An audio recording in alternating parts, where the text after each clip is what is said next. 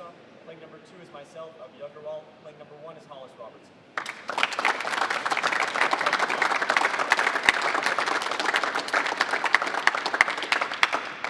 I'm playing for the Dragons today. Lucho Goyan, Sean Curtis, my worship, and the same awesome time. Playing Danny, School Captain Darren Ben. Playing 9 is Tony Punta. Playing 8 is Sean Murphy. Playing 7 is Elvis Richards. Playing 6 is Charlie Taylor. Welcome everybody. I'm your host, Will Carlin. I'm also the chairman of College Squash. I'm really honored to be here today to see a terrific final. So welcome to the men's team's finals, where both teams will be fighting for the Potter Cup, which is named for Art Potter, the United States Naval Academy's longtime coach. Potter, who started coaching at Navy in 1950, coached midshipmen to national titles in 1957, 59, and 67. And until Trinity won its first title in 1998, Navy was the only non-Ivy League school to win a national 9-player team championship. Today's Potter Championship is between our number 1 and number 3 seeds. I would first like to introduce the coaches of the two teams. For Harvard, our number 3 seeds, student manager Daniel Hochberg, strength and conditioning coach Beth Zeitlin, assistant coach Luke Hammond, associate head coach Hamid Ahmed, and head coach Mike Way.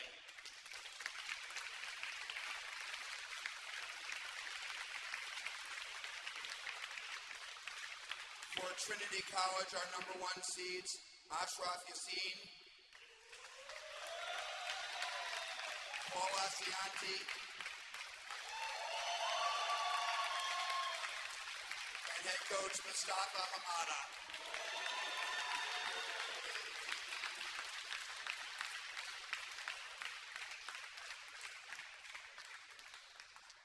And there are some players who are not playing today, but I would like to welcome them onto the court. For Harvard, we have Lewis Murray, Andrew Chun, and Marcus Lee.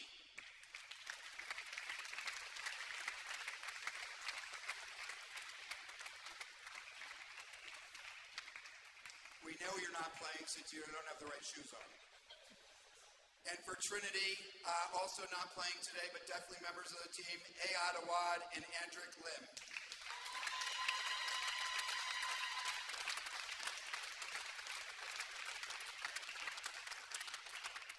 And now our matchups. As the players come onto the court, they're going to meet at the door and shake hands and then join their teammates. At number 9, for Harvard, Ishad Shan, and for Trinity, Javier Emilio Romo Lopez.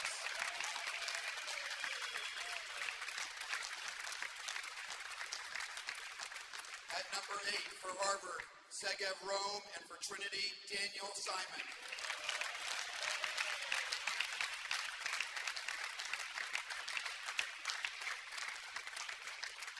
At number 7, for Harvard, Jacob Lim, and for Trinity, Dmitro Sherbakov.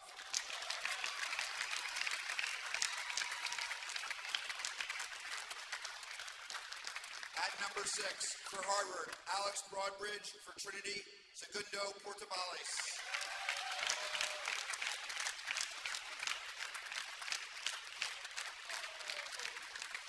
At number 5, for Harvard, Maddox Moxham, for Trinity, Kazaifa Ibrahim.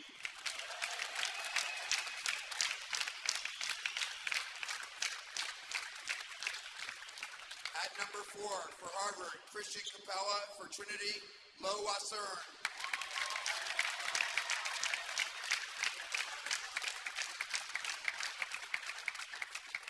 At number 3, for Harvard, Omar Azam, for Trinity, Benedict Takat, who is also co-captain.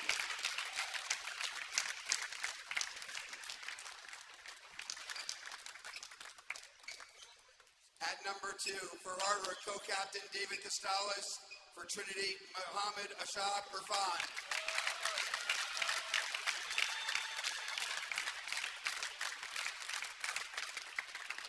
And at number 1, for Harvard, co-captain Dennis Galevsky, and for Trinity, co-captain Joachim Chua.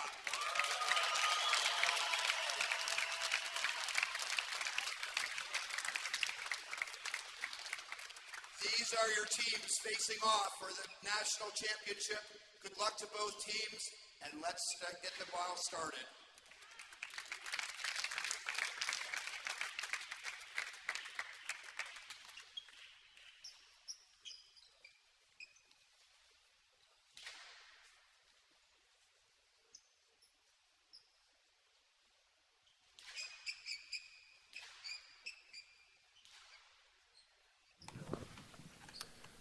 The 2025-2026 college squash season kicked off back in early November with 34 varsity programs duking it out for the right to call themselves national champions. Today, on National Sunday at the Arlen Specter U.S. Squash Center, we've whittled it down to 2.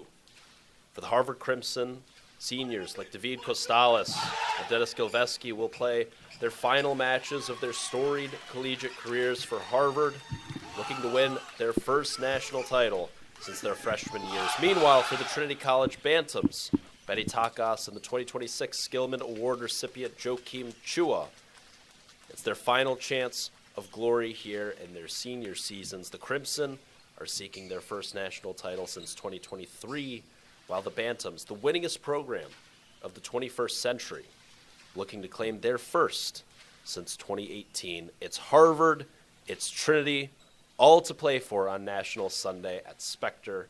It's the CSA National Championship live on YouTube. Jackson Bragman here. Thanks for joining us, folks. Joe Robinson alongside, live from the Specter Center for what is sure to be an awesome day of college squash, kicking off this morning with the men's finals and the ladies still to come later at 3 o'clock, Joe. Yeah, it's shaping up to be very, very exciting morning of squash. Obviously, yesterday we had 2 excellent matches to decide this morning's final, and you know, some of the players, like Dennis, for example, may have thought yesterday was his last match, but he gets another shot at it today against Joakim, and there's a few of them like that. Obviously, just reeled them off there. But looking forward to seeing who's going to come out on top. I'm going to put you on the spot, Jackson. Again, as I always do, predictions this morning for me. I'm going to stick with my initial prediction heading into the event. I did have Trinity beating Penn in today's final, but I think that even given the fact that it's Harvard, even the fight that they showed yesterday, and we talked about it, Mike Way always has his teams ready to go, Joe. Mike Way finds a way, no pun intended, to squeeze every ounce of juice out of that lemon and make sure that his players are playing their best squash come nationals. So I think you got to give it up, but I think the experience and the talent level on this Trinity roster, obviously you see the man right there, Joakim Chua, getting set for his final collegiate match. The Skillman Award recipient earlier this weekend, which is awarded to the best men's squash senior in the country, exhibiting great on-court play and sportsmanship. Joakim, always known as a very fair player as well as an incredible talent who is going to have a very successful pro career after graduating from Trinity in a couple of months here.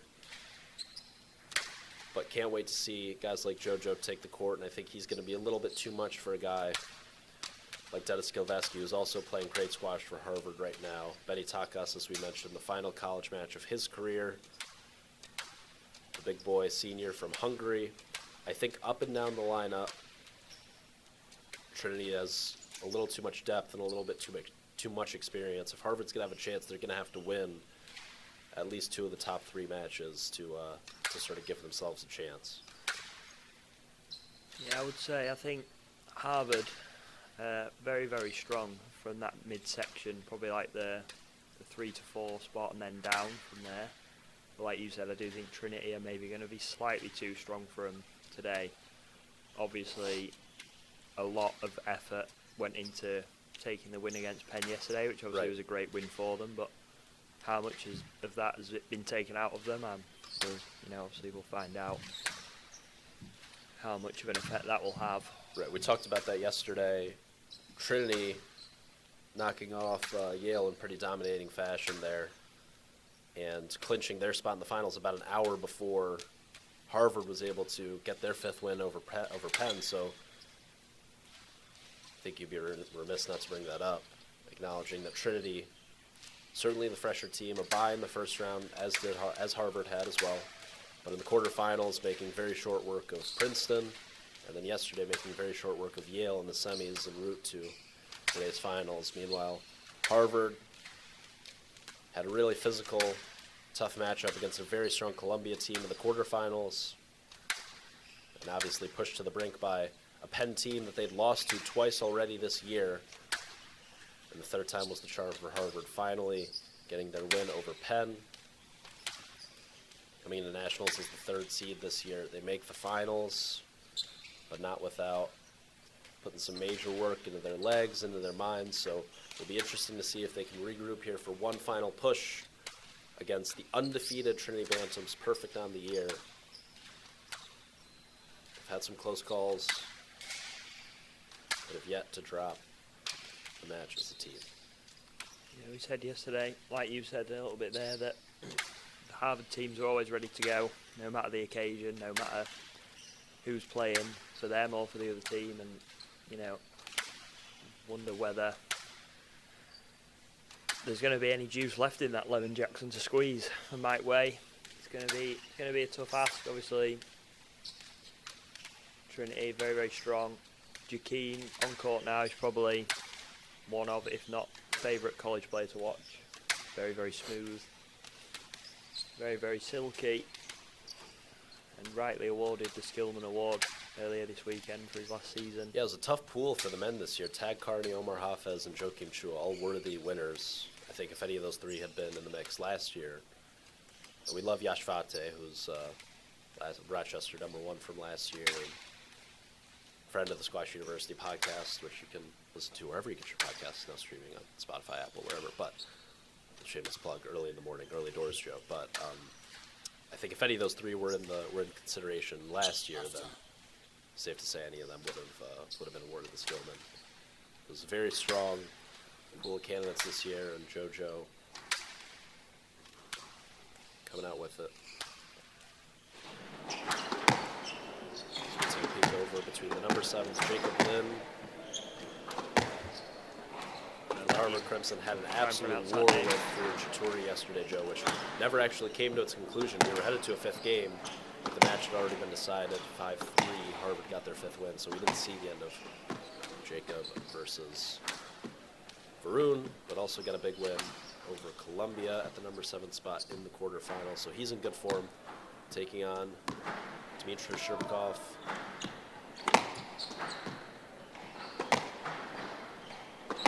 Interesting, just looking up and down the lineup for these respective teams today. It looks like Iyad Awad, who was undefeated on the 2025-2026 season heading into this weekend, is not in the lineup today. Looks like he's been pulled. I mean, we didn't see an injury yesterday. He finished his match.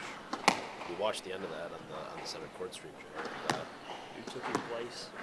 Yeah, he's been upset. I think it looks like Javier Romo Lopez, the freshman, is getting the nod at the #9 spot, and everyone else has moved up. Awad, who had a great season for the Bantams, came up short in Trinity's matchup against Yale, upset by Ben Oon for Bulldogs, who only had 4 wins on the season to that point, taking on the undefeated Awad. So that was a major upset for Yale. It wasn't enough for them to take down Trinity as a team. Getting into their warm-ups now. Lowa Cern, the Malaysian sophomore from Trinity College, who's had an incredible season for the Bantams, maybe the best #4 in all the land. He's taking on the freshman, the American Christian Capella. We'll see what kind of juice Capella has yesterday after that gut-wrenching 5-game victory over Alex Dartnell and Penn yesterday. Capella, I think you have to acknowledge as the MVP for Harvard yesterday. Had lost to Dartnell in his first 2 meetings against the Penn #4 this season, when Harvard played Penn in the regular season and in the Ivy League tournament finals. Finally, the third go-around, Capella gets the win. There's a very good chance Harvard doesn't come through with the dual match win yesterday. It's not for Capella's efforts against a rival going back to the U.S. Squash Junior days. So a huge win for Capella. He's had a nice season for Harvard. Ivy League Freshman of the Year. He did play Lowa Cern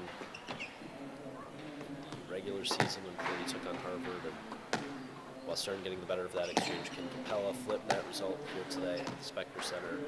We are about to find out. Yeah, I think Low Western probably have a little bit too much again for Christian. He's another one who's lovely to watch, another Malaysian player on the Trinity team that's paving a bit of a way on the PSA tour as well. And I think he just might be slightly too strong. Yeah, 14-1 record on the year for Loa Cern. He's been awesome at the number 4 spot for Trinity. And we're underway in our men's final as Gilveski serves it off to Chua. Gilveski, a first-team All-American last year, playing number 2 for Harvard this year, stepping into the number 1 role, and he's had an awesome couple months here. A big win over Omar Hafez in the finals of the Ivy League Championship Tournament. Had a big win over Yusuf Sheikh in Harvard's quarterfinal matchup against Columbia. I don't know if I would have picked that result, but a 4-game win for Dennis there. He's hitting a stride, playing really good squash. So I mean, I think this is going to be a hell of a match. Then both of these two are going to be, you know, I know we said it yesterday, but they're going to be fired up. It's their last match in college squash, regardless of the result now. See, Dennis got another shot at it today after losing yesterday, but this could be, you know, I'm gonna say a 5-gamer. Going early. I like that a lot. But I think last match in college, you're going to have to literally drag them both off the court. I'm going to agree with you. I'm going to go Chua in 5 here. I think it's a good take here, Joe. And if Dennis can find the form he found to beat Omar, you know, last month, then there's no reason why he can't take Jakeem all the way. See, look at that camera angle. What more could you want on a Sunday morning?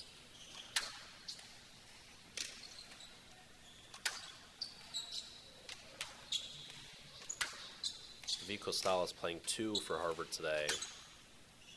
He's played 1 for sort of the majority of his career.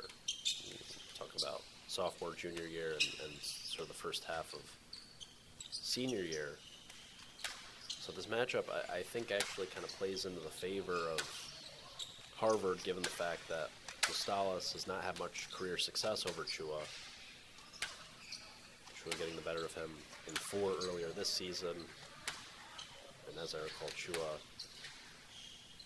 chopping him up when Trinity met Harvard last year. I think David was maybe a little under the weather for that matchup, but Chua's playing style does seem to match up well against the very steady, very fit Costales. Maybe Dennis has a little bit more in his bag to disrupt the Malaysian. So I don't know if this is the first ever meeting between these two in college squash. I'd be curious to see if the record holders can find that out, but I think this will be a fun one. Ahmed Ashab Irfan, the number 2 for Trinity. He'll take on Costales a little bit later today here on the glass court at Spectre. Some jockeying for position early here, Joe. Yeah, it's a good start from Dennis. You know, always good to get first couple of points on the board, settle the nerves a little bit. And obviously these two, as experienced as they are in these scenarios, it's a college final in your last ever match, so there's going to be nerves flying around, whether you like it or not, unfortunately. And getting, you know, early points on the board is always helpful. Just to help settle down a little bit. And Dennis has had a good start, moving Jakeem around, but Jakeem replying now, back to 2-all. So already looking like it's going to be going back and forth all the way.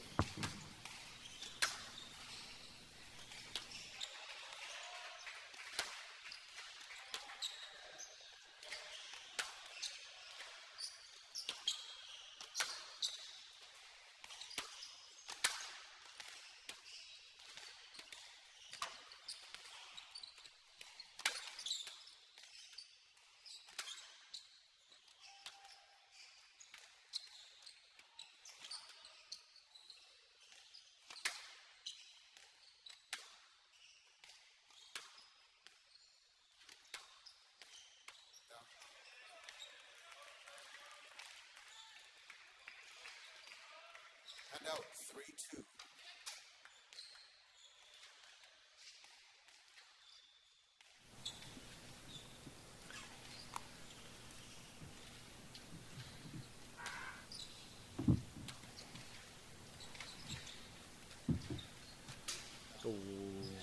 Jakeem went for the big one there. Both feet off the floor. Obviously not particularly tall, having to stretch all the way up there and just finding the tin. Dennis with another 2-point lead.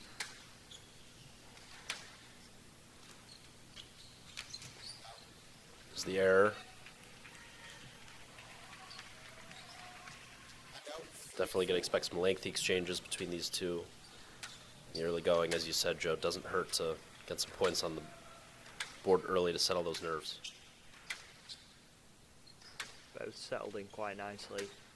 They're both actually quite similar. Similar in the way they play. They're very solid, they're very steady, good movers. Both very fair, so I don't think we're going to be seeing any... Both very, very fair players. ...any issues on this match. Absolutely agree. Probably not too many calls. Very reasonable movers. Look to play the ball always. It's That's beautiful a lovely from finish. Dennis. Excellent finish into the front right.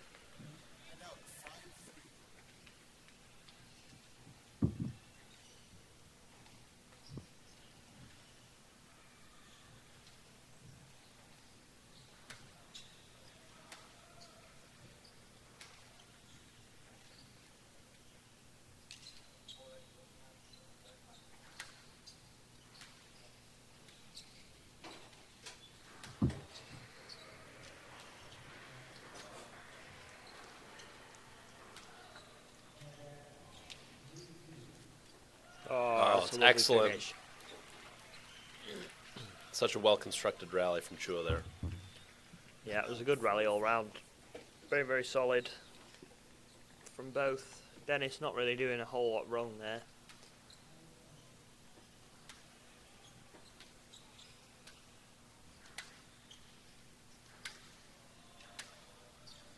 Every shot, just such clean contact, two such clean strikers of the ball. Yeah, it's lovely to watch. Like I They're said not yesterday, muscling it, they're not just smacking it around the court. It's very measured, very calculated. The 3-wall, he loves that 3-wall, and he pays the price there, Joe. Yeah, he went for the 3-wall, and it was actually a pretty good attempt. And then Dennis at full stretch, just rolling that ball over the front wall into the front right nick. Incredible first step there. Yeah, shot Great of the day. movement, and just a little flick of the wrist. Shot of the Into day so opposite far. neck. Absolutely.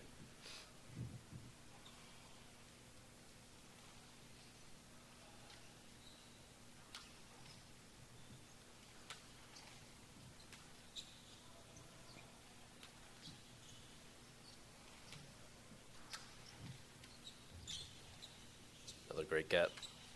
Oh, Stroke. got the stroke. Maybe overcomplicated it a little bit there. Tried to Yeah. hold and send it down the line. He should Yeah, I have almost just played think that he ball. changed his mind in the middle of the shot there. If he'd have played that ball quick, whether it was a straight drop or a straight drive, I think he'd have won that rally. Absolutely. Dennis embodying that ideal of just taking one more ball back. You never know what's going to happen, especially in a match like this, even against an opponent like Chua. Oh, and there's an error, sort of uncharacteristic from Chua there. A couple mistakes here on back-to-back rallies, and the Harvard senior has Yeah, and he's built a not little bit of a cushion here. he's not looking particularly comfortable out there. And Jakeem is known for being so smooth and so calm on the court, but Dennis is unsettling him a little bit in the early stages of this match. We did see yesterday he maybe gets off to a slightly slow start. He had a bit of a slow start against Tad and eventually came through in 3 games, but took him a little bit to get going. But you can't really afford to be doing that against an opponent like Dennis. He's going to take advantage of any slight opportunity he gets.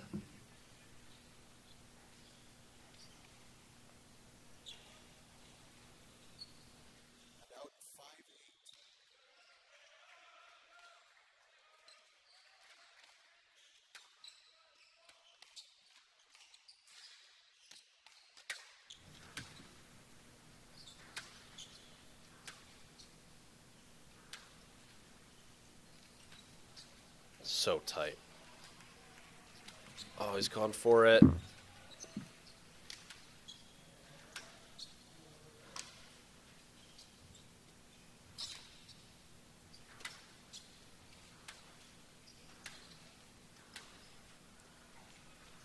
one thing that both these players have that tends to be pretty under-talked about when talking about squash and how much this ability opens up for you, Joe, is, it's an excellent finish. Punishing the drive, cracking out in the middle.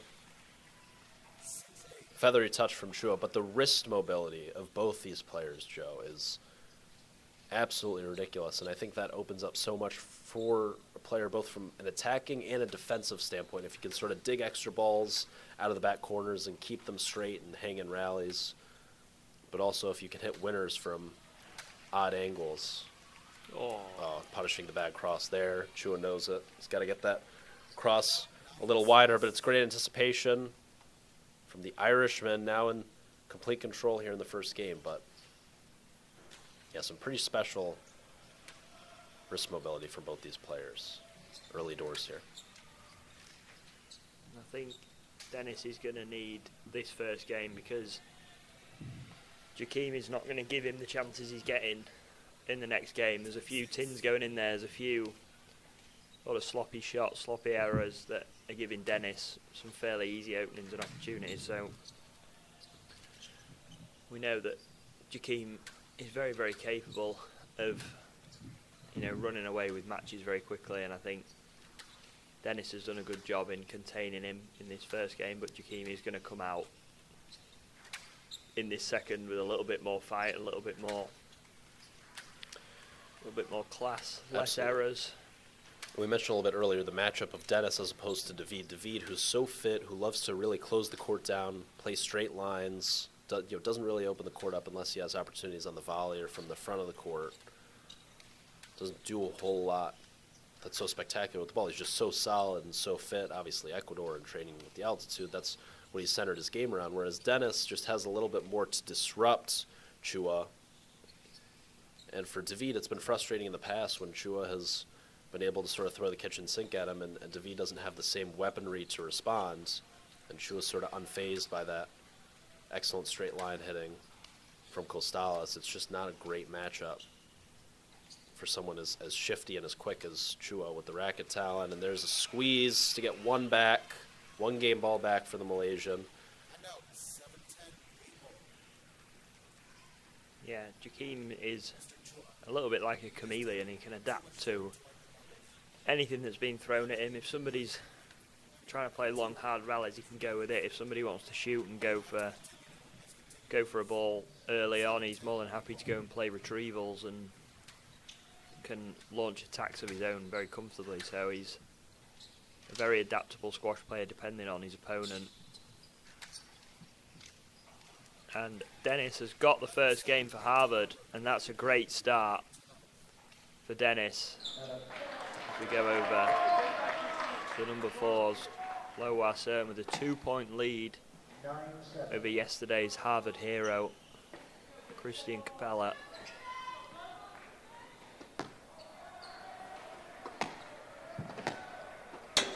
Just rolling the ball into the tin to give Trinity 3 game balls, definitely not 2. This first game I felt like was going to be pretty crucial for Capella, who saves 1 game ball there. Oh, no, yes, my mistake. After how physical Capella's match was yesterday, creeping near the hour-and-a-half mark, I'm sure, felt like it was going to be really important to get out ahead here. And now he finds himself in a one-love hole. Going to be very difficult to crawl himself back after how physical that match was yesterday against a very formidable opponent. And CERN, maybe we can take a look at what's going on the court next door. On court, what is it, court 8? Or court 16, I'm sorry, on the other side of the glass court. And Jacob Blinn taking the first game for Harvard. This would be a huge win for the Crimson as well. Jacob Blinn's been great form all weekend. So huge development over on the bottom court for the Crimson.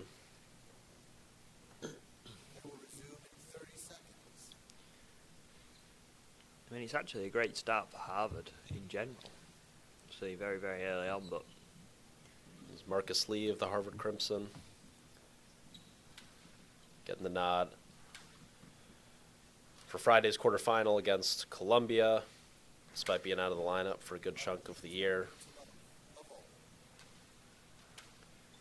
The junior willing on his senior teammate, the Irishman Dennis Gilveski, with a 1-love lead over the Skillman Award winner. Can he keep the ball rolling here in game number 2? Stands starting to fill up here at Spectre on Sunday for the national finals. We mentioned on yesterday's broadcast, Chua more so than really any high-level college squash player, anyone playing on the top court for their respective teams this weekend. He really just loves to throw the ball up into the lights. He uses such great height on the front wall to such great effect. We see so much power and force and individuals who try to hit the ball past their opponents. And Chua's really in no rush to win rallies, get off court. He loves pinning his opponents in the back corners, using dying length and height to create pressure. He does it so effectively. Great lobs from the front as well.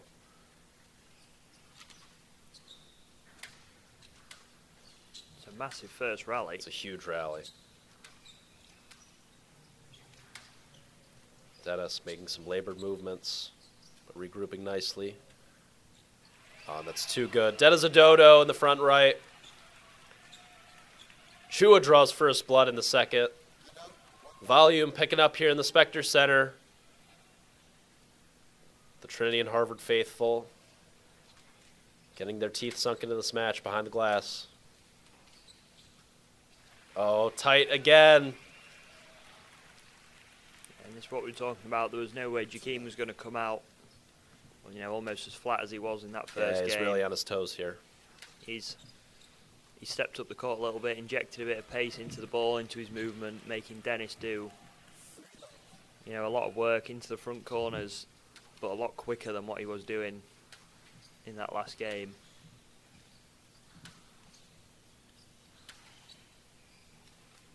Jakeem looking a lot more sprightly. He's on his toes. He's, you know, 4-love now already in the space of a couple of minutes. Yeah, I think we definitely could be in for a 5-gamer here between these two.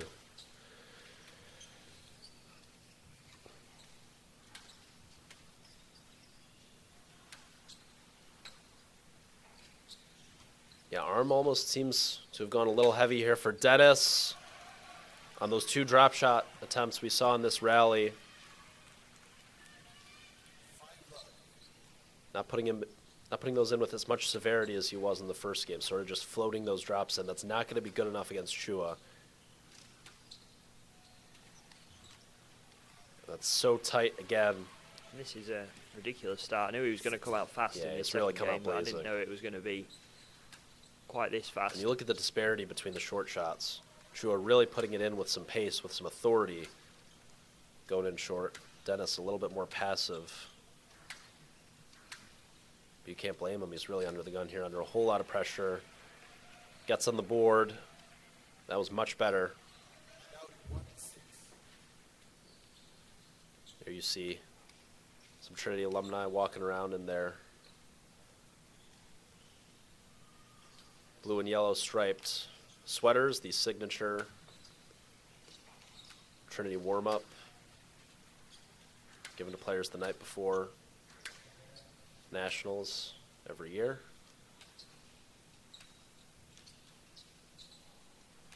Over on the right side of your screen there, rocking a lovely vest, started peering over at the glass court, is the legendary Gustav Detter, who now an assistant coach for Gilly Lane at Pennsylvania.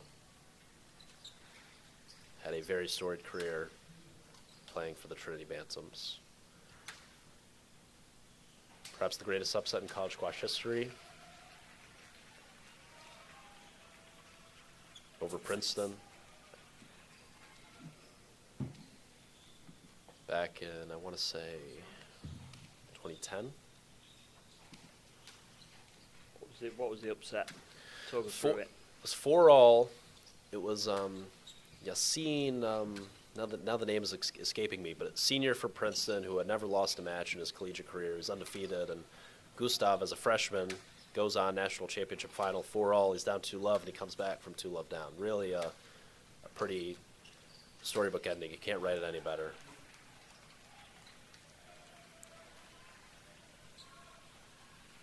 Yasser Al-Halabi was the man of the name he beat, not Yassine. Bit of folklore in the world of college squash, the regime of the great Paul Asiante.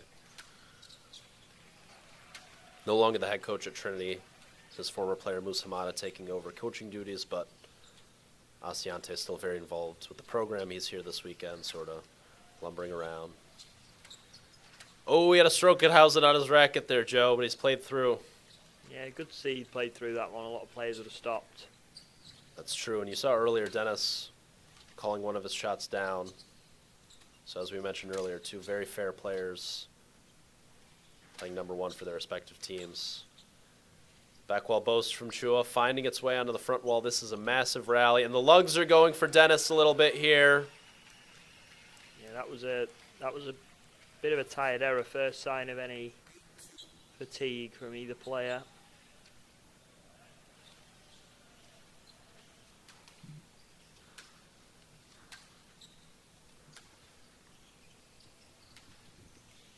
Oh, it's so good. That is so good on the volley. He's starting to find his range again on the volley drop. Might be too little too late here in the second, but would love to build some momentum heading into the third, would the Irishman.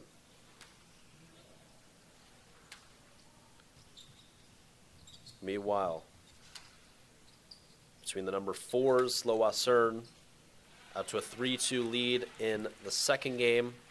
Already leading Christian Capella 1-0, and Jacob Lynn trailing Dmitro Sherbakov 4-3, but has a 1-love lead in games in the battle of the number 7s. And just to let you know, this isn't the only match happening at the centre this morning. We've That's got right.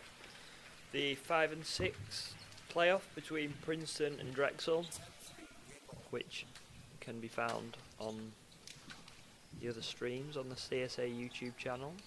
You can go and watch any of the courts live. Oh, it's a frantic rally, Joe. A little tricky trickle boast from Chua starting that sequence off. And the very next ball trying to go up the middle on Gilveski. He wasn't fooling anyone. Just a barrage of attack to that front right corner. Gilveski getting the better of that exchange. And Dennis would love to get another rally or two to just sort of get some momentum heading into the third. And you saw that rally, even though he lost it, really trying to feel out his swing there. Really an extended follow-through that he held on that backhand drive. Sort of letting the elbow go on that backhand volley cross Nick attempt. Sort of just trying to stay loose and find his range ahead of. Oh, he's got his fishing rod out there, Dimitro, and he has gone fishing, and he's not been rewarded, and I think rightly so. So knotted up between the number 1s.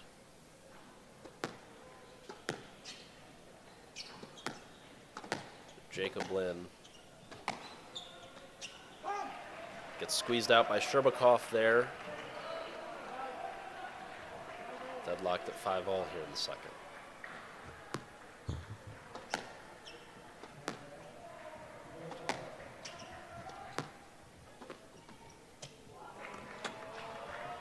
There's a fist bump for Lynn. Entering the mid-stage of the second game.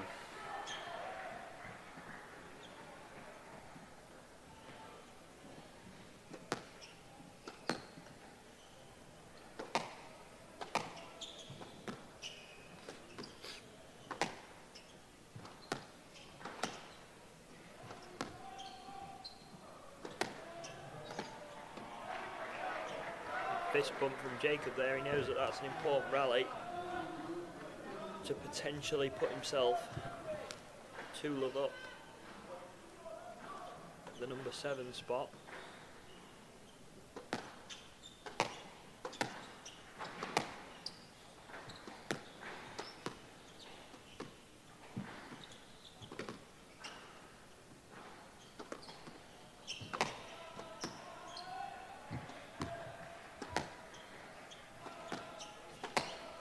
He's gone for it.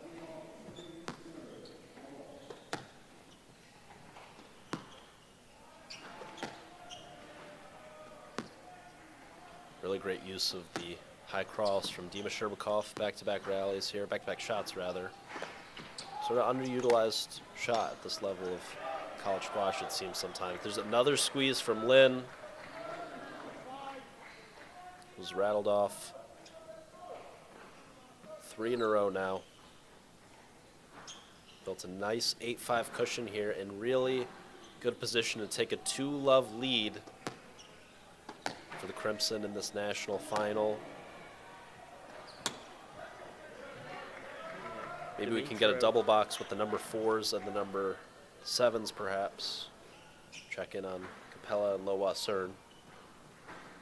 Isn't the first time I've seen Sherbakov play. He came to one of our satellites in the summer last year.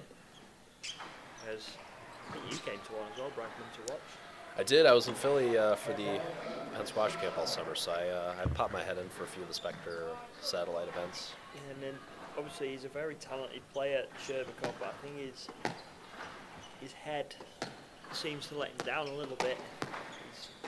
Sometimes can go mentally walkabout, get a little bit frustrated, but he's got to remember the bigger picture here. He's playing for his team. Obviously, he's not going to want to lose. No one wants to lose, but he's having some great movement here.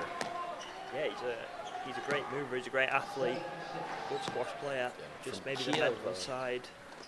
Kiev, Ukraine, as he makes the error there. I'm not sure where he's based this summer, but initially from Kiev, playing college squash. Yeah, all the way here in the U.S. for the international Philly. heavy Trinity team. He was in Philly for quite a bit of the summer doing some training with some of the Drexel boys. Got some friends on Good deal. the Drexel team. So. And now with Nikki T at all, perhaps? He would maybe do the odd group session. But he's not. I did get on the mix for one of those little group sessions. Yeah. It was good fun. Timmy Brownell gave me the nod. So the magic of Nick Taylor, our U.S. national team coach, doing great things here at the Spectre Center. And with our senior national team, there's an error from Cern. Capella draws even now at 7-all. Once again, we emphasized how important it was for Capella to take the first game. He certainly doesn't want to fall into a 2-love hole. Not again. No, not again.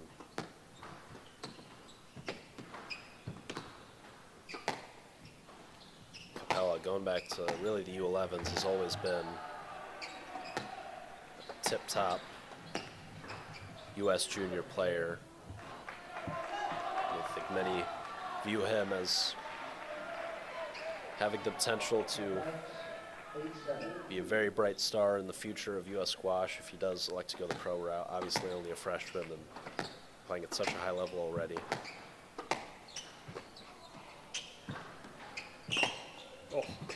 Oh, that's inch perfect on the cross. A big roar from Cern after he finds the nick. And that is ridiculous movement. Oh, that was absolutely delicious. Full length split and slide into that front left corner. I mean, the first step and the quickness and the acceleration into the deceleration a nanosecond before striking the ball. And from that angle, being fully stretched out to play that ball, that's pretty spectacular stuff, Joe Robinson. Yeah, that was pretty impressive, the way he slid into that front left corner. It looks like Alcaraz on clay. Yeah, and just got out so quickly as well. Like, although he won the rally from the next shot, he was ready to go again, and it wasn't an all or nothing kind of movement. It was calculated. Oh, and now there's he's on the dive. floor, and Christian waited far too long to play that shot. And it'll be a stroke. And that fires up the Trinity bench. Cern doesn't dive as much as he did back in his junior career. His movements become a whole lot more efficient, but he still has that in his bag if he has to go to it. Christian saying that was two, but I don't think it was. I've just watched it again, and it looks pretty good. Christian, I think, waited far too long to play that boast. You know, Cern was on the floor, and he just gave him an extra second to get back up and go and get the next one. Oh, that's an excellent boast from Surd. 4 straight in short order to get off court with a 2-love lead over the Harvard freshman. The Malaysian in the driver's seat in the battle of the number 4s. Maybe we can take a peek back on the glass. Tucker's read my mind up here in the Eagles Nest at the Spectre Center. Doing great production work all weekend long. Thanks, Tucker. There's a roar from Chua as Gilveski's ball sails just out of court. The Malaysian with a 3-point cushion entering the later stages of game number 3 between the ones. We'll see maybe now. Obviously, both the first and the second game were slightly one-sided either way. The third game now might be where it starts to level out and get a little bit closer, and this third game is massive for the match.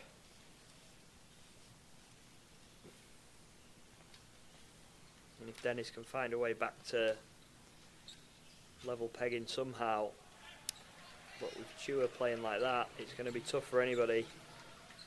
There's so much severity on those backhand drops. He puts so much cut on the ball, and it just fades into the sidewall at the top of the bounce every time. So even for players quick as Dennis, who has a very effective counter drop generally, it's just so hard to scrape those balls. That's a lovely It's an shot. excellent line. Ball just fading into the sidewall as Dennis was going to meet it. But it wasn't just that ball. It was a sequence of the 2 or 3 brilliant pieces of ball striking that Chua strung together before that shot went in. Now back out to a 9-5 lead. There's the high cross.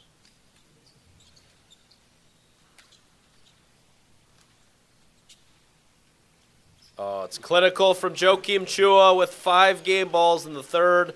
He's playing in some great patterns. He's using the lob to reset the rally and then just playing straight and then using the boast to move Dennis round and then following up on the volley again. It's, pretty simple stuff, but Joakim making it look very, very, very easy against a very tough opponent. Yeah, it's Dennis. very smart squash, and the key is every time he takes the ball in short, every time he lobs and tries to get out in front on the tee, he's just always hunting the volley. He's looking to play the ball not as hard as he can, but as early as he can. And it's got Gilveski in a world of hurt right now, saving the first of 5 game balls here in the third. Once again, Chua playing through what could have been a yes let or a stroke potentially there.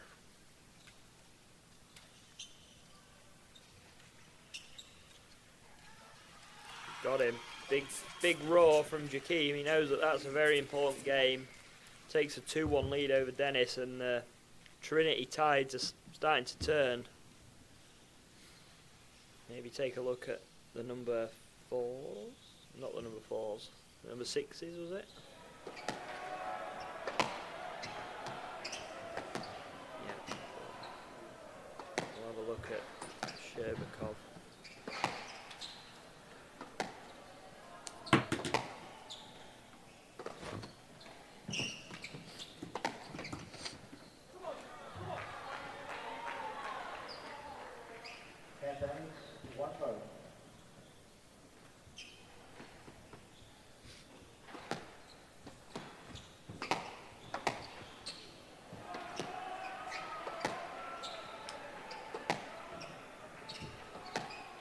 See if Christian can pull himself out of this 2-love deficit again like he did yesterday against Dartnell of Penn. I think a slightly tougher task today. Loa Cern is a very, very accomplished squash player.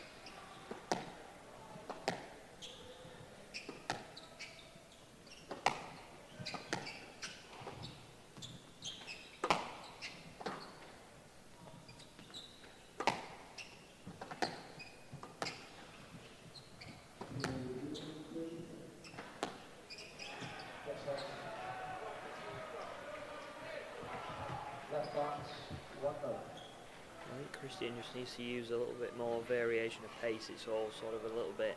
100%. Yeah, it's a little bit predictable. It's a little bit too easy to read at the minute. You know, and we've seen that from all three Trinity players thus far. We've seen it from Sherbakov, we've seen it from Lowa Cern, and we've seen it from Joachim Chua. The ability to use height on the front wall and the variation of pace to unsettle their opponents. Just be able to mix it up a little bit, you know.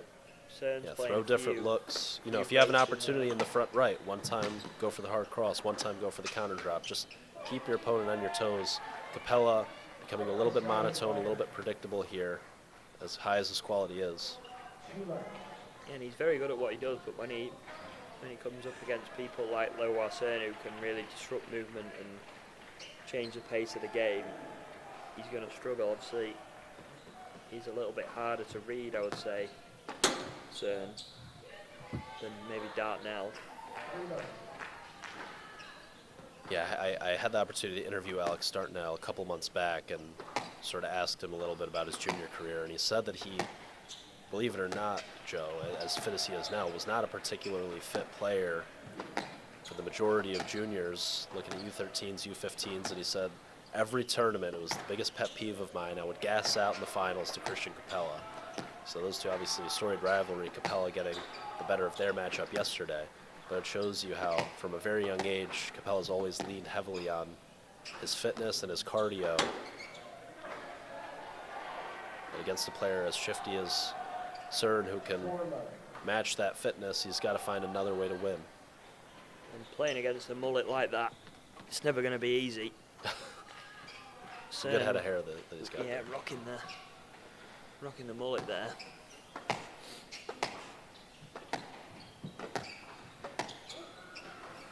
Punished for the loose cross there is Capella.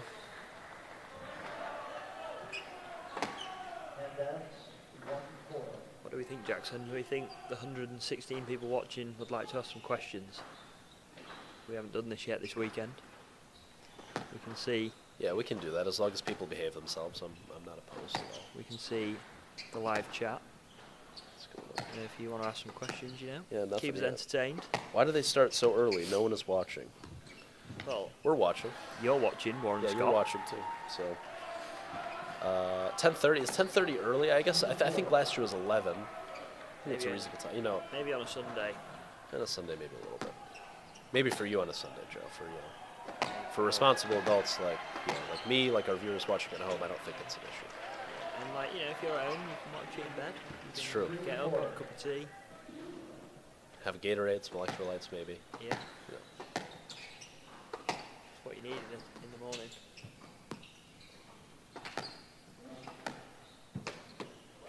It's tight. It's a great kill there from Capella, who stops that little run of 3 straight from the lefty. Forget about how unconventional of a player Lowa Cern is, and the movement, and how tricky he is to read. And you mentioned yesterday, Joe, his racket face is like a frying pan, how open his racket face is. Just very unconventional, very difficult to play against. Then you throw in the fact that he's a lefty, which further just disrupts your game plan and what you're trying to do. And then thrown in the fact that he's incredibly fast.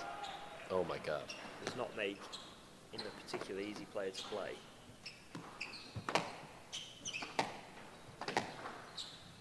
Maybe we can leave this one for a minute and head over to the glass court again, see how Dennis and Jakeem are getting on. Jakeem taking a 6-love lead. Oh my goodness gracious. And remember, the final collegiate match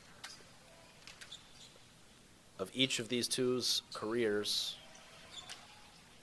Dennis tried to go up the middle there, and Chua's read him like a book. That is so fast. It's frantic. Oh. That was ridiculously quick from Jakeem. Similar to Dennis his thought it might have been a double, but sliding all over the place. Dennis already sweating up a storm. He's elected to go for the shirt change between games here, a signature of mine. Oof, he did roll that though. Yeah, that was a nice change of camera angle as well. Oh, not up. That was a brilliant shot. I heard not up, and I assumed down. I don't know why, but no, that was an incredible ball.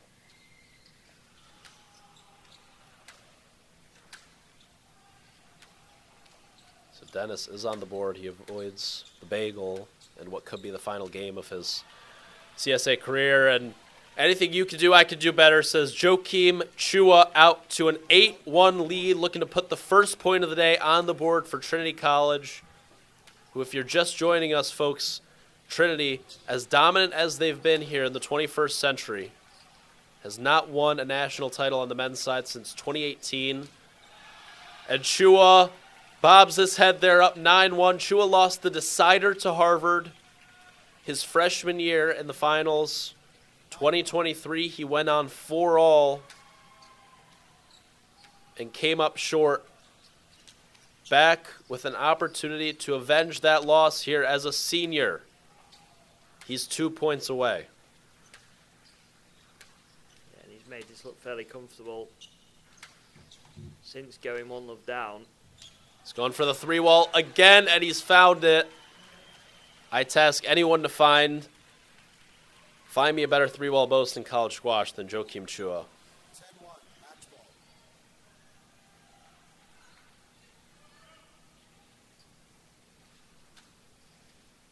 This is going to be putting Trinity 1-0 in front. Yeah, it's going to be a big eruption here.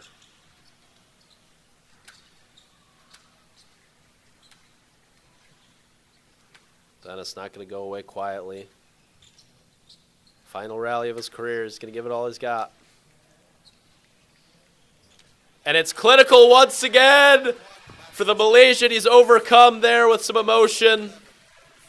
Nothing but respect between these two.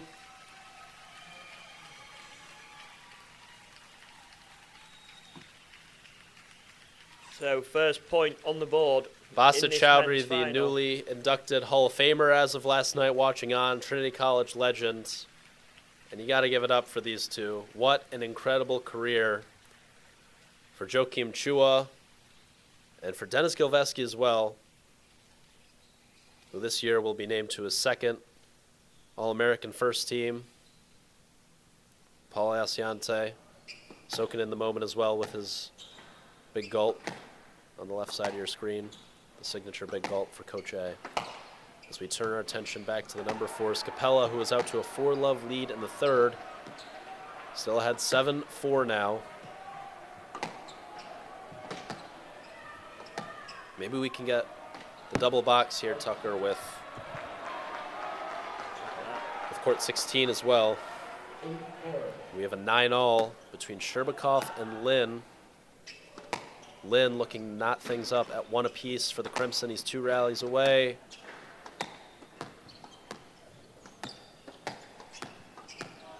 Capella is on the road to another potential comeback.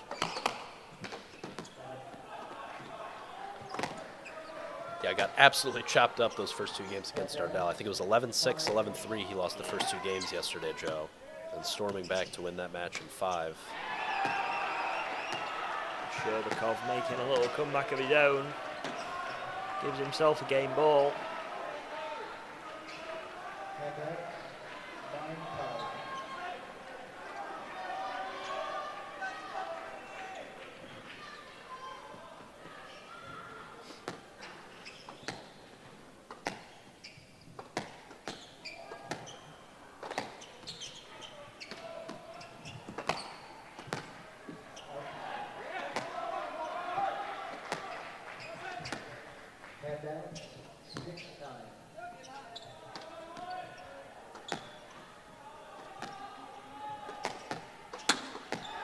And there's the error. And Sherbakov will force a game 4 between the 7s. Lin not happy. The back wall boast from Capella. If we could go full screen over on court 9.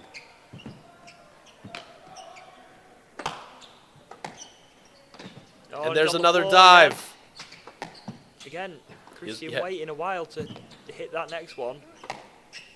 He got him. Good shot. Good rally. Gives him game ball. Pull himself out of another hole.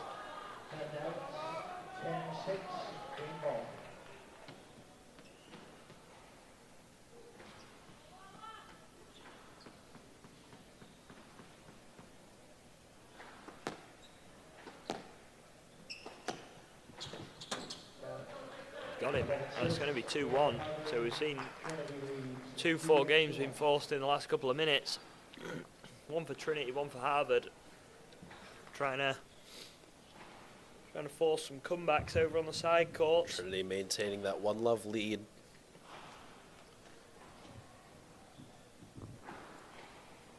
We gonna have to wait to see who's gonna put the next point on the board for their respective teams. Harvard leading 2-1 on court 16. Trinity leading 2-1 on court 9.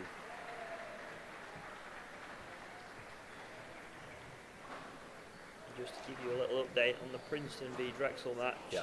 Hollis Robertson has just beaten Nico Cerner 3-love in what is Nico's final match in college, I believe.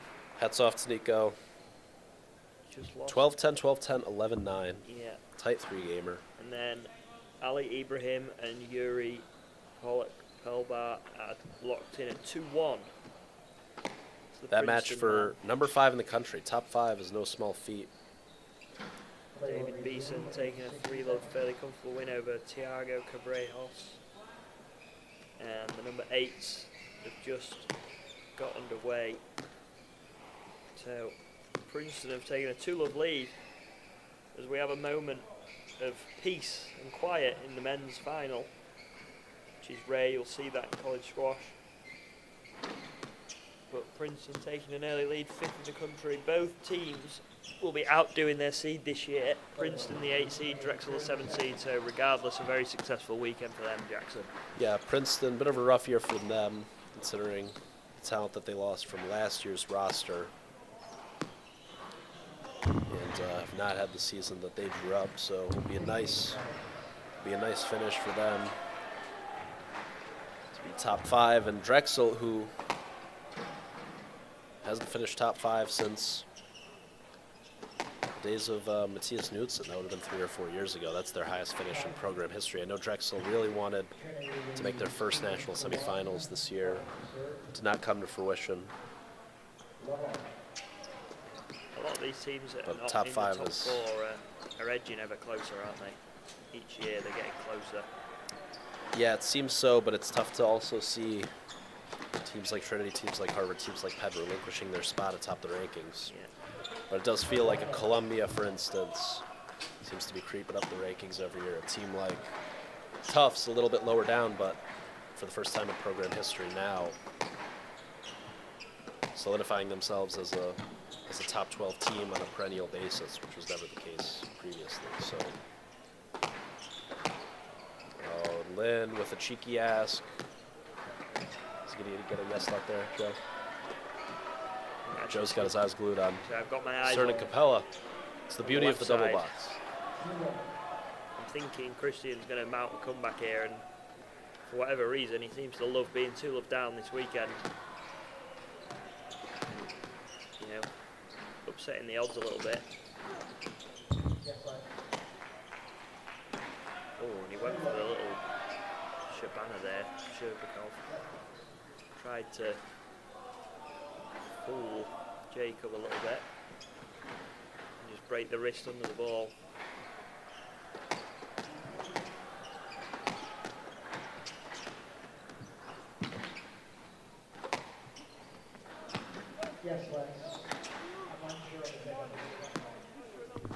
Oh, I say not happy with Christian saying he should be calling his double bounces. Referee's gone for a yes let. It's helpful that Paul Alexander sets up his big sound system so he can hear his decisions. In-house referee DJ.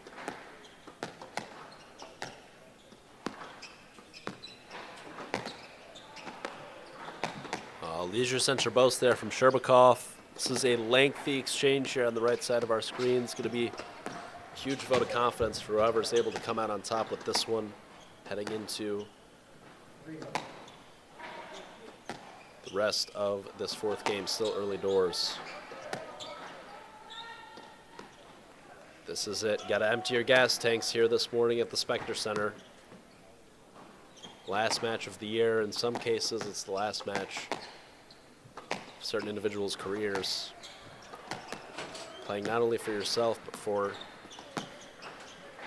the other 8 8+ guys watching outside the glass. Oh, an error from CERN. That's 4-love for Capella.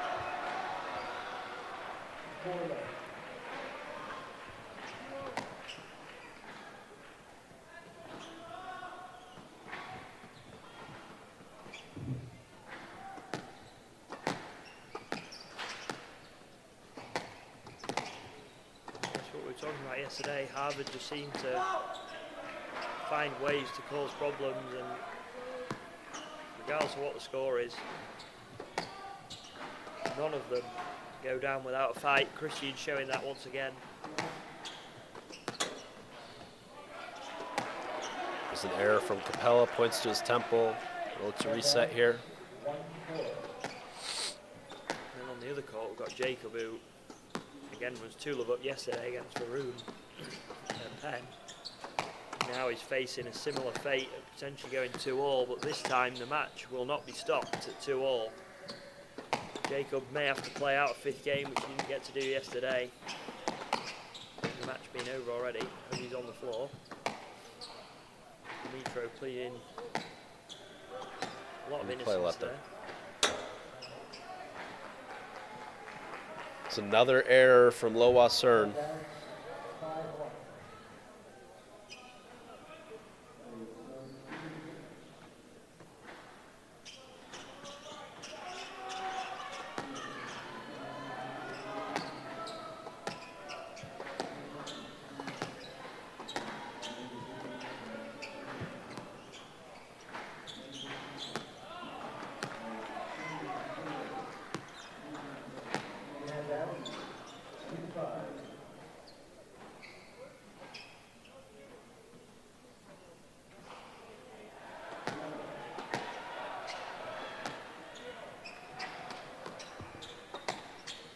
Take your eyes off both of these matches going on the side courts here. We will go and look at the glass at some point, but these matches are too good not to watch.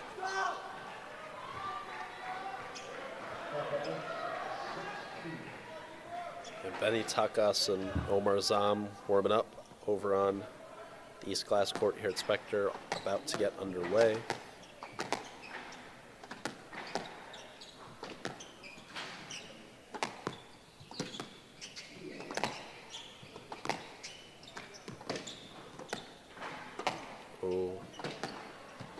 Sherbakov does not get the stroke. A little bit of a loose drive there from Lin. Thought he had room to play there.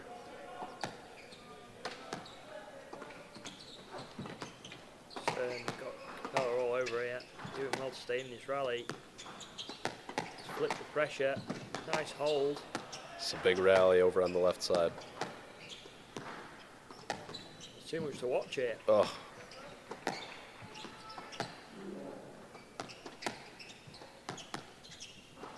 It's the joy of the double box here, Joe. Yeah, I mean, you've got rallies, bodies everywhere. Fist bump, dives.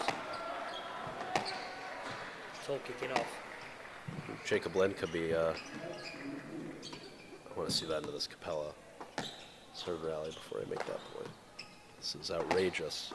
Outrageous pace. Oh, and another error from CERN on the back end of a very fast-paced, very lengthy exchange. Capella now out to 7-2 on the cusp of forcing a 5th game between the number 4s. Jacob Lin could be in contention to replace Nick Spazzieri as the new king of the fist pump, I think, Joe.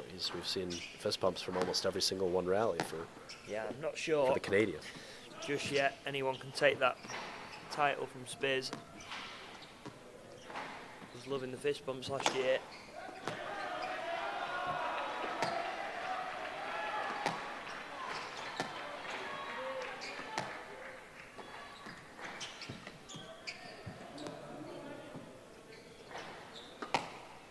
Such a well-placed drop from Capella there, and CERN gets it back with a gorgeous lob. No problem at all. He's so quick. Just too many errors from him over the course of this 4th game. He's got to stay patient. Thought he played a really good match in the individual quarterfinals back a couple of months ago when he played Omar Azam. He lost that one, I think, 11-9 in the 5th. lengthy match, over 90 minutes long, but he exhibited some great patience against Azam, who was really playing very, very high-level squash all week long. Wasn't forcing the issue, very few unforced errors. If he can get back to that type of quality against Azam's Harvard teammate here in this national final, I think he's going to be in good shape once we get to a 5th game or on the back end of this 4th game. As Wasern cuts the deficit to 3, down 7-4 here in the 4th.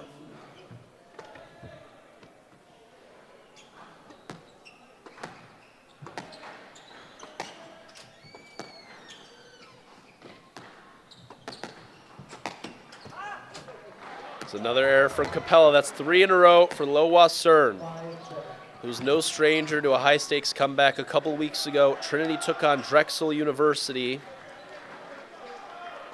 in the final match of the regular season for both of those teams. And there's a dive, but Capella with the boast. Nice deception there. Cern a little stuck in the mud there. But in a 4-all situation between Trinity and Drexel, here in Philly, across the street from Spectre at the Drexel Squash Center, Lo Wasern in the 5th game, coming back from 8-3 down against Yusuf Bastawi to clinch the match for Trinity College. So he is capable of that comeback.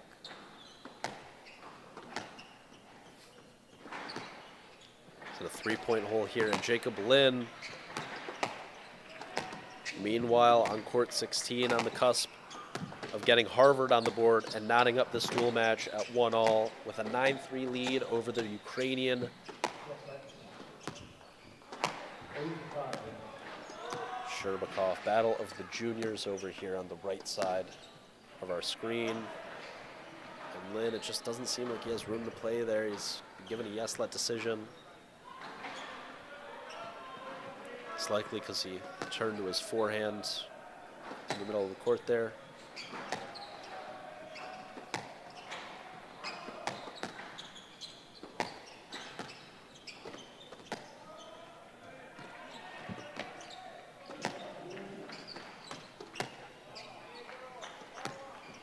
There's the 10 from Cern.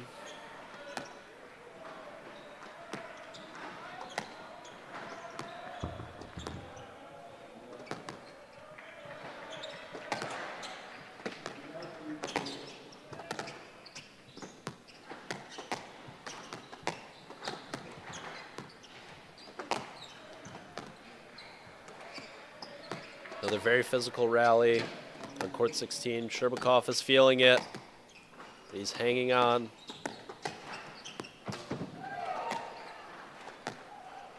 Capella now with 5 game balls to send the battle of the number 4s to a 5th game. No quit between the number 7s. Mega rally here on the right side of your screen. Over on court 16. The stroke to Lynn with 7 match balls now here in the first wave of our national championship finals. And there's a nick from Capella. Gorgeous forehand winner, punishing the loose cross from Lo Wasern. And we're headed to 5 between the number 4s. Turning our attention back to court 16.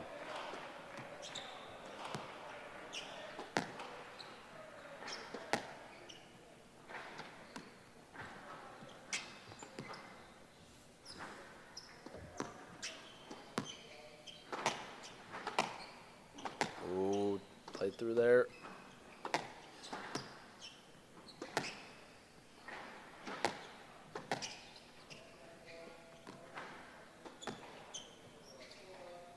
Chance. Sherbakov just hanging in by a thread.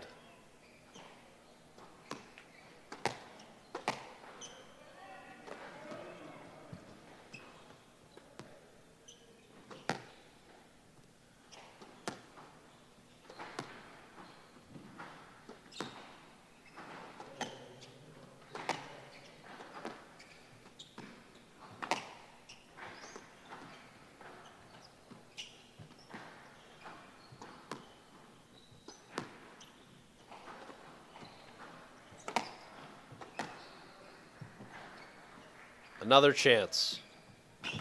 Oh, what a retrieval. Gutsy from Sherbakov. And there it is, the Canadian with the clincher for the Crimson. Harvard is on the board in this men's final.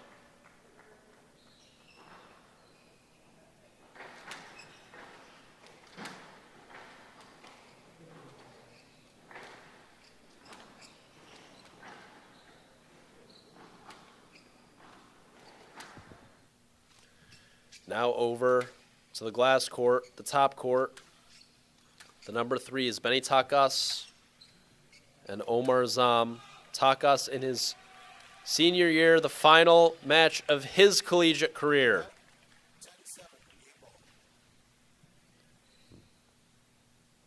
.65 out of Hungary.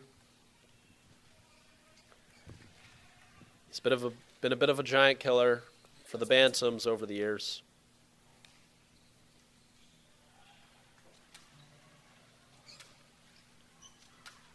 Some major results for him over the course of his collegiate career. He's come up big for the Bantams more than once. Oh, and that was... I don't know if that hit one of the front panels in a funny way. That was very strange.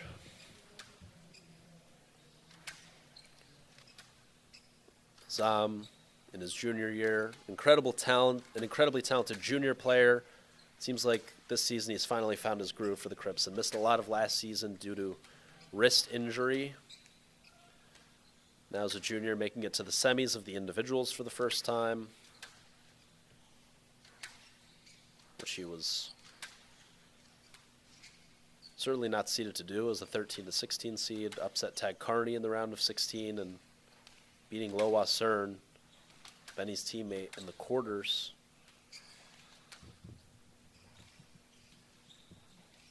Before falling to another Trinity Bantam, Mohammad Ashabar fan, in the semifinals. Beat Marwan Tamer yesterday in Harvard's semifinal win over the University of Pennsylvania. Azam playing some really good squash right now. Takas with a gutsy 5-game win over Fede Sosa of Princeton in the quarters. And in yesterday's match against Yale, Trinity already had 5 by the time Takas took the court. So he should be relatively fresh for this one.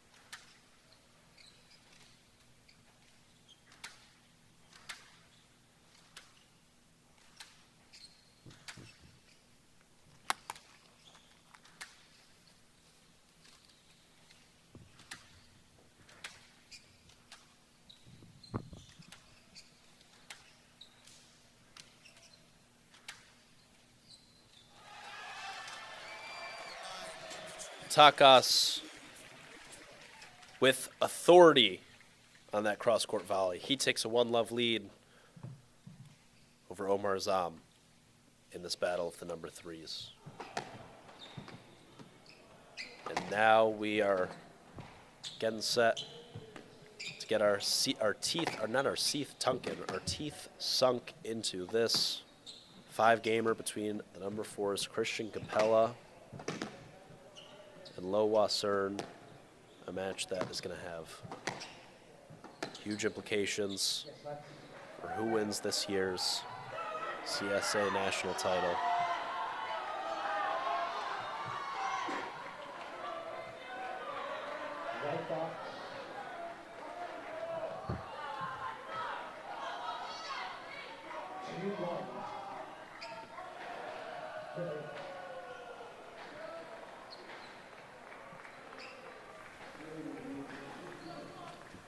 Here we have it, look. Again, Christian back from the dark. Yeah, we said Christian really is not going to want to fall in a 1-love hole here. He's really not going to want to fall in a 2-love hole here because we saw how physical that matchup was against Dartnell yesterday. 70 minutes.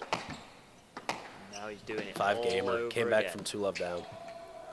70 minutes, and the first 4 games were fairly decisive. First 4 games weren't very close. It wasn't until the 5th and final game that was 11-8 that we saw some really tense moments. But it shows you how long those rallies were yesterday. Lovely shot. Sort of flattened the racket face off a little bit there and pushed that ball into the front right of Nick. I want to acknowledge, I misspoke a little bit earlier. I said that Capella had lost to Lowa Cern earlier in the season. Capella actually beat him in a very tight 4-gamer, over an hour long for that one. So there is precedent for a Capella win here.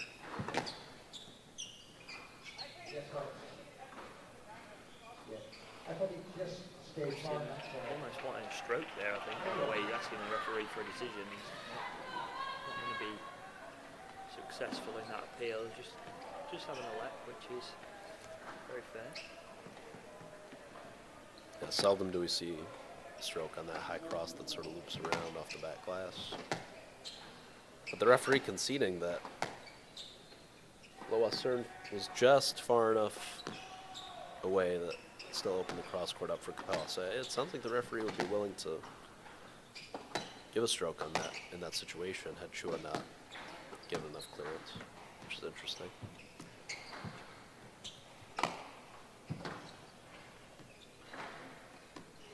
Oh, Capella's got him in the blender. Whoa. Oh, he went for the volley. The volley back well boasts. That could have taken someone's eye out off court. I think Jackson, we're up to a weekend high of 180 people watching the stream. Thank you to everyone watching at home. And like I said, any questions, Send them on in. behaving yourselves. We'll answer squash and non-squash related questions. That is true. That is true. We would love to answer some non-squash related questions.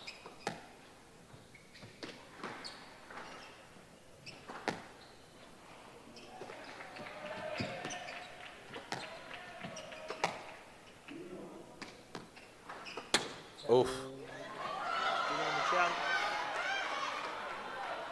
If he got to 5-1 there, that's when the doubt starts to creep in. Christian giving him a free one. Top of the tin.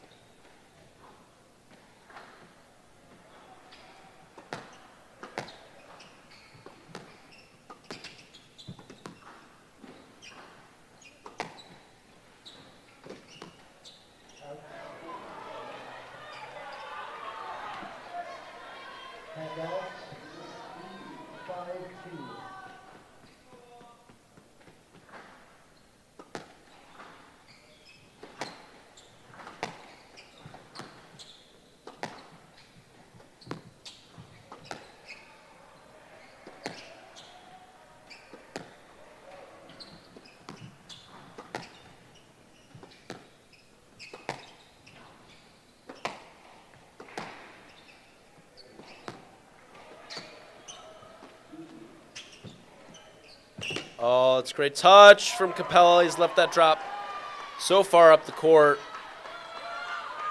against Cern, who's about half a step slower than he was maybe 45 minutes ago.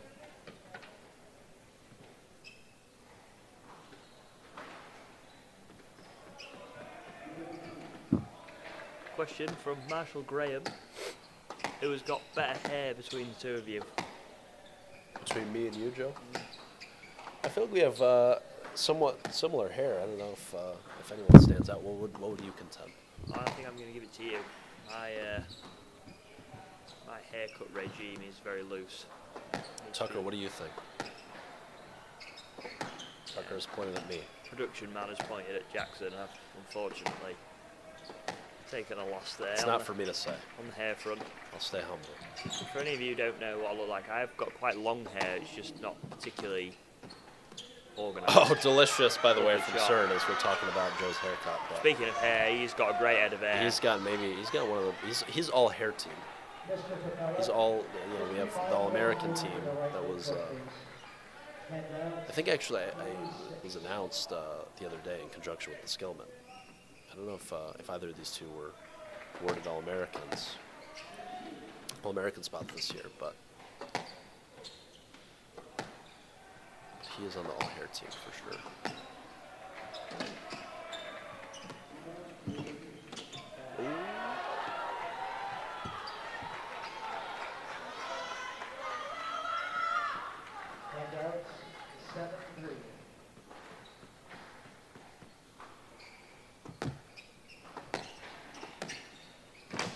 He's on the floor again. That's the third dive of this match, and that is ridiculous movement. Yeah, CERN, we used to see about 3 dives a game from him.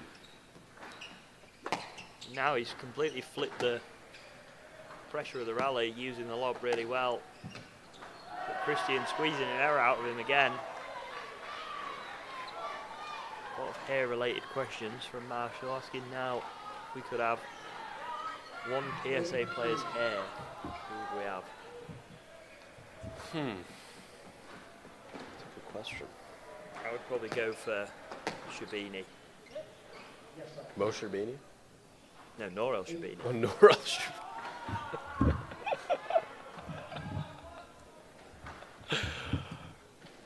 Mazin used to rock that big fro back in the day. Or Faraz Khan rocks a fro.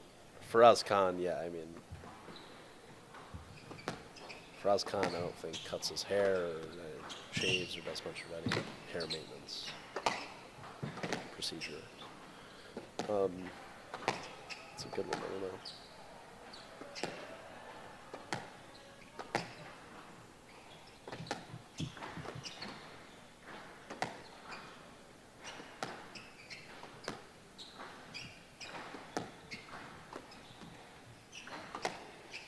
We've got squash questions. Jackson, you can answer the first one, or we can both answer the second.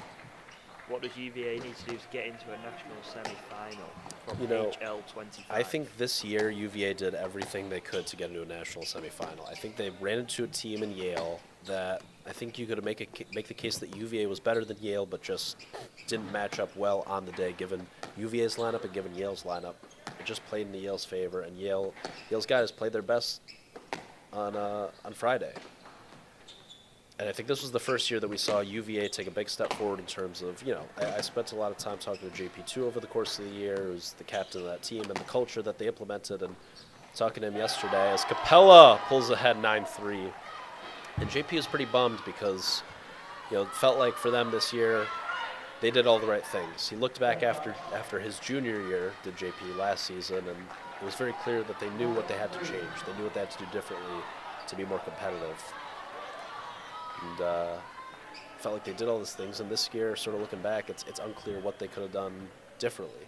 I think the answer is nothing, but you just got to keep stacking those seasons because teams like Harvard, teams like Trinity are disciplined or doing the right things year round, and as talented as UVA is, they have to continue to establish that culture year in, year out of doing the right things, stacking days, stacking weeks, stacking months, stacking years of putting in that work and being smart about taking care of their bodies, their minds, their sleeps, their diets, all the monotonous stuff away from the squash court. It sounds like they did that this year, and hats off to them. They had a great season. I don't care where they finished in the rankings. To me, they were certainly one of the 4 or 5 best teams, and really played up to their potential this year. Even though their ranking is the same as it was last year, finishing tied for 7th, I think this was a much new and improved UVA team. So hats off to them on a great year of college squash. And Capella now, he can taste it. I mean, Joe, I don't believe this at all. He did it yesterday against Dartnell, and to be able to come from 2-0 down again with 7 match balls, obviously it's not over yet, but it's looking like a formality. Took on another junior rival of his in the quarterfinals. Harvard's matchup against Columbia. Ahmed Hawk, very talented freshman that he beat in 4 games on Saturday, a 5-game win against Dartnell. And once again, for the second day in a row, clawing back from 2-love down to get a win for his team, a match that it felt like Harvard was going to need if they were going to have a chance today. Looking to put the finishing touches on this one. And this has been an incredible performance from Capella. He was looking down and out in the first 2. CERN playing incredibly well, and then he's done it. And there it is.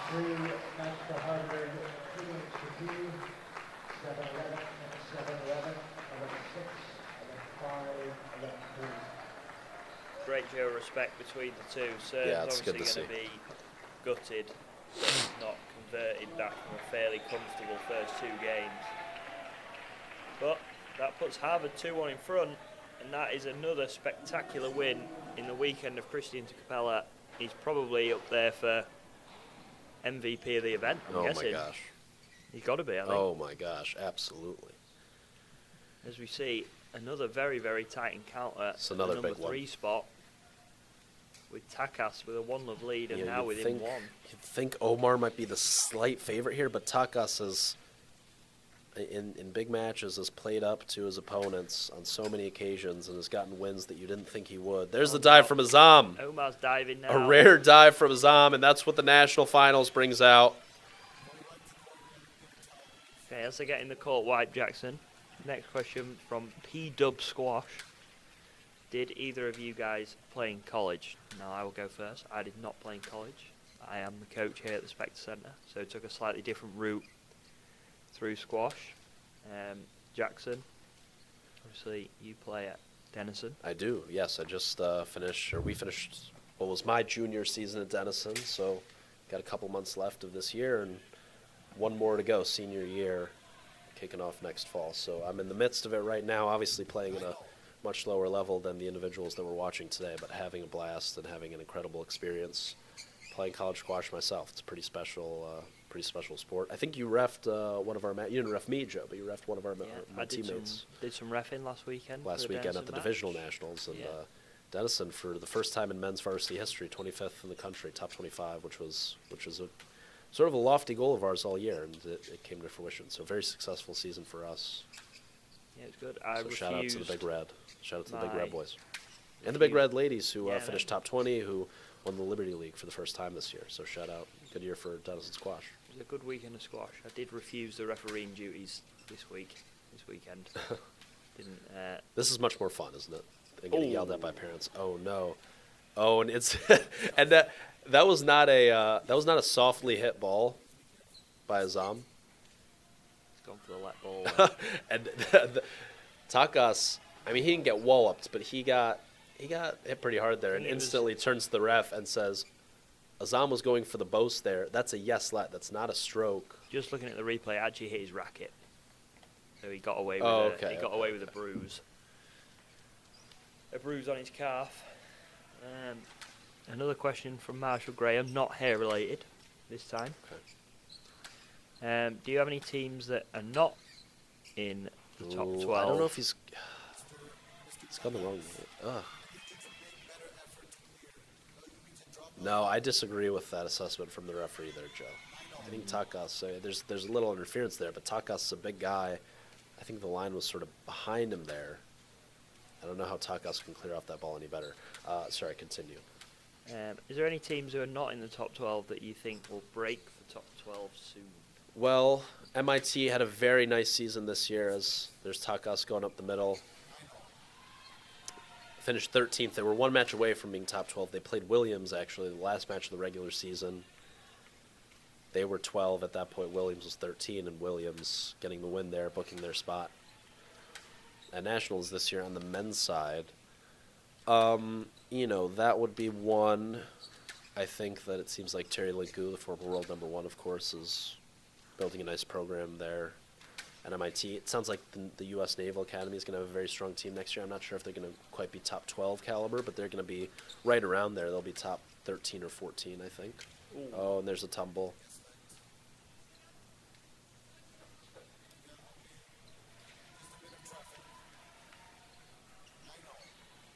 Another towel. As we were commenting on yesterday, Joe, the white towel being thrown on court, not a sign of surrender. Yeah, just a sign of sweat. Sweat, and it's moist. A lot of people don't like that word. What do you think of moist, Joe?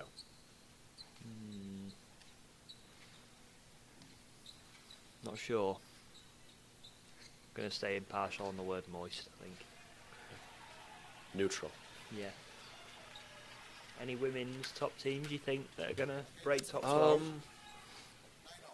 You know, Amherst had a great year, where 2 years ago they were 17th in the country. Last year they were 14th, and this year they came into nationals 10th. They ended up finishing 12th.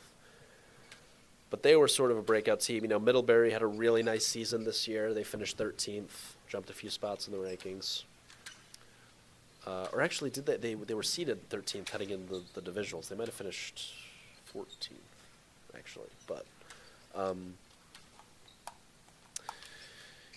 yeah, on the women's side, I don't know if there's as clear of an answer. Let's pull up the rankings. Obviously, Columbia was 15th this year heading into nationals. They actually, maybe they finished 13th at Columbia. I'm trying to remember who. Do you remember who won the divisionals on the women's side this past weekend?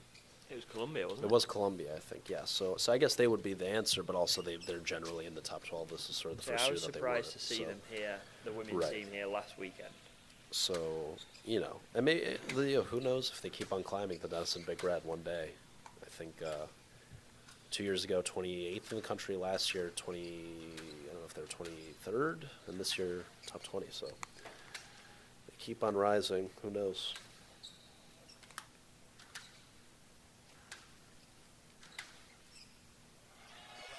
No, it's got to be a no let. I agree completely. And Taka staying alive here in the second.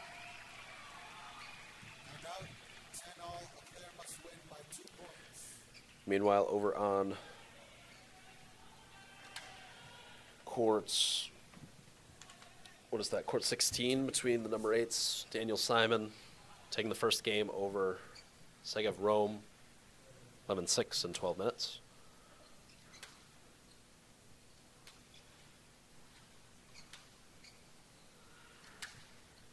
Out to a 1-0 lead for Trinity.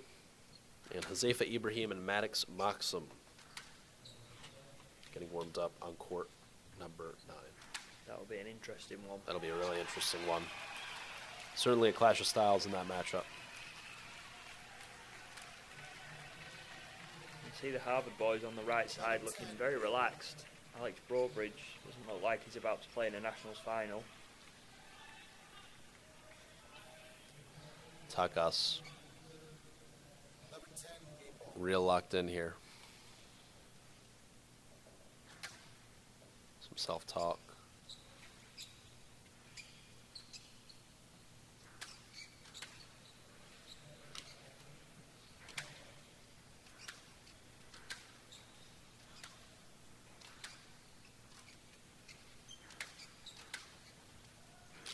Oh, it's a great weighted shot. So good.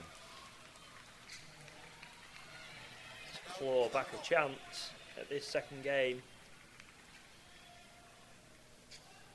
Excellent dying length there from Azam, who appears to be serving from the left service box on handout. Interesting choice.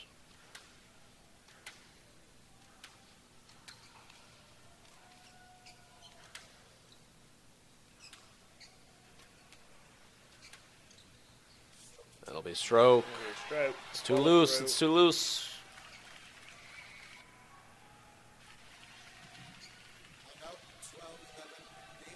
Can you do it this time of asking? Take a very important 2-love lead.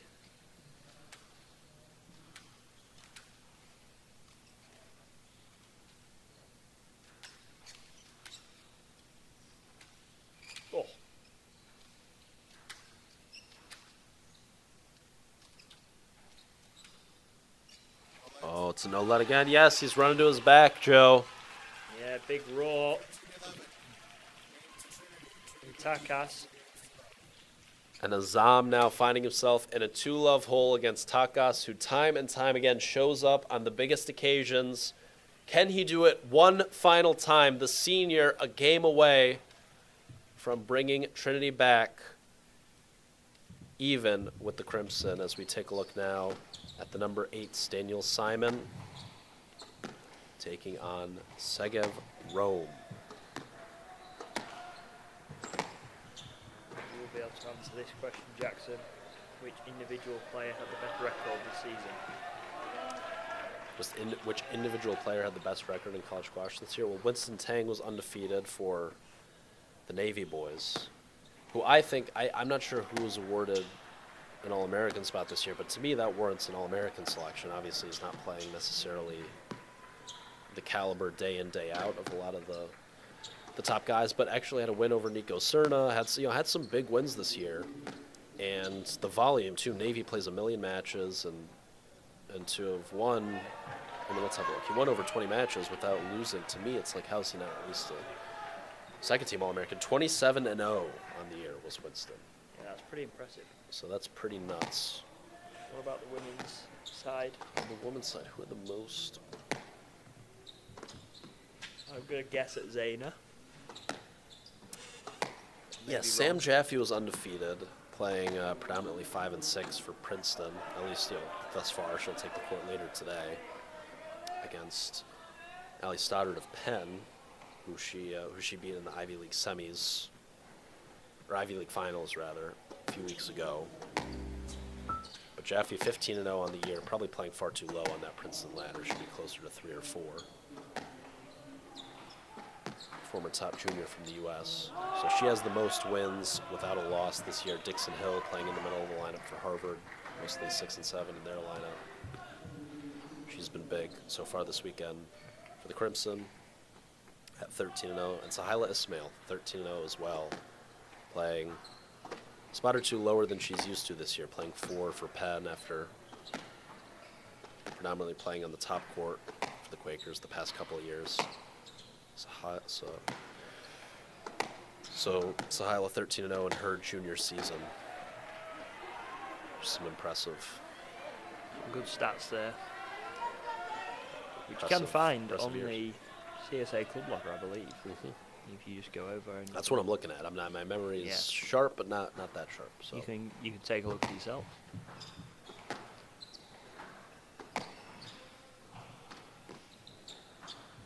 See here, the number 8's going at it. Daniel Simon, scoreboard-wise, looks like he's taking a fairly comfortable first game. This game's getting a little bit scrappy.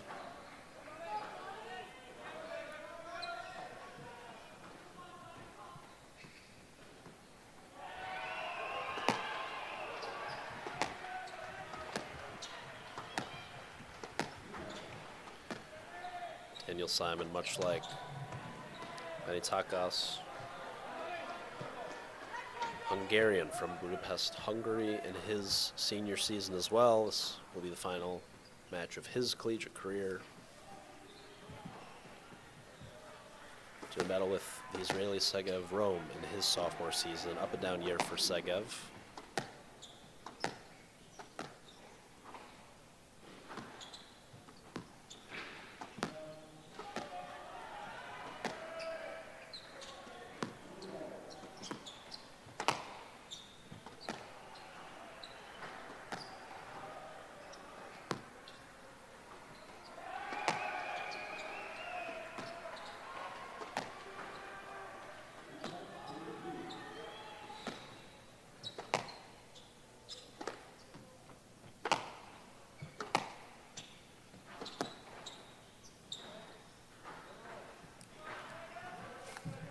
The way this match is going, Jackson, we might be going over the allotted time until 3 p.m. Yeah.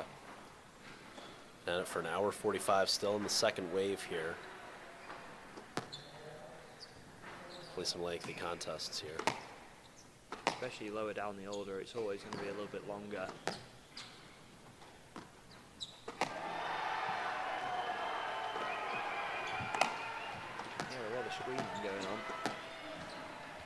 if that maybe has something to do with the Princeton-Drexel match that's happening.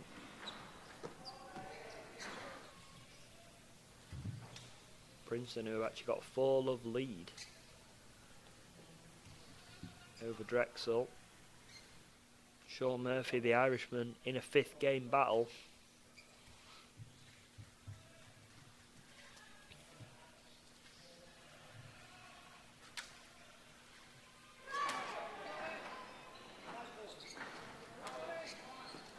Do the double box.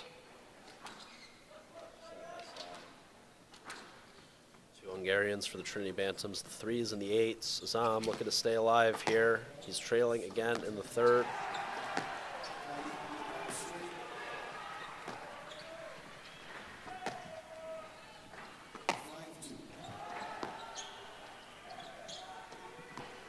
The Trinity boys fired up here. Willing Takasan one final time.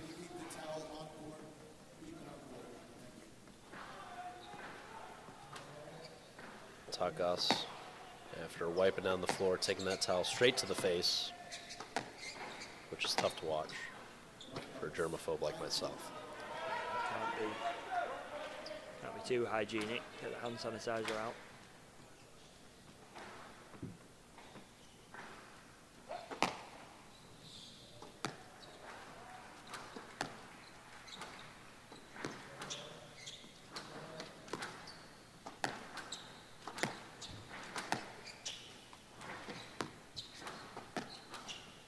Takas really playing very, very well here to take 2-love lead over Omar Azam is no mean feat. He beat Marwan of Penn yesterday.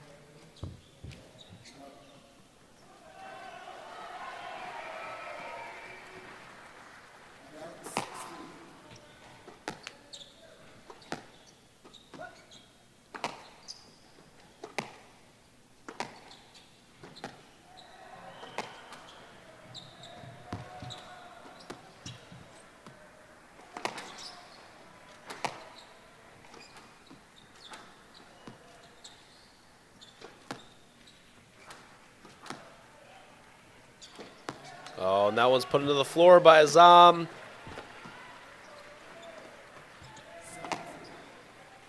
Takas to 7-3.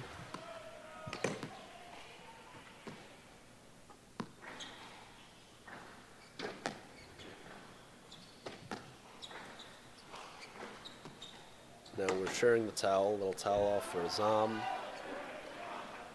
there goes Takas.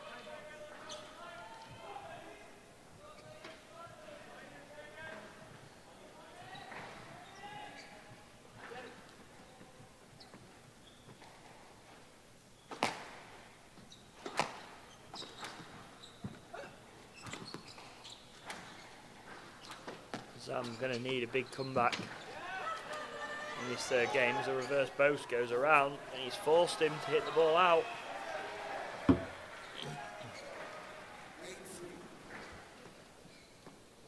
Three rallies to go for Takas to close out his college career with a win.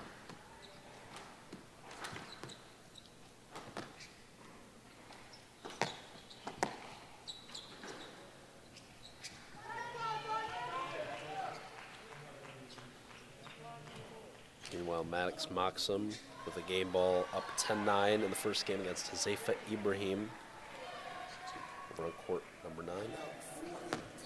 We all know it's going to go to 5-4, Jackson. It just depends which way. Each match is pretty back and forth, sending the scoreline back and forth. That volley just sneaking in for Takas. went for the, Fancy there. big money shot there.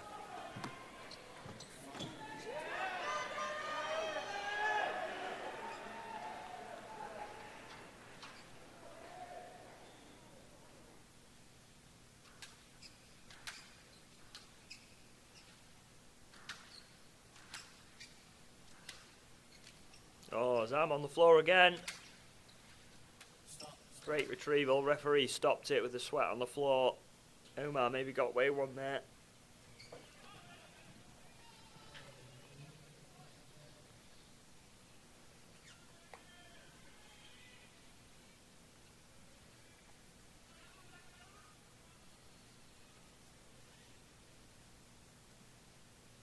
Broadbridge still there, just hanging out on that right-hand side.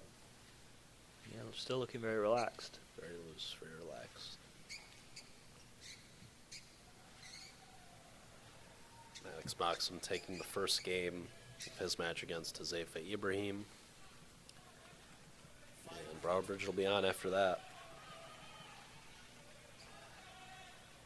So, we'll likely start getting warmed up after the conclusion of this glass court battle between the number 3s. Oh, it's an error for Takas. He's not happy about the movement of Azam, but Omar strung 3 rallies together here. Blood injury. Oh, he's bleeding. That's what's. Omar Azam. So we'll take a little break from this glass court. He goes and gets that patched up. And we'll have a little look at Maddox and Huzaifa over here. Very close first game. Very interesting clash of styles. Maddox very solid, not one to force the issue. Huzaifa a bit of a gunslinger. I believe Maddox's parents, Sean and Kathleen, have come down to watch this match. Saw his sister on the way in, Savannah, who I'm sure will be in college squash very soon.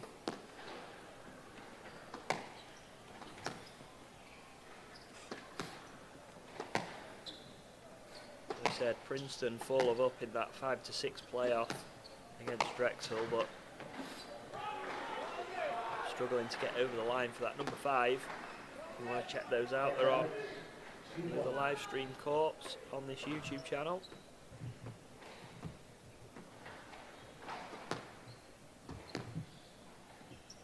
Do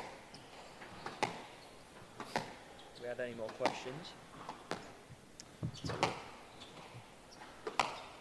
Doesn't appear so. Yeah, any questions? Fire them in. Squash or non-squash?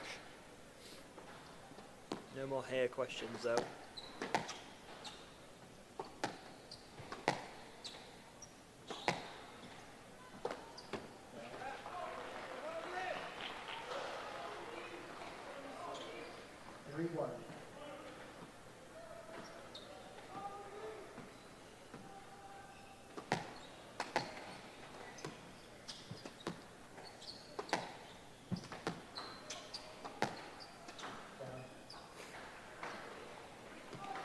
Looking a little bit frustrated. The strings may have gone. Hopefully in the middle.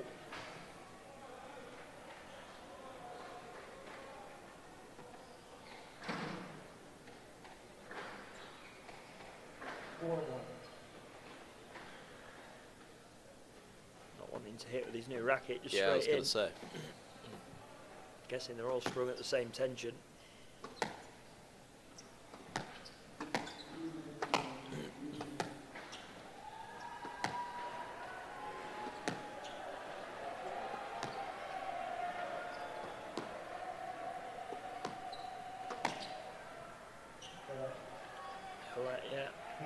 Right decision. Although his racket did get caught a little bit, the shot was too good. Maddox.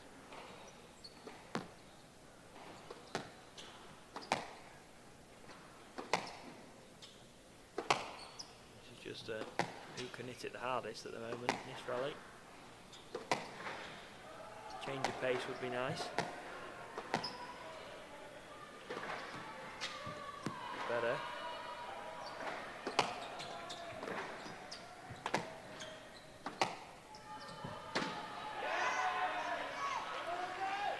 It's a really nice rally from Josefa. Very solid length hitting.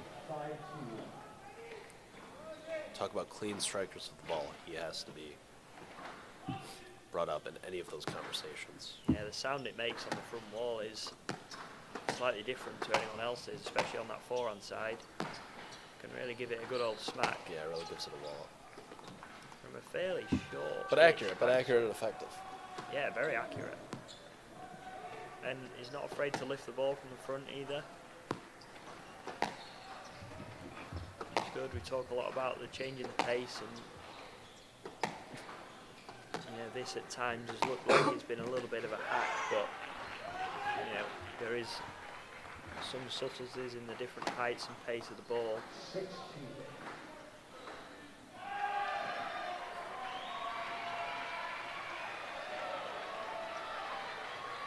Josefa looking to tie things up at 1-1 in the second game. Sounds like we're back between the number 3s on the glass court. Takas inching one step closer.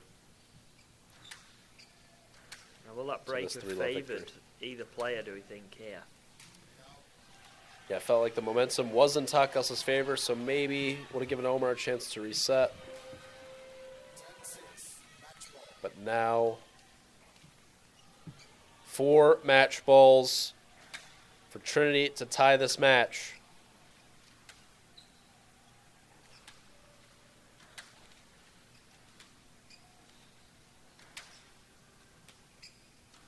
See Omar there with the bandage on his knee from the blood injury.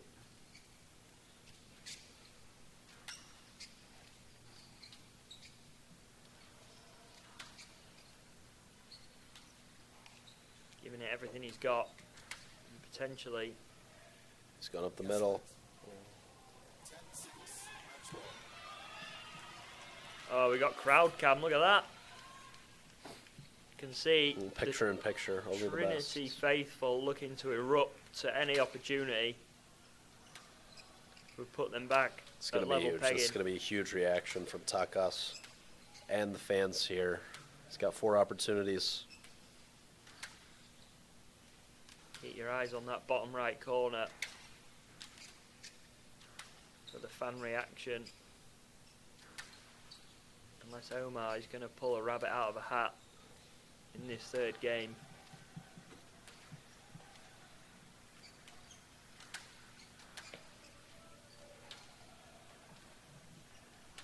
Takas similarly using great height on the front wall, much like his Trinity teammates all match long.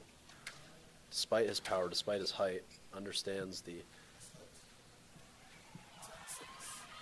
importance of that. Yes, let. Almost feels like we're delaying the inevitable here, all these decisions. All the Trinity players are edging closer to that back wall with each shot.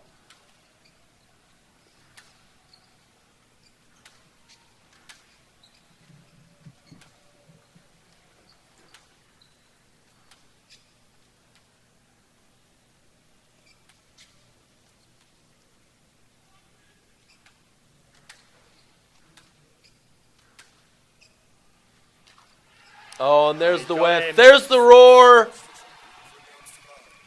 That's a big one for the Bantams.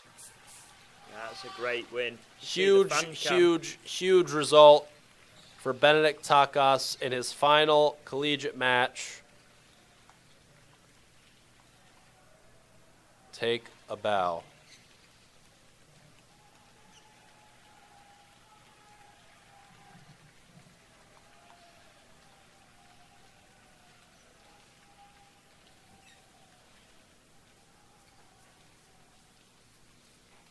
Being consoled there by the legendary Coach Asiante. What a moment to cap off an awesome career for Mr. Takas as we turn our attention back to the double box. Daniel Simon looking to put the finishing touches in a 3-love victory over Segev Rome. Meanwhile, Josefa Ibrahim looking to draw even here in this battle of the number 5s. It's an error for Rome. He's not thrilled with himself there.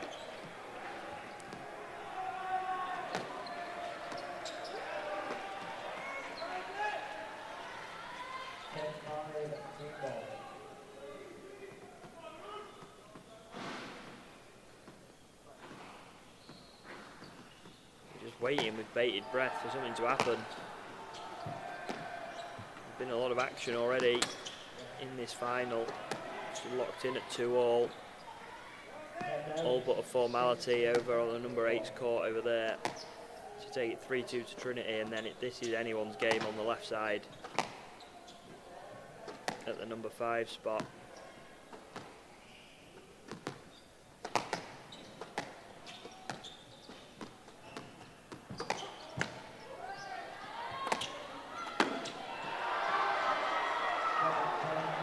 Another error from Rome. Simon with 9 game balls. 9 match balls, I should say. Maddox, rather. Saving the first 2 of 5 game balls. On the left side of your screen, Hazefa drawing even at 1-all in the battle of the number 5s.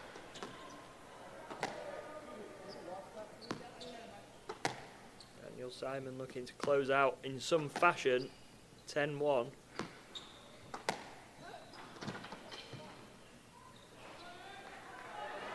Doesn't want to give him any points.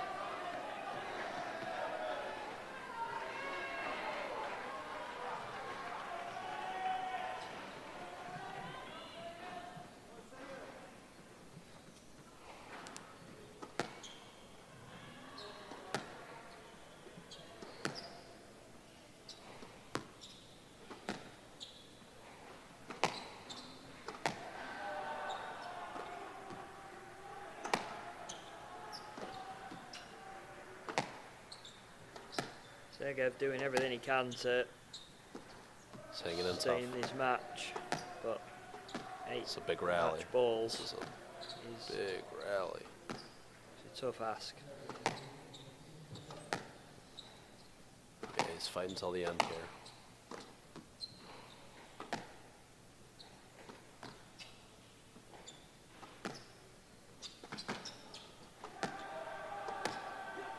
It's an absolute lung buster here. I mean, Daniel Simon must be playing incredibly well to have this scoreline in a final. It's impressive stuff. And there it is. Simon ends his collegiate career with a win in the national finals for Trinity. In dominant fashion, 6-5-2. Simon puts Trinity ahead, 3-2. Yeah, and this number 5 match just got even more important, especially for Harvard. 1 game all, Trinity to serve level. Zafer and Maddox doing battle on the side court.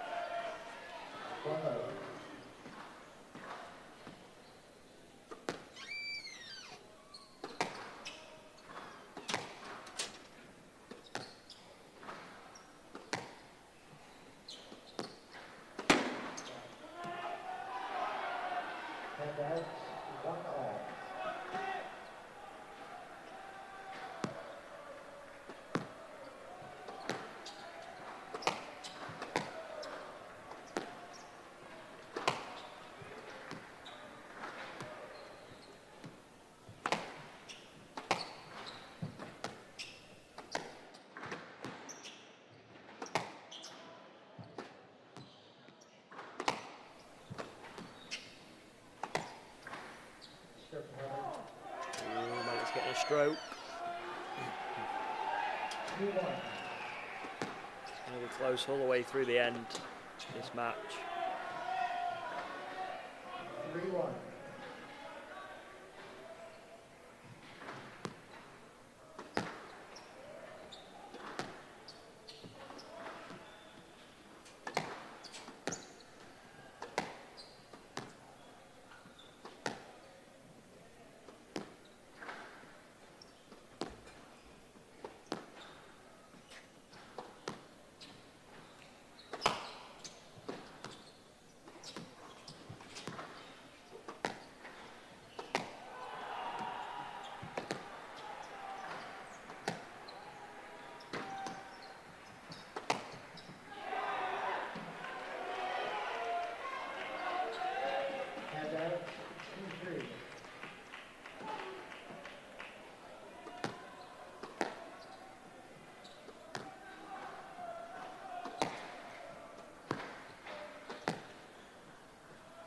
able to hear some cries from some of the other courts. There was an absolute battle going on over on court 4.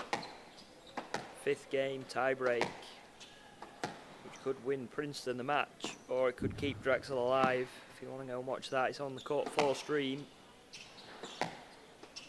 See the closing stages of that match. 3-all.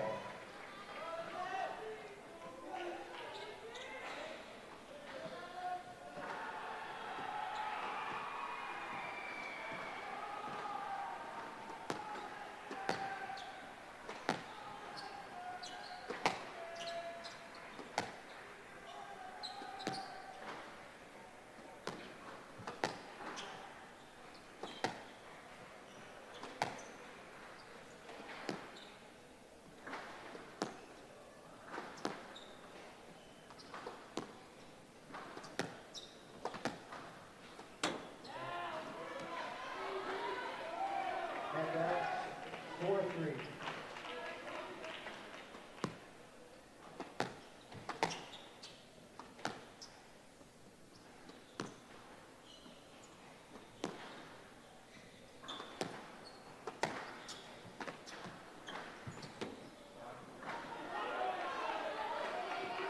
See Maddox here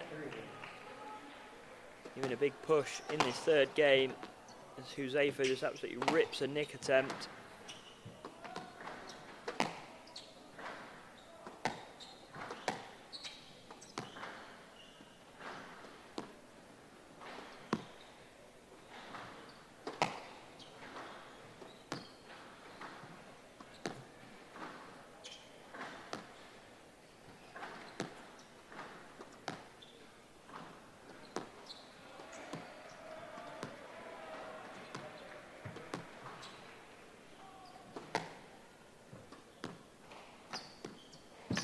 Oh, that's a lovely finish from Huzefa, taking that ball fairly low down around his knees, just chopping it into the front right corner Mr. Ibrahim, like it was nothing. your trailing leg when you play that shot.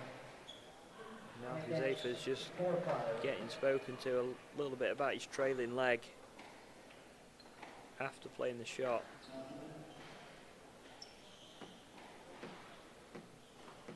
I'm not sure there was too much wrong with that last one.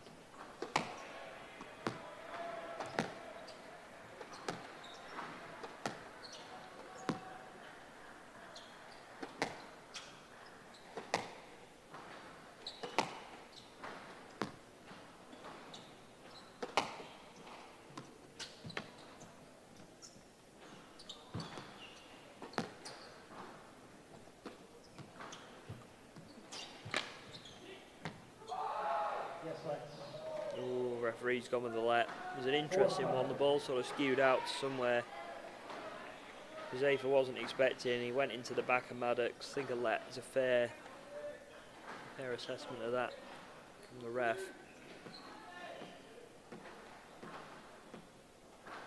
Just watching it back, it was actually on the left side of Huzefa. I think he may have been slightly lucky to get the let ball there.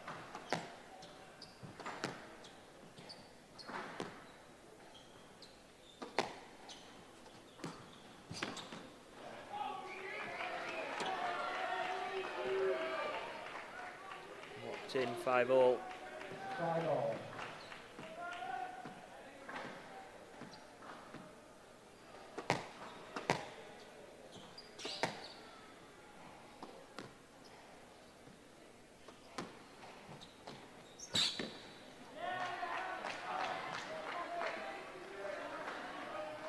And that's 6-5.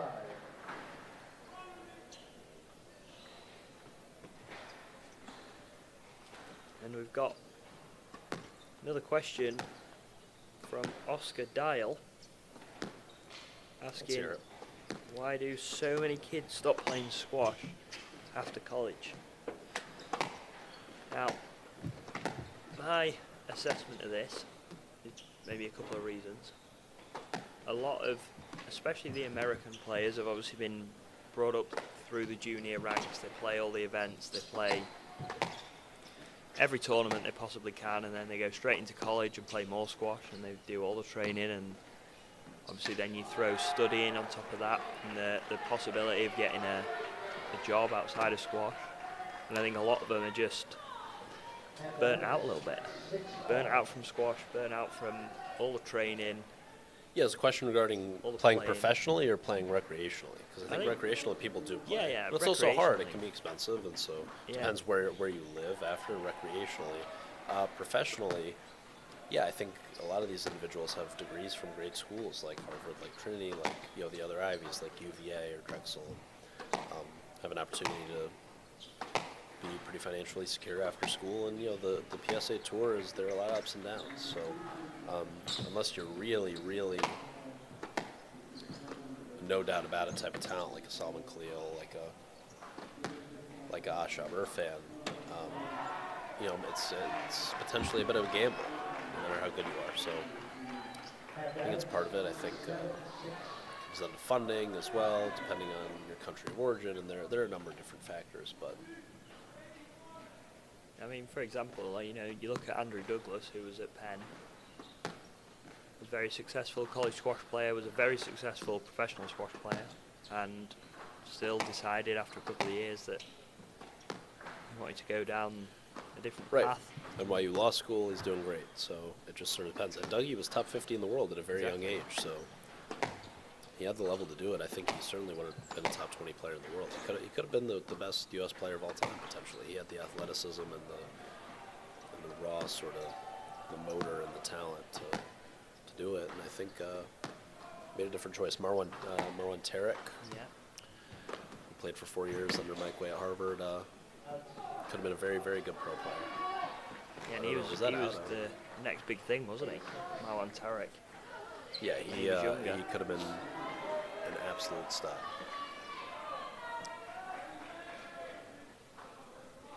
And then likes to go the finance route in New York, which a lot of people do. Yeah. Marshall with another question: which team's got the best sportsmanship? That's a good question. I would tend to think level doesn't always go hand in hand with sportsmanship. I don't know if any of the teams competing this weekend stood out as particularly bad, but I don't know if any of them are exceptional either.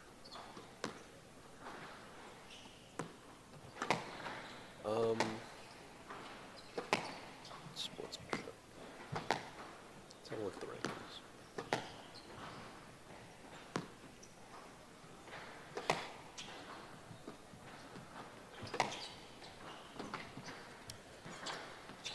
Yeah, so I think I feel like Yale is generally reasonably classy. Not and once again, it's tough to find a team 1 through 9 that everyone's great, but most of these teams actually, no one stands out as. Yeah, there's no team that's particularly bad, is there? No, I don't think so. At least not this year. I think college squash can be, quite an intense atmosphere and can bring out the best in people, and sometimes it can bring out the worst in people on the squash court. But overall, in the majority of matches I've seen this weekend, there's not been anything, that stood out to me as being really, really bad. Obviously, there is occasions where people, maybe go a little bit over the top in celebrations, or they get, a little bit too amped up, and they start maybe running into their opponent a little bit overzealously or things like that. But at the end of the day, they're all fighting for the same thing. They all want the same thing. They're all playing for their team. So I'd say the sportsmanship over this weekend has been pretty good. Amen to that. Just looking ahead, the number 9's just getting underway. Ishan Shah versus Javier Emilio Romo Lopez. Ishan Shah, 1-love in that first game. And Irfan taking an early 4-1 lead on the glass court over Gonzalez, which maybe we can cut to in a second if if Maxim's able to close out this third game, which he does. So if Harvard is able to, if Maddox is able to close that out, then we're going to be in a 3-all situation in this national final. And just looking at the number 2s are already underway. Number 9s are already underway. We could have a situation where it comes down to the number 6s, Portobello and Broadbridge, the 2 freshmen, Yeah, and in a 4-all situation to decide a national champion. You would say that, as good as Costales is, this is a bit of a certain result. Obviously, Irfan already within the world's top 50, playing at number 2 on the Trinity team is going to be a tough ask for Costales. But like we said, anything can happen.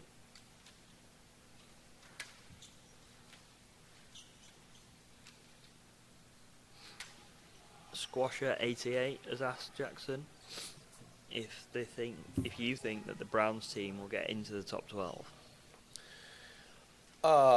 Next year it's going to be tough. I don't know about in 2027, but I think in the next 3 or 4 years, I would say it's pretty likely. Yeah, as an Ivy League program, and Arthur Gaskin being the coach there and doing a great job with that group as a club team and coming back to varsity status this year. Yeah, I think it's going to take a couple of years, but I think they're going to be. Yeah, they got to recruit first, haven't they? Right. And they've got a good squad that is going to be competitive with a lot of varsity teams. I think they're going to be top 20 next year. But yeah, I don't know if certainly top 23, top 22, top 23. I would think they would be top 20. I don't know if that's a lock, but yeah, I think in a few years' time they'll be sort of back to that top 12 level. So yeah, assuming Irfan's able to come out here, you're gonna need a Moxham win. You're gonna need a Shaw win at the number 9 spot, and you're gonna need a Broadbridge win at number 6 if you're Harvard. And Harvard showed us yesterday that no matter the circumstance, whether they're favourites or the underdogs, they're giving it everything they've got, and they've certainly shown us that this afternoon.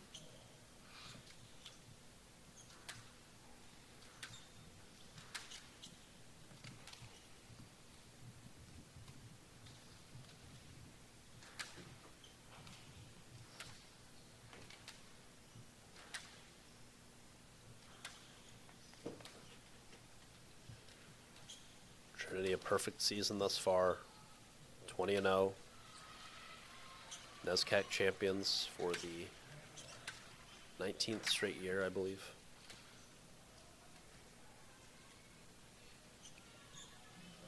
Looking to win their first men's national title since 2018. Went on an incredible run in the late 90s and 2000s. But in recent years, it's been a whole lot of Penn and Harvard at the top. Nice little variation there from Costales, just holding and playing that boat around the angles, catching Irfan off guard.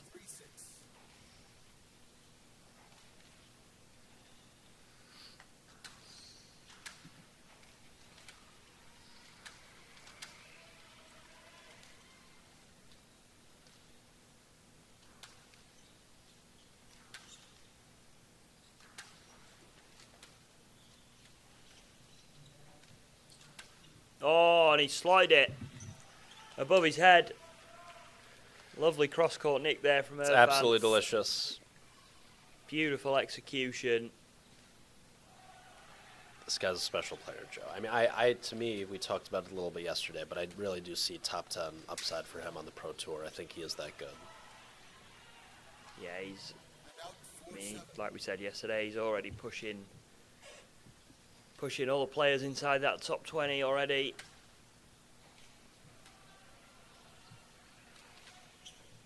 Already a very established and accomplished professional squash player.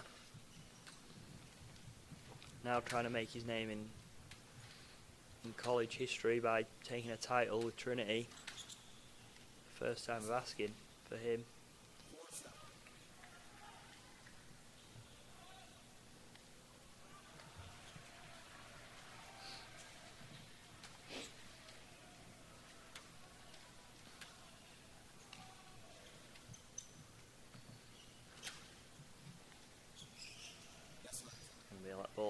Seen a few of those this afternoon.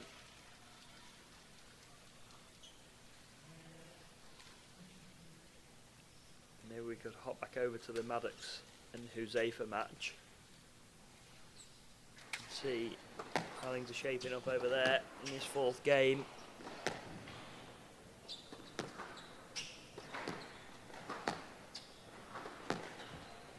Maddox out to a slender lead.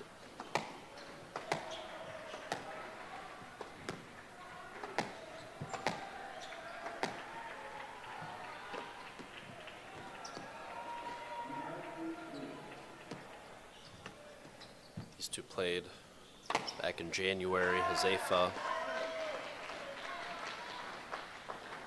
winning that match in 5. That box 3-all. Looking like it could be going towards a similar result here. Could end up with a 5th game.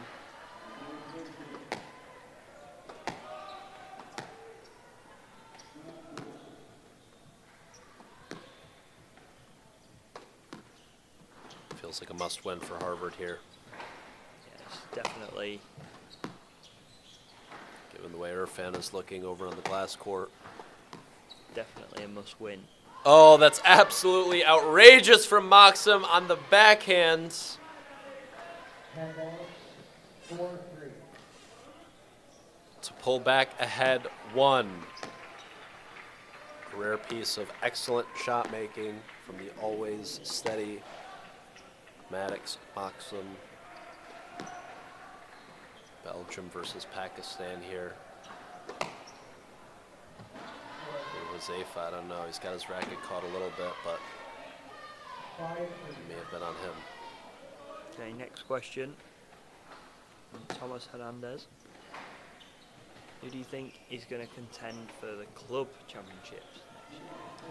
Ooh, that's a good question. Yeah, because Brown will be out of the mix. Brown's won it the last 4 years, obviously. I'd have to take a look. I know, growing up about 40 minutes from Ann Arbor, Michigan, the University of Michigan team is generally reasonably strong.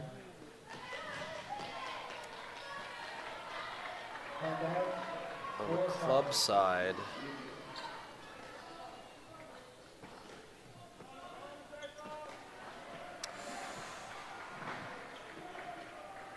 Cal is always very good. I'm trying to remember. And Stanford also has a very good men's team. Obviously, they don't have a varsity men's team over women's because of Title IX restrictions. But I think their club team is pretty good. I know U Chicago's pretty strong. Noah George played at Dickinson College his freshman year. Good player, ended up transferring to U Chicago. I think they have a pretty good squad there. So it'll be interesting. It'll be a lot more up for grabs. Brown obviously pretty dominant on the club side over the past few years here.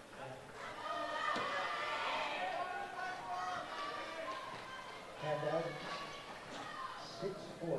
Maddox really pushing the limits of Huzaifa here, forcing him into a few weaker errors, giving him a 2-point cushion in his 4th game. Really served down there.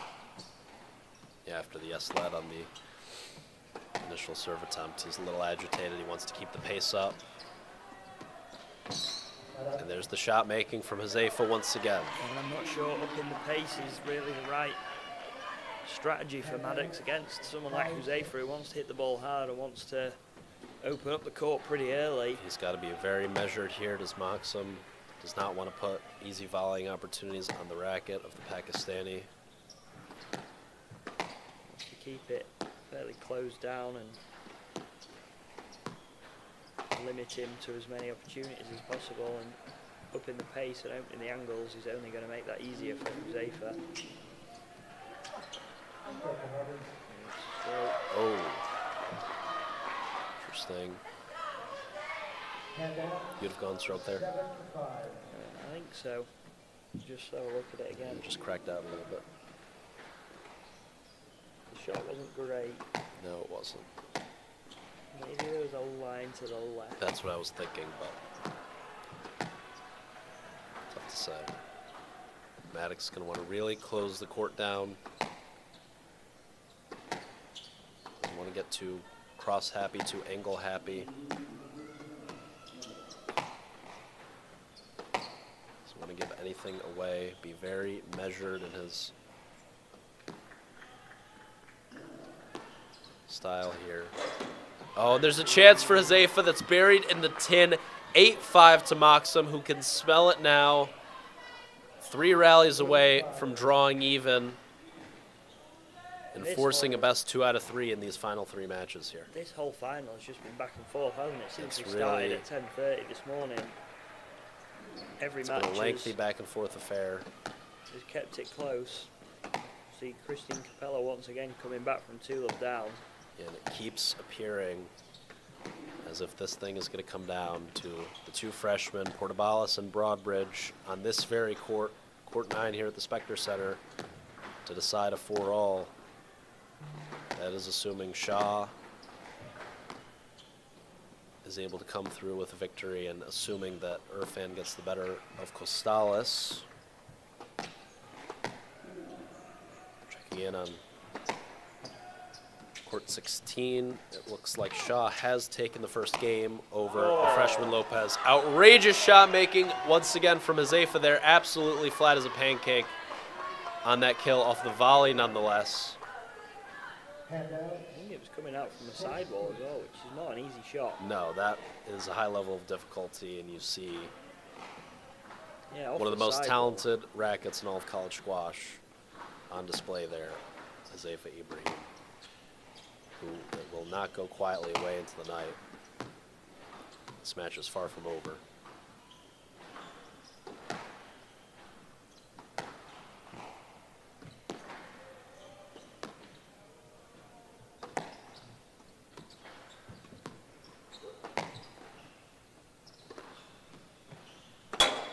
There's the error.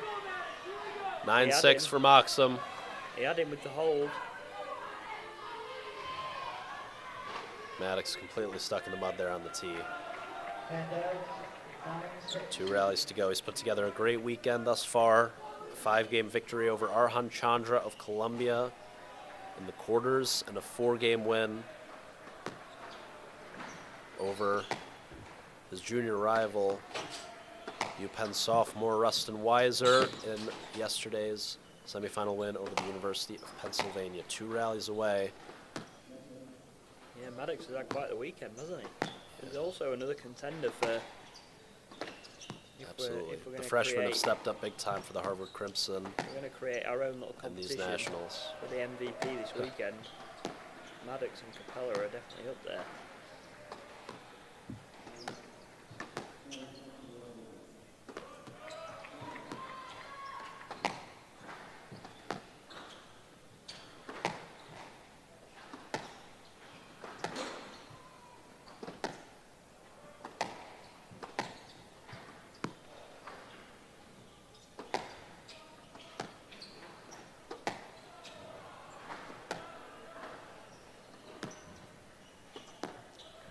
Speaking of the freshman, Broadbridge with a huge 3-love victory over Zane Patel in the semis yesterday as well. So it's been the freshmen playing 4, 5, and 6 for the Crimson that have really been the heart of this run to the finals.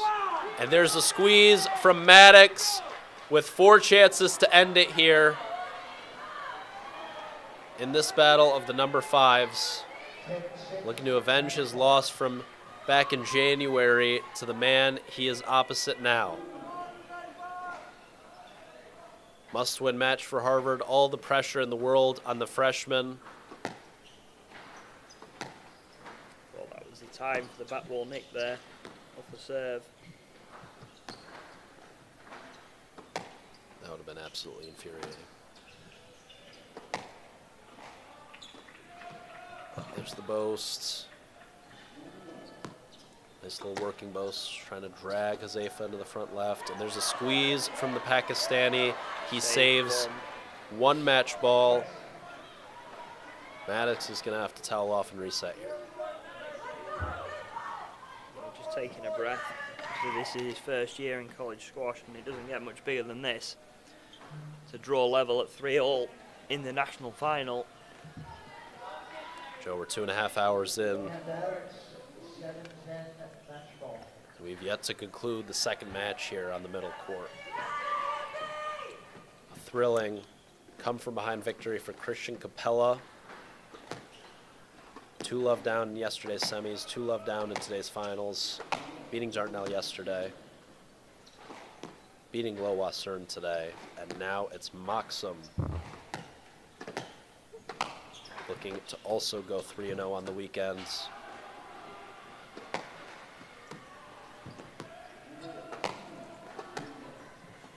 He's got 3 more bites at the cherry here, Maddox, of closing this one out. There's his chance. He's under a lot of pressure for Zafer, and he's still firing that ball in short every chance he gets.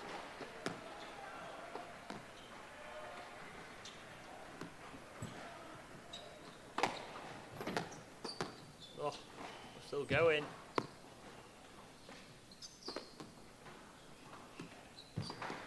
Oh, it's a brutal rally. It's tough to watch here, Joe. Oh, I'm about to pass out just watching. My heart is racing 1,000 miles an hour. That doesn't make any sense. 1,000 beats, who knows? Oh, this is an absolute gut buster. Oh, my goodness.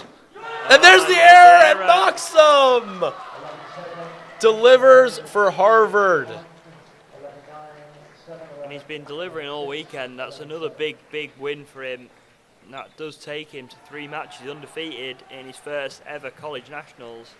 And that puts Harvard back on level terms with Trinity, the number 1 seeds. Can Harvard cause another upset this weekend? We're going to head back over to the glass court or the side court. And Javier Lopez is actually taking a 7-1 lead in this second. Remember, Losing Trinity first. is 20-0 on the season thus far. They have been perfect. And when they played Harvard back in January at Trinity, winning 7-2. Harvard looking to flip the script here. It's March Madness from the Specter Center, and the final wave will decide it. And just keep you updated, Princeton have taken the 5-6 playoff just now. Yeah, they were hanging on 4 for a while there. They were up 4-love. Yeah, Drexel were out in a bit of a Closed it mini out. comeback, but they have closed it out 5-2. I think it was the number 2 who sealed it for them to make it 5-2. So the last matches will be finishing off now. Sure, they'll probably do some dead rubbers now to finish off their weekend. A good weekend for both teams, finishing 5th and 6th. Both outdoing their seeding. Drexel a 7 seed, finishing 6th. Princeton 8 seed, finishing 5th. So all in all, a pretty successful weekend for both sides. But now we can focus on the main event.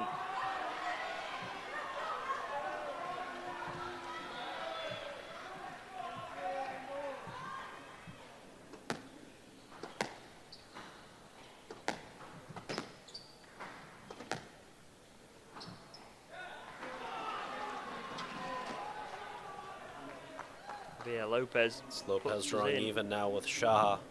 A dominant second game. And it looked like Shah sort of conceded those last few rallies. He was ready to get off court. Received some counseling from Mike Way and his Harvard teammates as we're back over to the glass court. Irfan, as expected, cruising against the senior from Ecuador. This all but certainly the final game in the career of David Costales. An incredible collegiate career for him, playing number 1 for the majority of his career for Harvard. Stepping into the number 2 role in recent weeks, holding it down there. He's run into the buzzsaw that is Mohamed Ashab Irfan, but an awesome high school career at Kent for Costales, high school national champion. And a college national champion in his freshman year, looking to make it a full circle moment here in his final season of college squash. He's going to need some help from his teammates, though. Unless we're getting ready to see a miracle here. Draws even at 2-all in third following a stroke decision. Irfan, so impressive, so explosive off the tee, moving on and off the ball.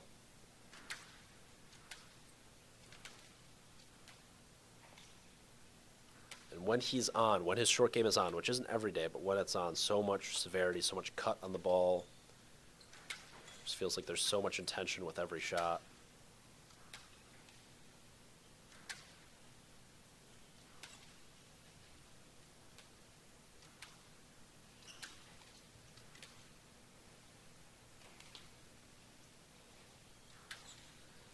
Up to a world ranking of 42.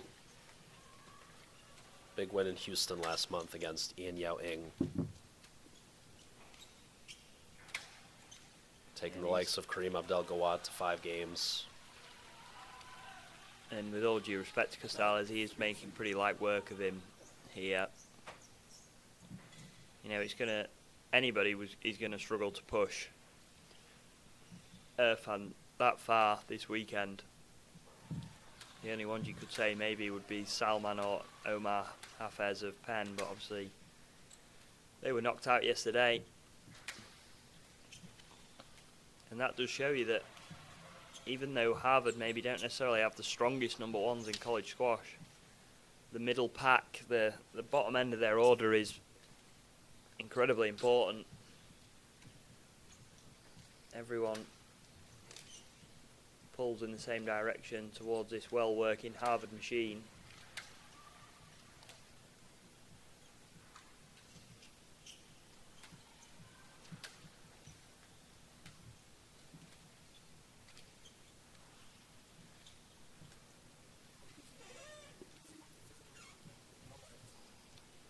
If you've got any more questions, fire them in. Now remember, this is going to be the final match on the glass here this morning. I guess we're into the afternoon now in our men's final. Women's final still to come, starting around 3 o'clock, give or take. It may be delayed depending on how long this men's final goes. Yeah, we're getting to the point again like yesterday where I'm starting to get hungry. We'll have a little lunch intermission for Joe and I, hopefully, before we get into what should be an absolutely scrumptious final on the women's side. It's number 1 Princeton versus number 2 Penn. It's going to be an awesome affair coming up in a couple hours. But this being the final match on glass, Trinity going 2-0 so far on the top court, looking to make it 3-0 in their top 3. If Irfan can close things out here. Benny Takas getting a big win at number 3, and Joakim Chua in the final match of his collegiate career, going out with a bang against Harvard's Dennis Gilveski. Ishant Shah, the final match on the bottom court, playing number 9 for Harvard today.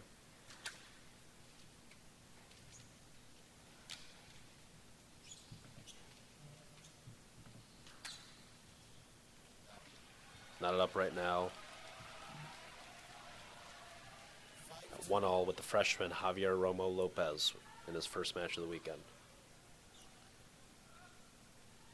And that was a brave move from the Trinity coach to put someone in who's not played all weekend. Yeah, I think it was. I did hear earlier on the broadcast we mentioned that Awad got taken out of the lineup for today's matchup. That he got sat. My apologies, correction. It sounds like he's been he's injured.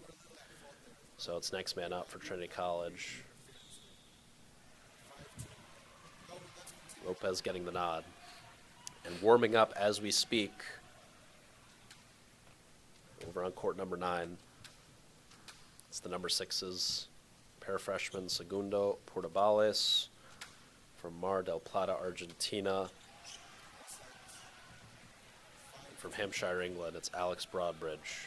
And that's the match, battle of the first years. So yeah, there's a very good chance, assuming Shah wins at number 9 and Irfan wins here too, that all eyes are going to be on court 9 here at the Spectre Center with the national title on the line. Yeah, that was the match that we picked out at the very start of the day. It was a lovely hold from Mohammed there. But at the start of the day, we picked it out. Alex been on good form this weekend. Yes. And big win over Patel yesterday that we mentioned. See if he's got the nerves of steel, or either of them really. It's going to be nervy for both. who can take this title home if it comes down to it. And last year, Joe, we commentated on the women's final, and it was Trinity who won 5-4 over Harvard, and actually came down to a 4-all situation between these two teams on the women's side, in which the number 5s decided it, Karolinku winning the clincher in a tight 3 games over Harvard number 5, Ocean Ma.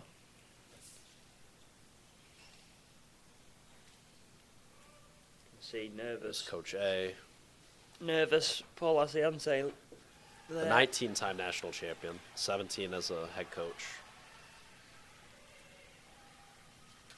Another 2 as an assistant for the women since relinquishing duties as head men's coach. He's looking to make it 20 national titles today. If he can help the Bantams to their first men's national championship since 2018. And how sweet would it be for Trinity, who lost 5-4 to Harvard in the championship a few years ago, had match balls in multiple matches that they lost in that 5-4 defeat. Trinity, the number 6 seed heading into nationals last year. A point away on a number of occasions from winning the whole thing. And now that class, 3 years ago, that were freshmen then, seniors now, looking to get the job done. And Irfan absolutely cruising. He's hardly broken a sweat. Yeah, he's putting the icing on the cake of a good performance here. Fairly businesslike. Nothing too surprising, really, from this match. But you've still got to get on there. You've still got to step out on court and deliver the goods. And Irfan, not just today, but this weekend, has done so. It looks like Lopez out to a 9-4 lead in game number 3. Over on court 16. So Shaw, if he's not able to battle back here in game 3, is going to have to come from 2-1 down to tie things up at 4-all.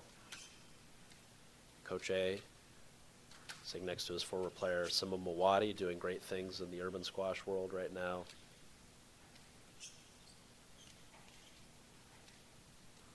Trinity legend in his own right.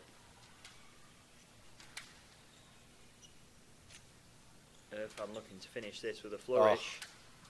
Oh, he's guessed right. The anticipation is out of this world, and Mohamed Ashab Irfan gets Trinity one step closer to their first national title in 8 years. He came in as a 21-year-old freshman 2 months ago, and he has completely shifted the dynamic of this college squash season, playing number 2 for Trinity College, making them all the more competitive at the top of the lineup and making their depth that much more pronounced.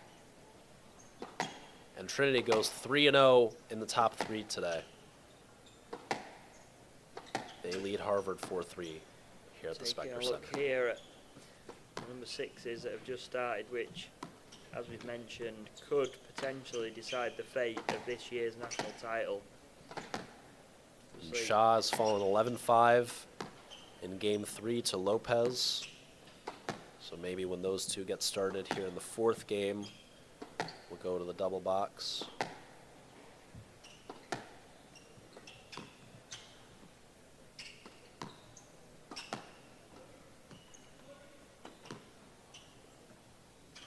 Start here from Portobello, just settling in nicely at 3-love up. I must say it will be pretty spectacular to see.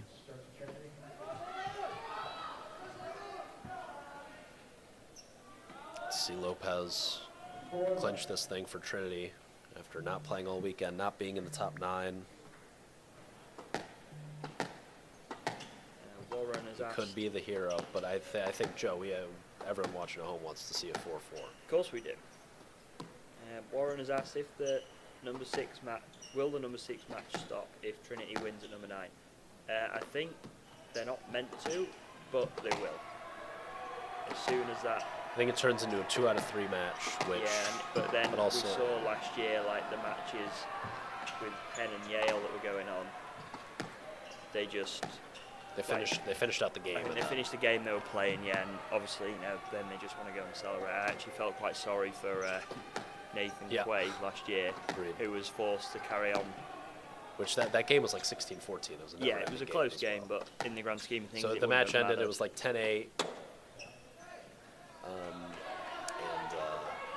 When it was clinched, and then it went on for another 8 to 10 minutes. So yeah, no, they'll see out a game, I would imagine.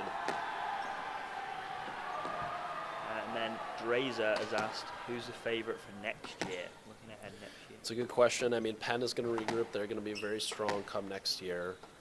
I mean, you look at this Harvard team is graduating. They're 1-2, so that's going to be difficult to replace. Columbia is going to be very strong next year. Columbia graduates Franklin Smith. They're number 3. They don't lose a whole lot else from their starting lineup, but they have a very, very strong freshman class coming in. Maybe the best class in the whole country. Who have they got coming in next year? Well, not official, but rumor has it that Adam Hwal is actually going to be joining the Columbia team next year. Who obviously had that big win over Paul Call several months ago, as well as a few other international players. Ahmad Athar's younger brother, Omer, is going to be joining Columbia's team next year as top junior here in the U.S. So, yeah, they're going to have a very good squad next year with Yusuf Sheikh coming back. He'll be a junior.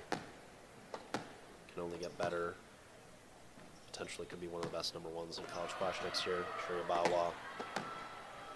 Number 2. That's a great finish from Broadbridge all over that loose cross from Portobales. Winner into the front left. And maybe we can go double box so we have courts 9 and 16 going in tandem here as we monitor the number 9s. Lopez with a chance to win a national title here for Trinity. Stepping up after the injury of Iyad Awad in yesterday's semi against Yale.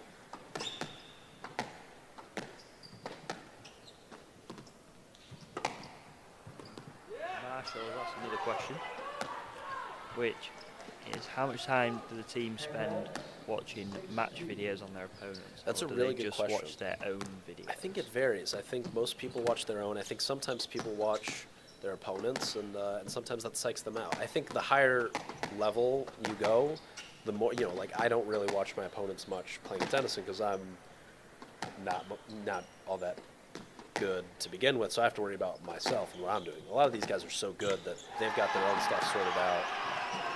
They've really just got to figure out what their opponent's up to and sort of game plan and strategically plan for what their opponent's going to do. That's something I generally kind of figure out on the fly in my matches because I don't want to psych myself out thinking too much about my opponent. So I think it varies depending on level, depending on the individual. There's no rule of thumb. I would say that I would guess that they probably have watched, maybe not right before this, but maybe in the run-up, they maybe have watched their previous matches against the people that they may have been playing this weekend. Absolutely. And it maybe as a group. Obviously, they wouldn't have known who they were exactly going to play, but if they've played each other in the season, it's good to go and look back and analyse where you went wrong, what went well, and maybe they will use some of those tools. I don't think there would have been a huge amount, though. I think they're going to be spending a lot more time on the court rather than watching off it. There's an error from Portobales. Broadbridge back to 6-3. Lengthy rally on the right side of our screens between the number 9s here. And it is looking like, I don't want to go too early, but 4-1, 2-1 up. Javier Lopez is edging ever closer as he hits the tin to national title.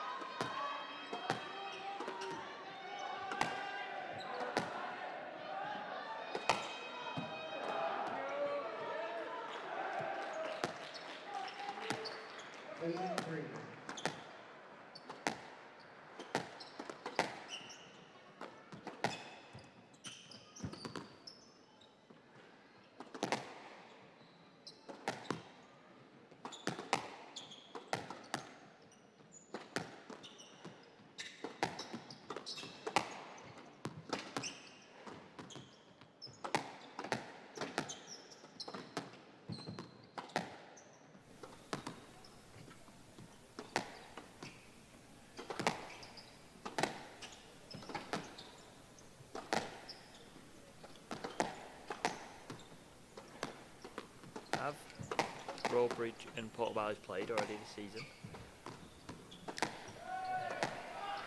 That's a good question. Let's have a look. There's a stat man next to me. I feel like they've both respectively been playing 6 most of the year. So my guess would be yes. Portobalis, an impressive 16-2 record on the season for Trinity. And we are up right in the commentary box, all the way up at the top of the Spectre Centre, and we can hear the roars from Court 16 from through closed doors and glass. Joe Portobalis played Broadbridge back in January in the Harvard Trinity dual match. Won 11-5, 11-5, 11-5 in a matter of 36 minutes. Fairly dominant early on in the year. Broadbridge is going to have to flip the script here. It's going to be a tall task. But right now, all eyes on Ishant Shah, the Malaysian junior for the Harvard Crimson. Swing battle with the freshman Lopez.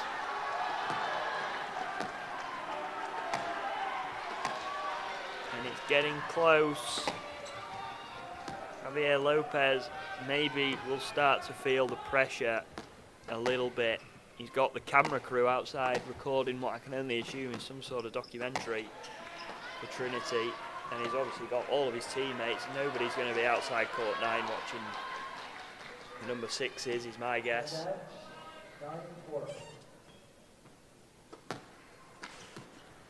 All attention will be on court 16, right at the bottom of the order, but he could bring it home. But Shah is coming back.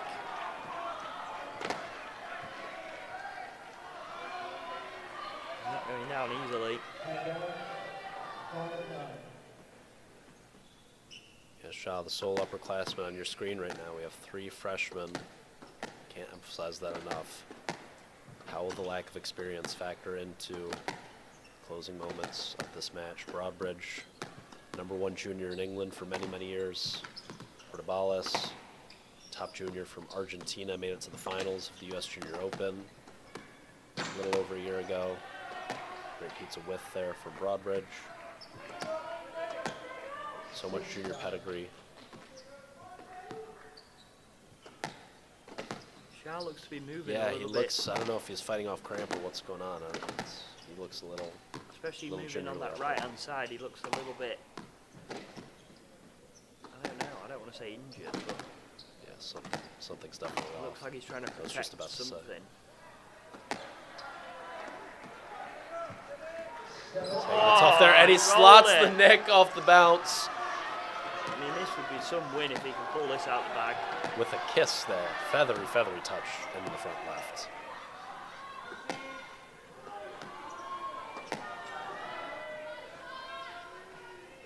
If we zoom into the full court I view. think it's warrants our full attention right now.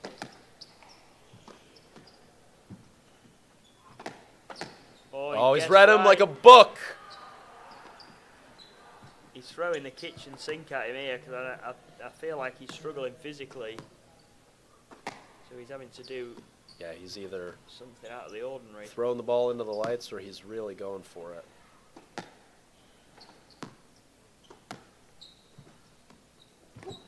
I mean, how is he keeping the ball above the tin there? I mean, those are some ridiculous retrievals for Shah, who doesn't look like himself.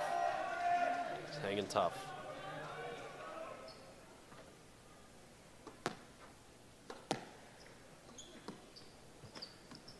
Yeah, he didn't even move for that one. He must be struggling with something because there's no way he's just giving up on this game. It's the national final. There's got to be something going on with him. See, we've not been watching from the start. We've been going between the courts, but maybe we've missed something physically from Shah. Excuse me, Lopez is sophomore. It's my mistake. I don't believe he was in the lineup for Trinity this time last season.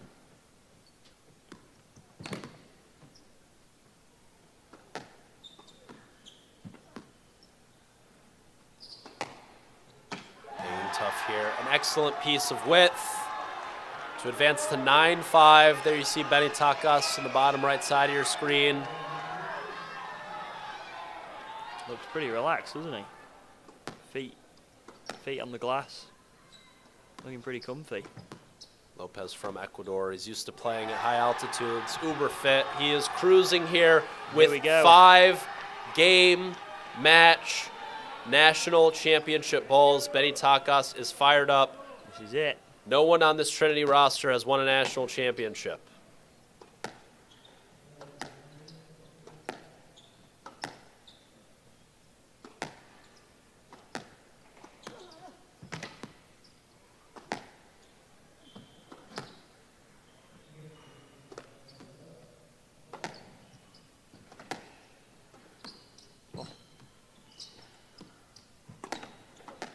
Putting together a really nice rally there.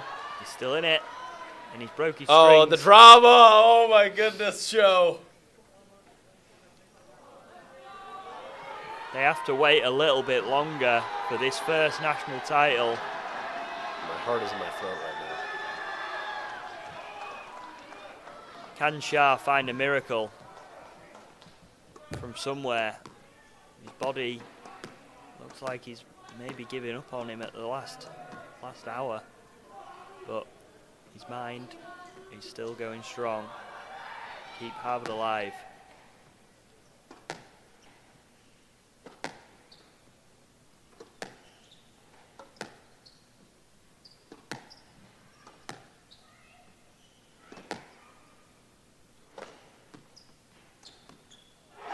For the first time since 2018, the Trinity Bantams are national champions.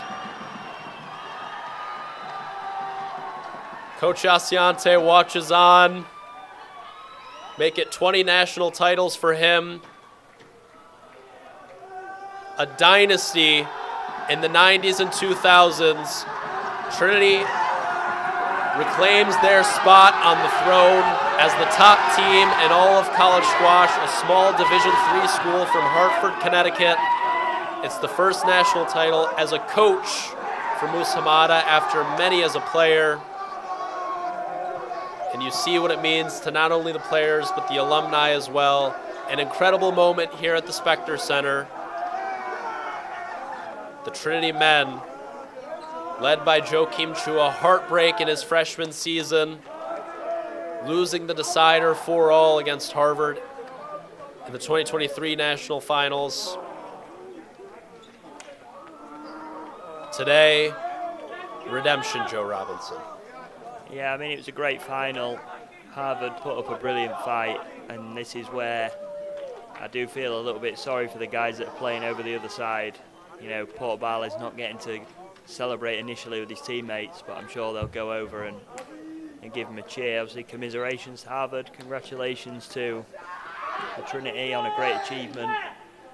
It wasn't easy. Harvard fought until the very, very end, but you know, Javier Lopez coming through in a tough 4 games. We think maybe Shah's body giving up on him a little bit, unfortunately, towards the end, but a great fight from both teams. Nice to see a new national champion after Penn's last 2-year reign, so Trinity, I'm sure, will be coming back next year stronger than ever. Abdelrahman Nassar.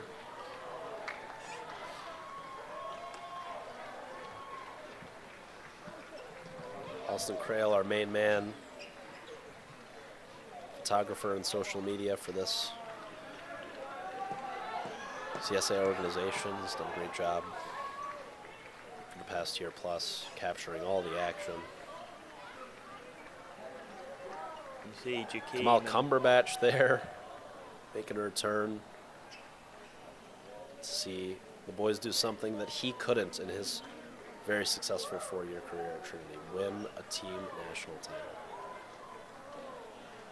Yeah, it's a fantastic achievement for everybody involved. Paul Asiante making that 20 national titles now. It's some achievement. It's been great to see them play this weekend. Obviously, special shout out to the seniors as well that are leaving Trinity this year. They've gone out on a massive high. And that is a perfect way to end your career as a squash college player, isn't it?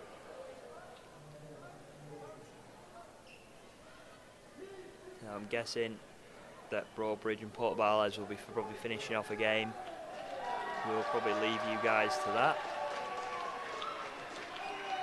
Here's Coach A, the man who laid the foundation to make all this possible. 17 national championships in his 29-year career as head coach. Showing some love to the Trinity Bomb squad. There's one of his great players, Simba Muwadi. You see what it means. Is that Johan Detter there, down on the bottom of the screen? I mean, and all the Trinity faithful out. They travel as well as anyone. It's a family. It's really a family over there at Trinity College. Pretty special stuff. They've had to wait a long while, but they're back at the top of the college squash mountain. Trinity, your national champions. Any final thoughts, Joe Robinson?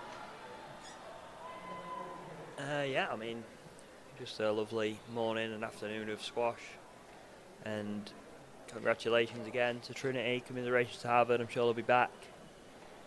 And yeah, just looking forward to the women's kicking off in about an hour and a half with you up here again, Jackson. If you want to check out the conclusion of the Segundo Portobales Alex Broadbridge match, there it is. Portobales taking the first game 11-7. All net up at 5-all here in the second. So we will leave you with this. And remember, this match is on court number 9. If you want to go find the individual stream on the CSA YouTube channel, feel free. For Joe Robinson, I'm Jackson Bragman. Make sure to come right back here. We have a spectacular women's final on tap. If you can believe that, we're just getting started. Princeton and Penn coming up at 3 p.m. Congratulations once again, Trinity College, back as the kings of college squash.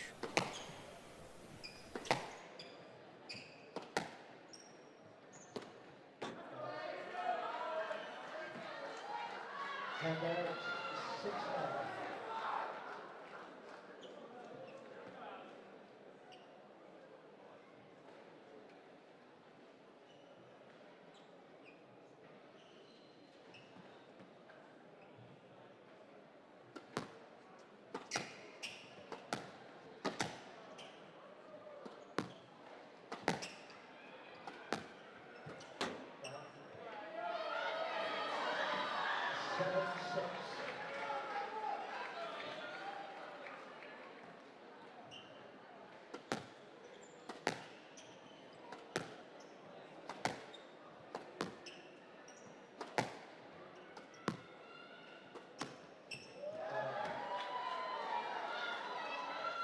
And that's 7-all.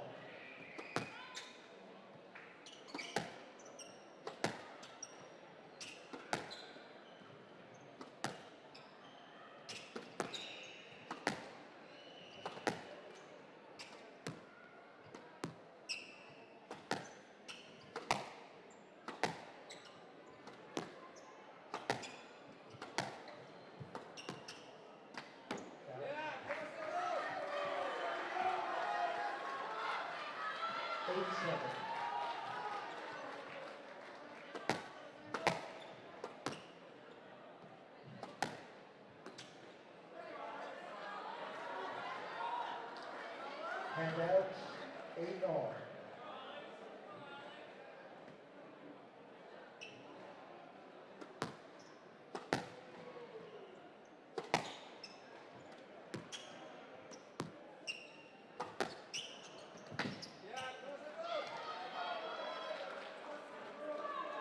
Handouts, 9-8.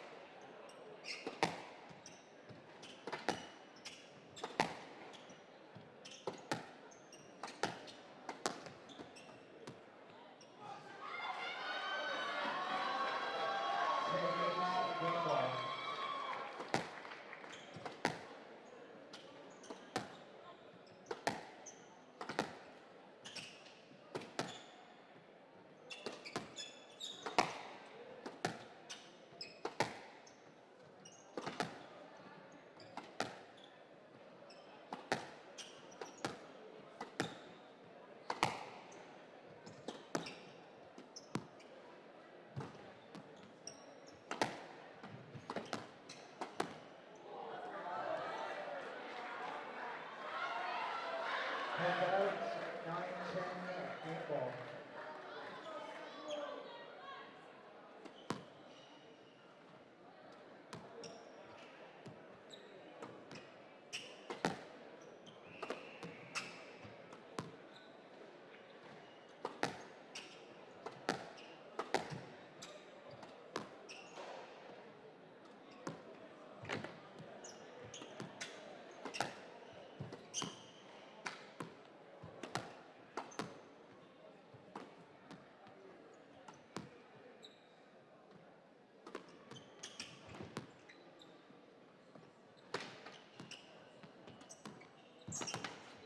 Stroke to Harvard. 10 all. A player must win by 2 points.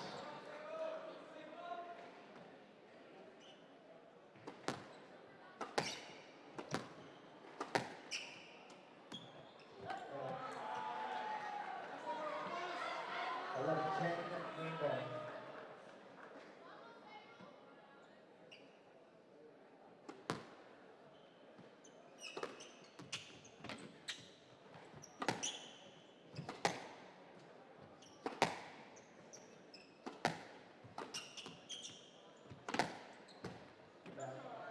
12-10 game to Harvard. 1 game ball. The match has concluded.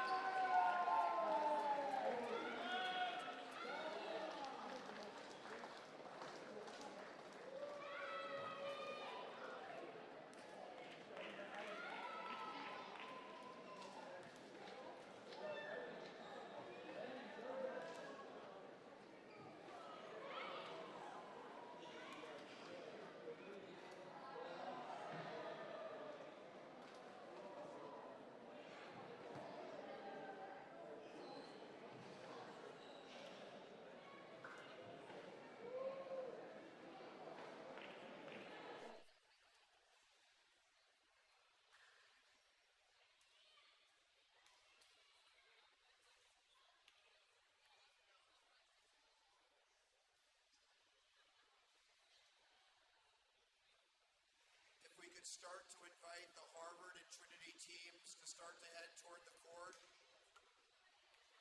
we would appreciate that.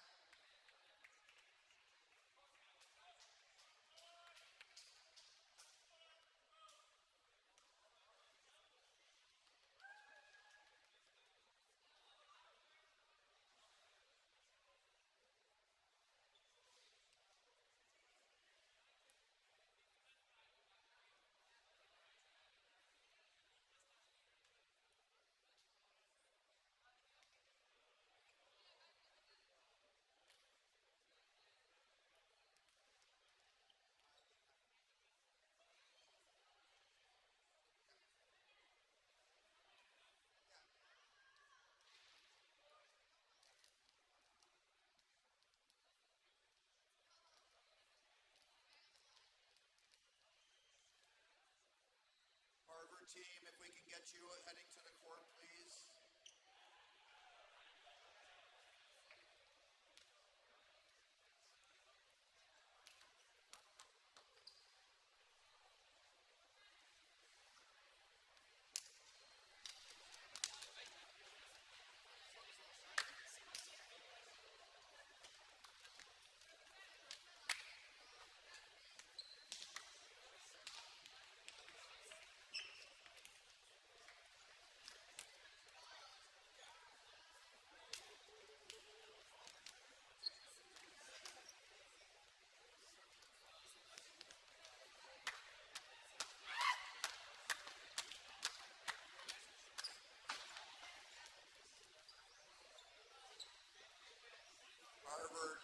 to the court, please.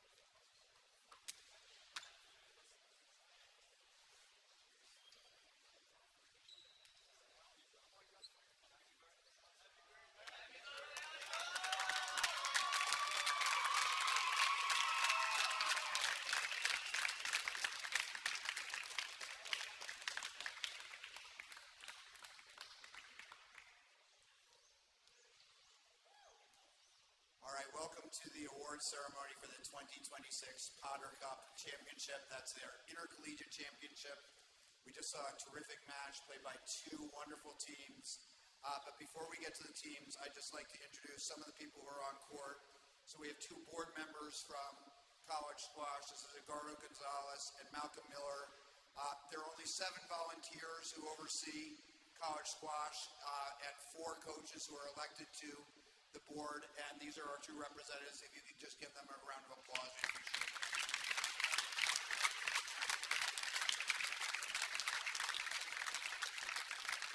Before I get to our staff, there are a lot of people who go into making this weekend work well. The Specter Center staff, led by Kimberly Leitner and Sean Carver, thank you so much. They do so much to make everything work here.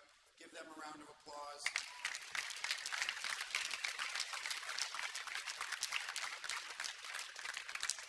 Checking in, everybody, Sakura Miller and Zach Feinberg. They did a great job. Everyone was very happy coming in. Even I had to wear my green wristband here.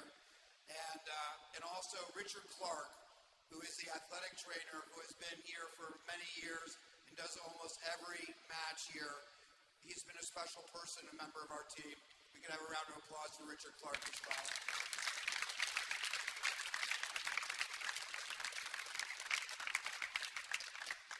This facility, as great as it is probably one of the worst facilities in the world to referee in.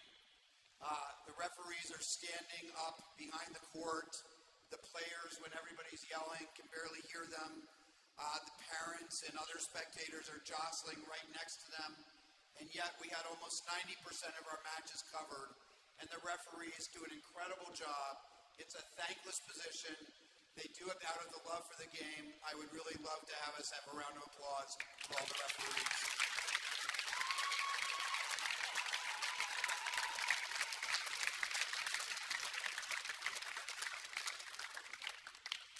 I'm about to turn this over to our commissioner to speak, but there are 2 other members of his team that I'd also like to acknowledge. Austin Creel, who is our marketing and social media manager, who's been posting everything. He's done a wonderful job.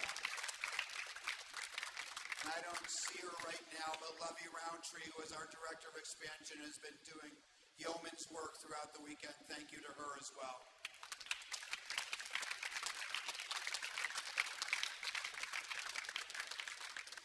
The Commissioner of College Squash is also effectively our tournament director for all this. He's kept literally almost hundreds of bowls spinning in the air, trying to do everything all at once. He's done an amazing job this weekend. I'd like him to say a few words. Please welcome Harry Smith.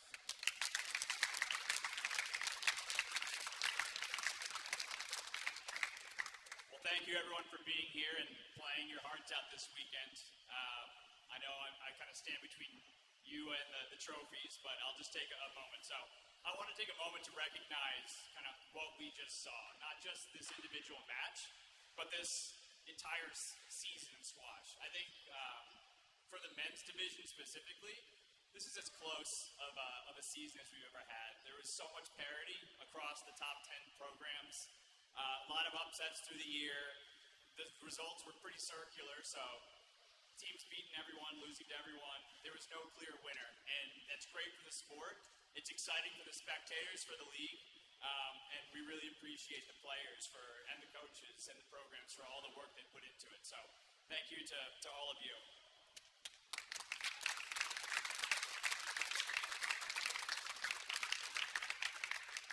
then from the standpoint of this weekend specifically, I'm just going to read this piece, but since Thursday, there's been exceptional squash played at the very highest level. On Friday evening, we celebrated the Skillman and Betty Ritchie Award winners, honoring two extraordinary student athletes, one of whom is on court right now, JoJo.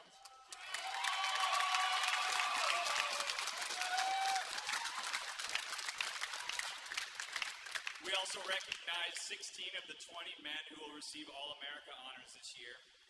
Yesterday were two incredible semifinal matches, and last night we also inducted two legends of our sport, Basit Chaudhry, a Trinity alum,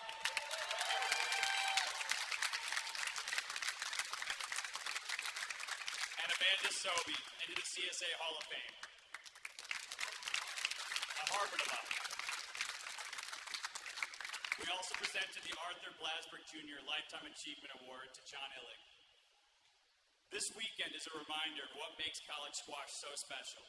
The excellence on the court, the sportsmanship, and the respect we see between the competitors, and the tradition that continues to grow each year.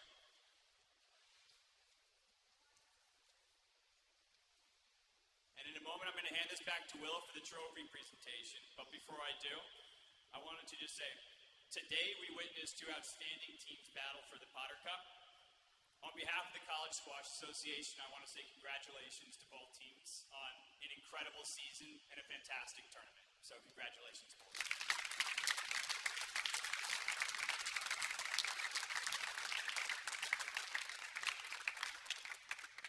And secondly, this match marks the final match for many people who are on court here today. So if you are a graduating senior, I ask that you raise your hand up high, please, so we can all acknowledge you.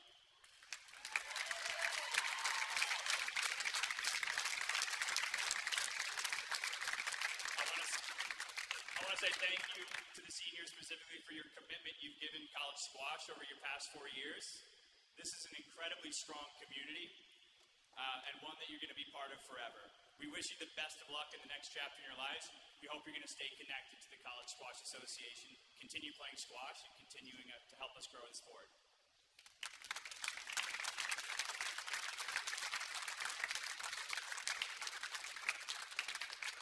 And with that, I'm going to hand it back to Will for the trophies. I'd like to congratulate our runners-up by inviting their coach, Mike Way, and the two co-captains, Dennis Gillespie and David Costales, to come up here.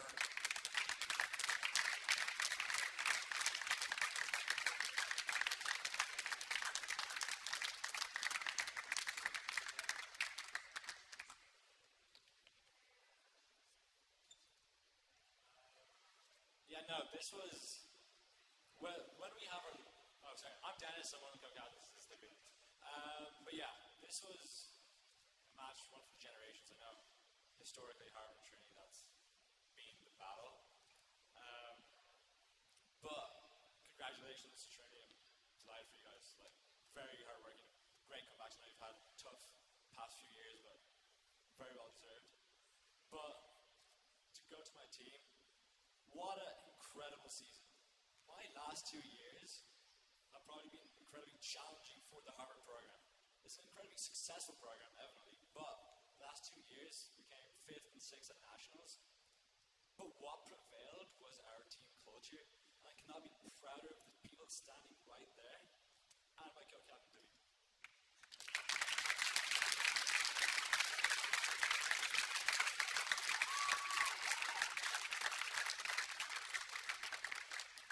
Lastly, of course, to everyone that came to support, the team culture prevails not just with our players, but it sticks with our alums, and thank you so much, and with the parents and everyone, and the coaches in particular, because they've developed this culture and nurtured us, and will nurture these players coming up.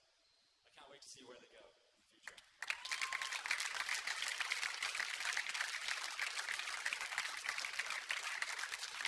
And I'd also like to invite head coach Mike Way to say a few words. I'll be brief. Thank you very much. Well said, Dennis. Oh, close up, right? Yeah, okay. So first of all, congrats to Trinity, Mustafa, Ashraf, Pope, Coach Paul, still there. I'm still here. Yeah, I want to thank the refs. They made it easy today, but what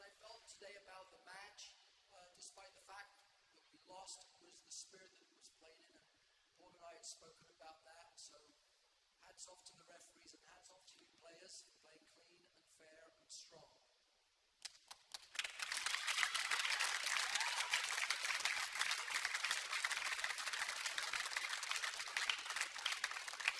As Dennis said, we had a very up-down season. I couldn't love a team more than I love this team. They're a very tight band of brothers. They went up and down, and they slowly got better and better. It was a tough mountain to climb today, Mount Trinity, but we'll be back.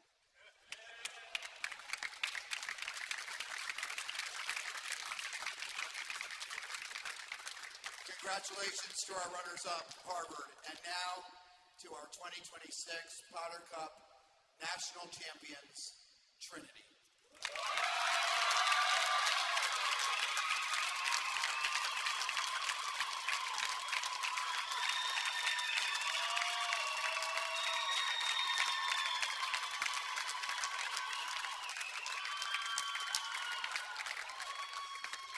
These are the co-captains who are arguing about which of them is going to speak, but they are the co-captors, Joachim Chua and Benedict Takach.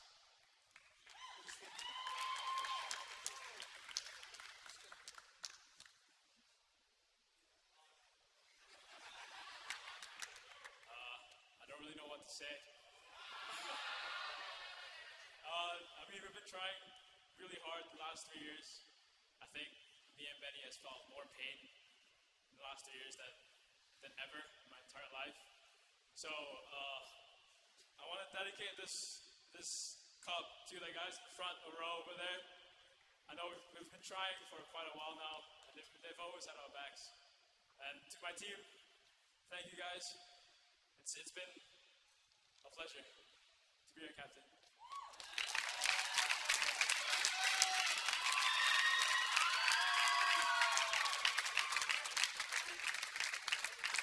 And now I just want to introduce Mustafa Hamada, head coach of Trinity.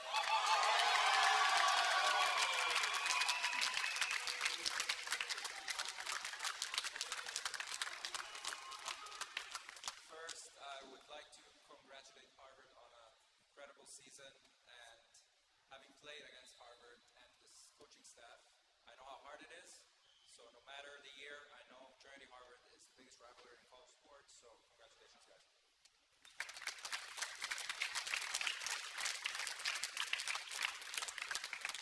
I'd like to thank Will, Harry, Austin, Lovey, everyone at the CSA for putting this weekend together, the board, Malcolm, Trinity alum here. Thank you for this weekend.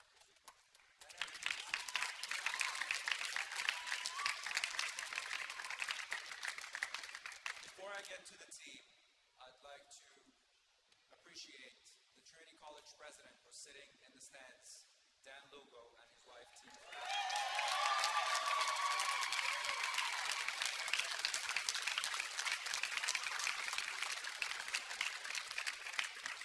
We also have a few members of the executive leadership for Trinity here with us, cheering on us all weekend. We have trustees in the building, and our athletic director, Gavin Viano.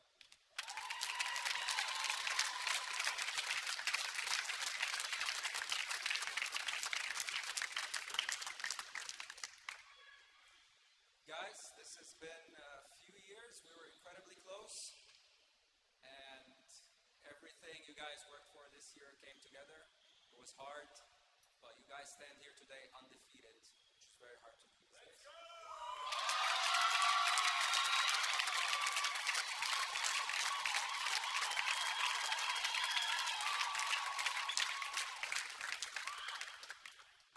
Captains, I love you. Thank you for 4 years. Thank you for leading these guys throughout this time. You were incredible leaders, and what a weekend for Trinity. We have Jojo Skillman, winner on Friday, busted into the Hall of Fame on Saturday, and then today, come out on top.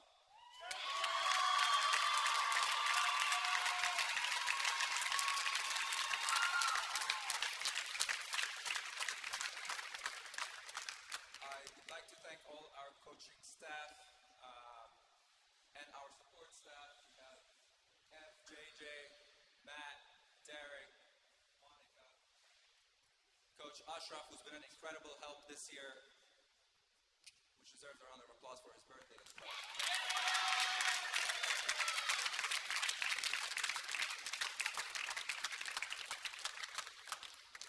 Coach Paul Asiante, today.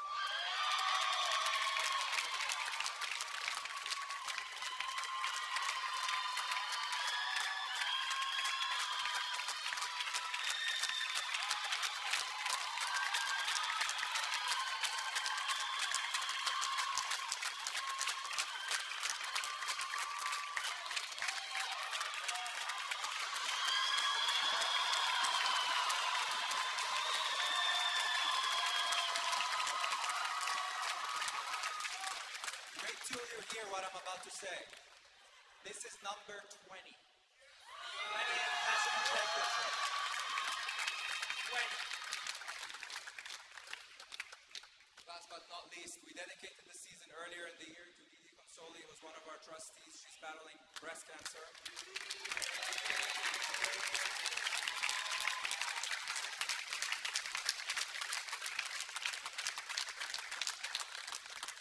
And then to my lovely wife, who is 6 months pregnant.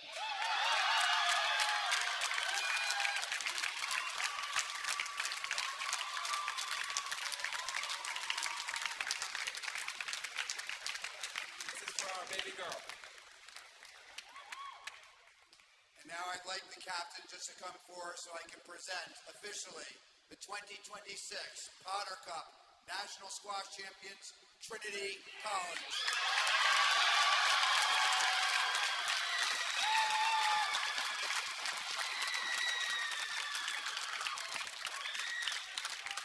Thank you, everybody, for being here. Thank you for witnessing such a great triumph and great match by both teams today. We're going to take some photos now, but this ends the celebration. Thank you. We will see you here again next year. What a great weekend. And the women's final will begin at 3 o'clock.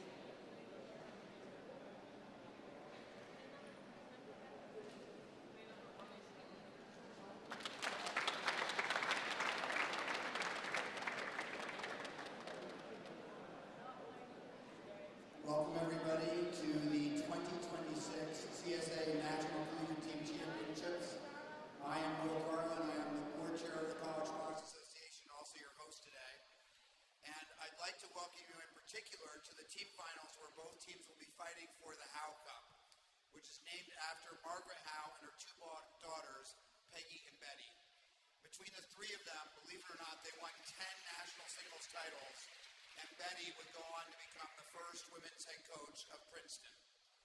This is also National Women's Day, and it's fittingly that we start today's matches with the women's final between the top two seeds in college squash. First, I'd like to welcome the head coaches of both Princeton and the University of Pennsylvania. And let me introduce the University of Pennsylvania coaches, our number two seeds first.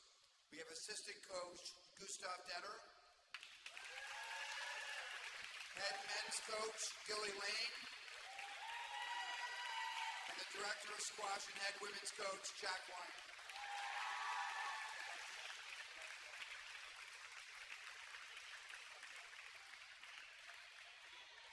And for Princeton University, our number one seeds, we have assistant coach Graham Williams, assistant coach Min-Jae Tae, and head coach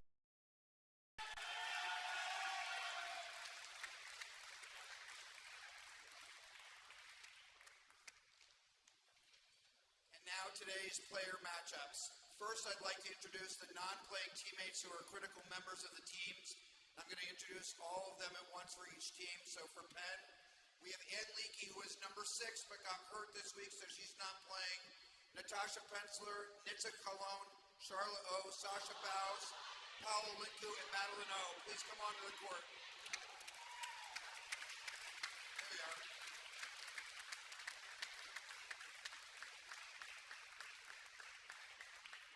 And for Princeton, we have Layla Yosri, Saranya Singh, Eliza Schuster, co-captain Abigail Schuster, and Caroline Dupre.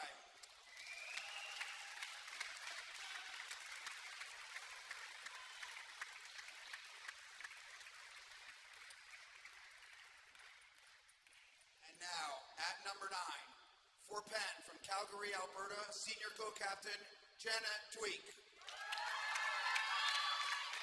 And from Princeton, New York, junior Sonia Sasan.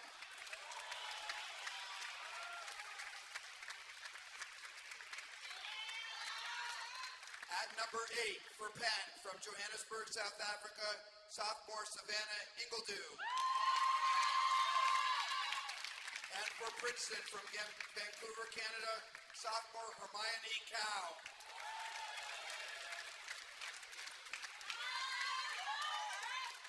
At number 7, for Penn, from Hong Kong, sophomore Haley Wong. And for Princeton, from Balen La Paz, Malaysia, senior co-captain Lian Teo.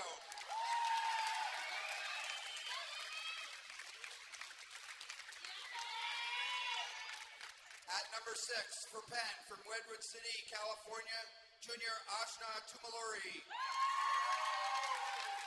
And for Princeton, from Boston, Massachusetts, sophomore Caroline Eilson.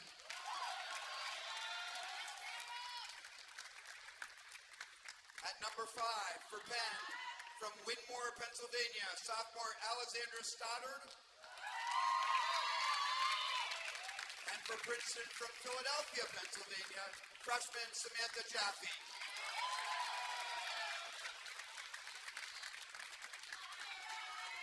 At number 4, for Penn, from El Sharuk City, Egypt, junior Sohaila Ismail. And for Princeton, from Wellesley, Massachusetts, senior co-captain Charlotte Bell.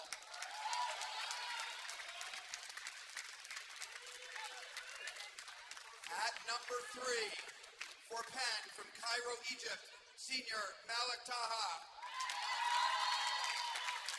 And for Princeton, from Greenwich, Connecticut, junior Emma Trauber.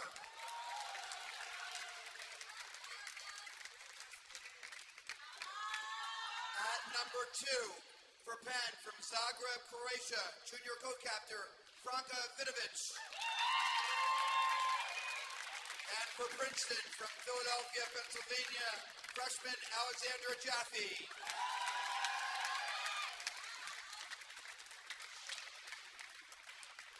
And at number 1, for Penn, from Alexandria, Egypt, junior Malik Kafegi.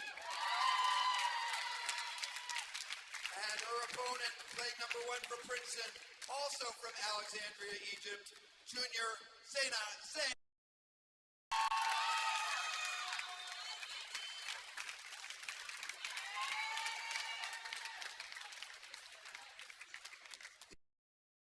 Playing for the national championship today, could you please give them both a round of applause? And now I will leave the two teams to get ready, and we will get started in just a few minutes. Enjoy the matches, everybody. This one should be a barn burner.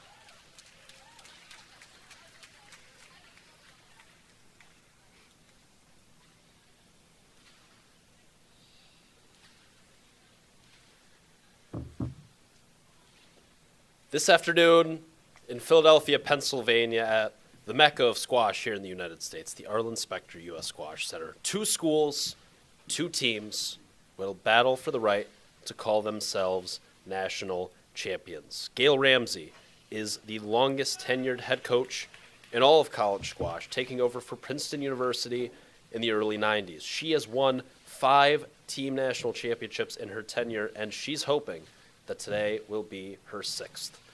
Jack Wyatt, a Princeton alumni, began his coaching tenure at the University of Pennsylvania in 2004. His Quakers teams have finished as national runners-up on several occasions, but have never been crowned Howe Cup champions. The Tigers haven't won a national championship since 2009, while Penn is seeking their first title since 2000. It's number 1 Princeton versus number 2 Penn for all the marbles here at Specter. The CSA National Championship starts right now. Hey there, everyone. Jackson Bragman here. Joe Robinson alongside for our second final of the day after what was a thrilling men's final between Trinity and Harvard this morning, Joe. Yeah, great morning of squash, great afternoon of squash. We've got one more for you this afternoon. Women's final, 1 versus the 2 seed. Sure, we're going to see some high quality stuff. Obviously, we've got, top 20 player here in Malak Faghi on court, as you can see now. We were talking before, Jackson. Predictions? This is such a toss-up for me, Joe. It feels like Princeton's depth is going to be too strong. A lot is going to have to go right for Penn. I think, to me, it feels like a 55-45 sort of Princeton lean, but I think if Penn is able to sort of go 2 and 3 of the, with their top 3, I think that they have a real good shot at going, maybe 3 and 1 in the top 4. And if they're able to do that, I think they could definitely steal a couple wins in the middle and bottom portion of their lineup. But I think, generally speaking, the depth of this Princeton team and the fact that they're capable at the top of the lineup, Zaina Zayn, obviously your individual national champion in 2026, as well as Emma Trauber and a very talented freshman in Alex Jaffe. So, to me, it feels like Princeton has the slight edge, but this is such a toss-up for me, Joe. I don't know. What do you think? Yeah, I mean, individually, look at the PSA ranking. Obviously, Kafagi higher. She's reached, 19, 20 in the world. Zaina does normally seem to get the better of her in these college matches. Malak does struggle for some reason in the team environment. But, we'll see who comes out on top. I'm going prediction. I'm going to go Penn are going to take it, which I know is controversial. But I think Penn are going to take it. It's number 1 versus number 2. These teams are here for a reason. Talking to Penn coach Jack Wyatt yesterday, he said that this is his strongest team ever. At least he feels like it is. He's got the world number 23 right now. Holding down the number 1 spot, Malik Kafagi, who you see on the right side of your screen here, taking on Zaina Zain, who boasts a pretty high PSA world ranking of her own. Zaina won the 2026 CSA Individual National Championships this year and actually beat Kafagi in straight games when these two met at the Ivy League Championships back a few weeks ago. So Kafagi with revenge on her mind. This is the type of match that it feels like Penn is gonna need if they're gonna want to have a chance here. This is sort of a toss-up at the top of the lineup. Feels like where Penn potentially has opportunities is going to be near the top. Sahila Ismail at number 4, I think, is going to have a really good shot here. Franko Vidovic is going to have a tough matchup against the very talented freshman Alex Jaffe. But I think that's a matchup Penn would obviously love to have. And then at the number 3 spot, the ever-talented Egyptian senior Malik Taha taking on Emma Trauber, who she fell to in the Ivy Championship Finals a few weeks back.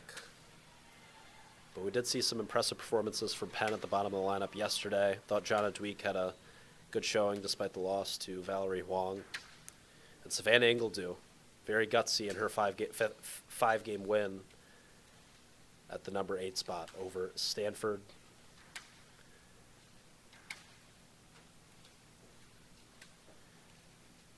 Neither of these teams struggling too much in their semifinal matchups. Penn probably having a slightly easier time with Stanford than Princeton did with Harvard. But not sure that fatigue is going to be a particularly noteworthy factor for one team or the other here. I think these teams are going to be relatively fresh as you can be, playing your 3rd match in 3 days here on finals day at Nationals. Here we see the number 7s getting warmed up. It's Haley Wong from Malaysia taking on Lian Teo for the Princeton Tigers. The other match that we're awaiting to get kicked off here is Sahila Ismail at the number 4 spot versus Charlotte Bell. Ismail, the very talented junior for Penn, some of the best technique in all of college squash, I feel. And undefeated thus far in this 2025-2026 CSA season, holding down the number 4 spot. Charlotte Bell, senior captain for the Tigers in what will be her final collegiate match.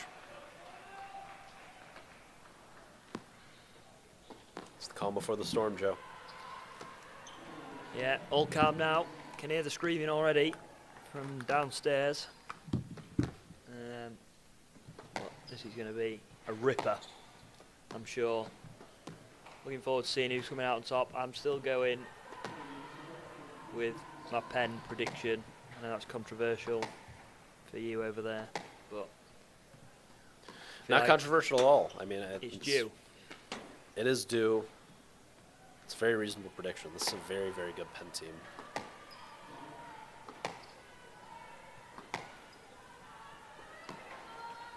So you said it's been, 20 years since. 26 years, yeah. 20 years that Coach Wyan has been at Penn. He's done a great job, obviously helped the men to a couple national championships. Very, very, both Gilly Lane and Jack Weiner have their fingerprints all over both programs. They're very involved with the other team that they're not directly head coaching. I'm sure all the boys are here as well, supporting. Obviously, losing out yesterday in the semis.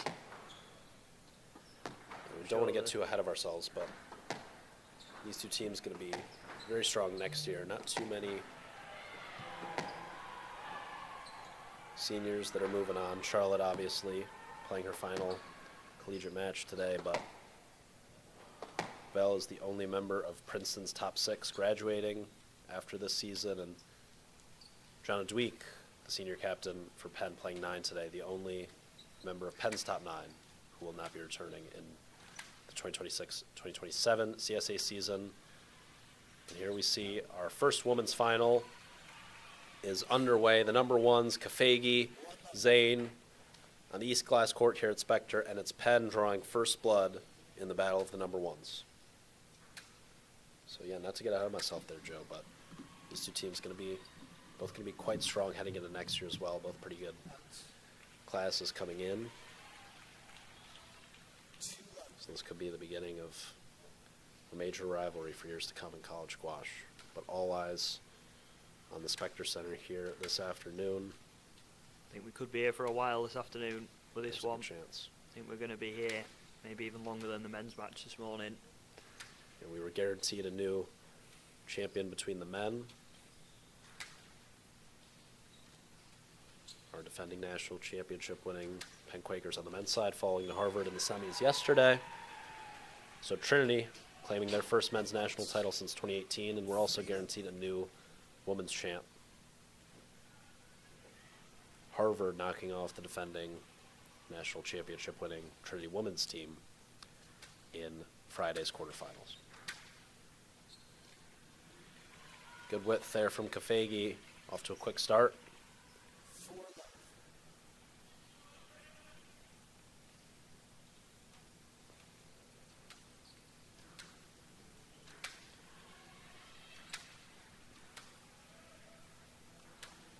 A lot of people in the building for this women's final. Obviously, Princeton,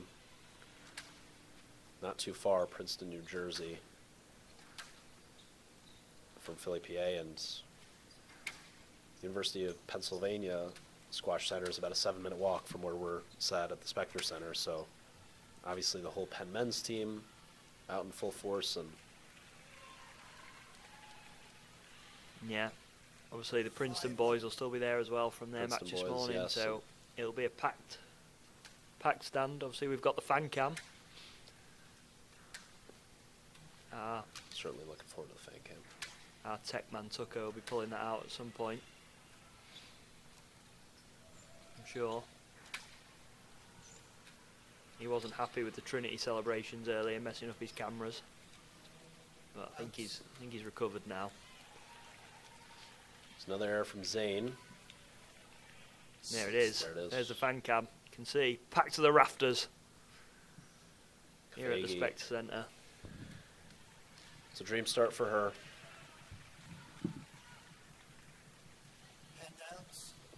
We did see Zana come out a little bit flat yesterday against Fouts in the first game. Sort of found her footing early in the second. Could be a similar situation here. It seems like a no-let to me. 1-6. She has been awarded a yes-let.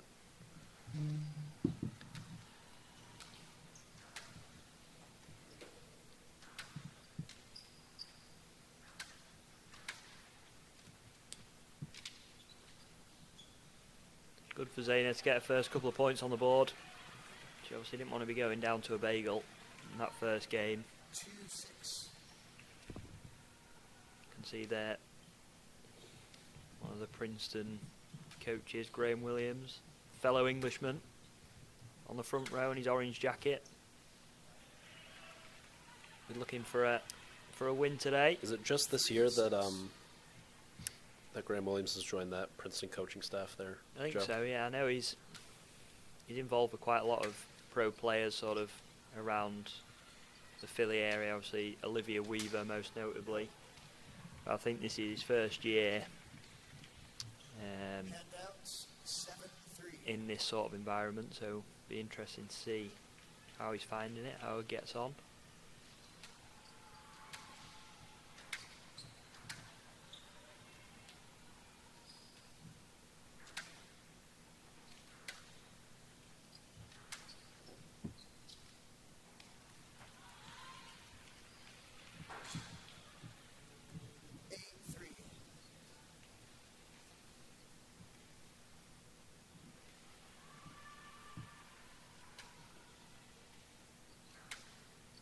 Hollis Robertson, #1 for the Princeton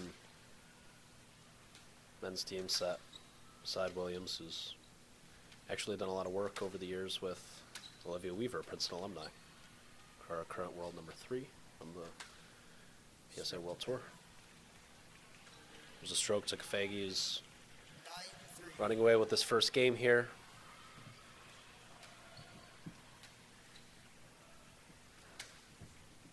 Yeah, it's a good start. I think every time I've watched these two play, Malaka's struggled with Zaina. Obviously very talented, very smooth. Interesting to see how this one plays out over the course of the match.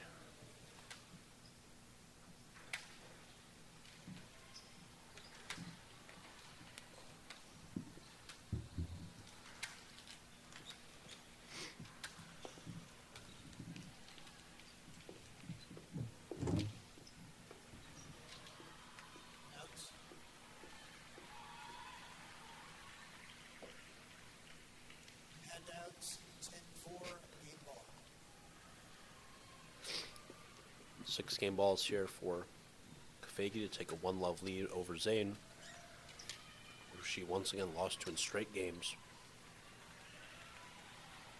less than a month ago.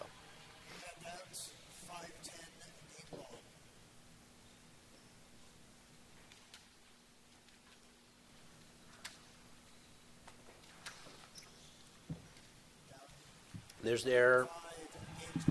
Great start for Penn.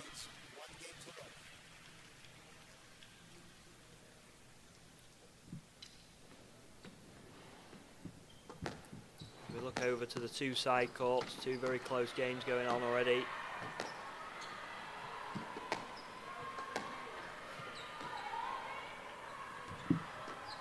Haley Wong, your sophomore year from Hong Kong, taking on Lian Teo in her senior year from Malaysia.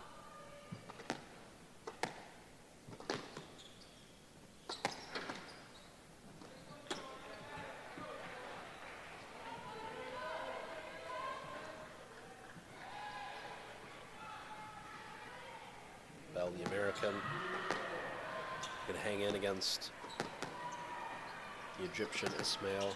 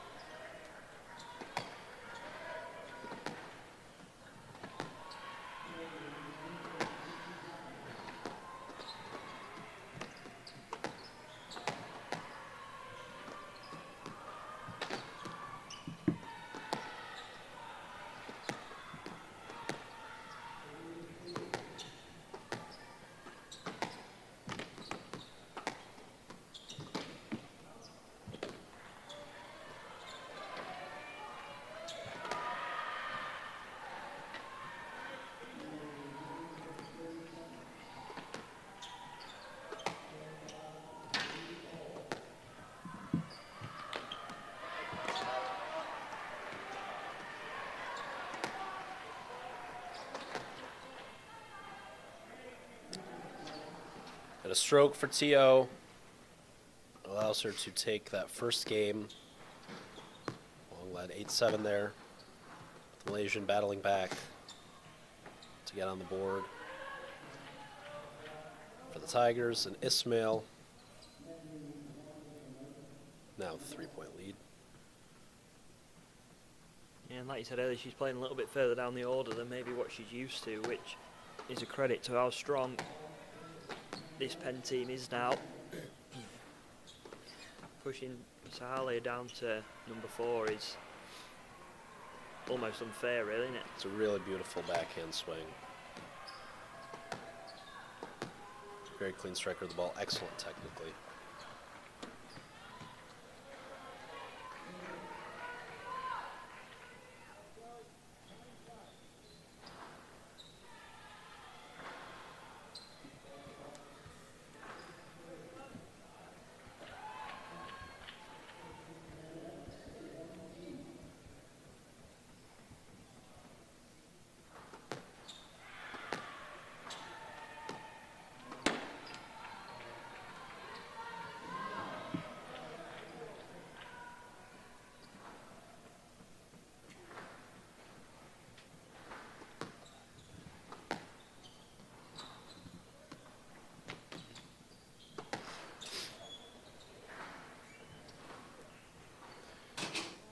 no given, and Ismail takes a convincing first game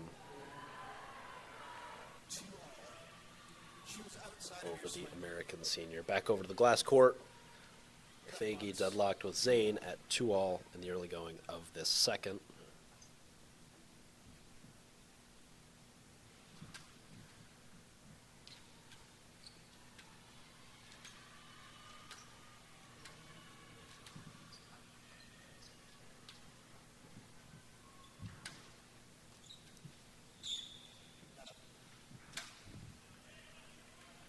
Handouts, 3-2.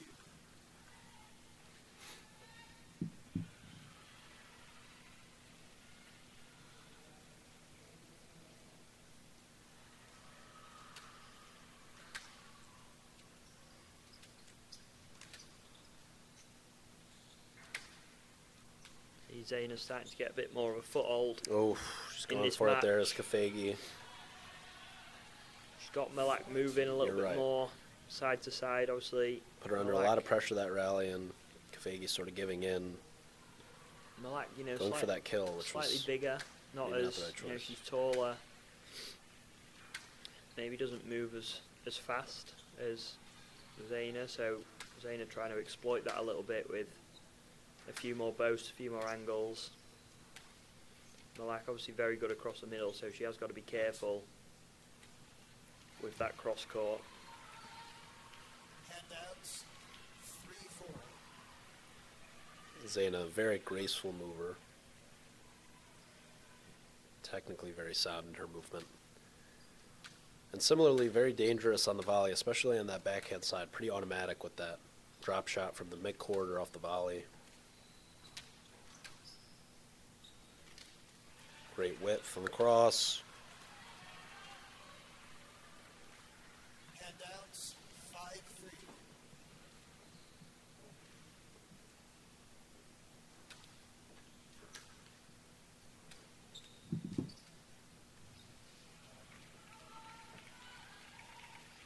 Handouts, 4-5.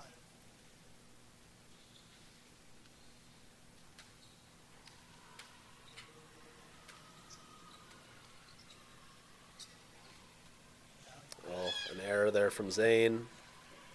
Big roar already from Malak, 5-all. Yeah, trying to just get herself reinserted here into the second. So as we expected, similar to yesterday, Zaina came out a little slow in the first and is really on her toes, is really up to the task here in this second game. You see that. I mean, 2 excellent drives over the last 3 shots. She's got Kafagi really in the blender here. That's going to be a stroke. Handouts, 6-5.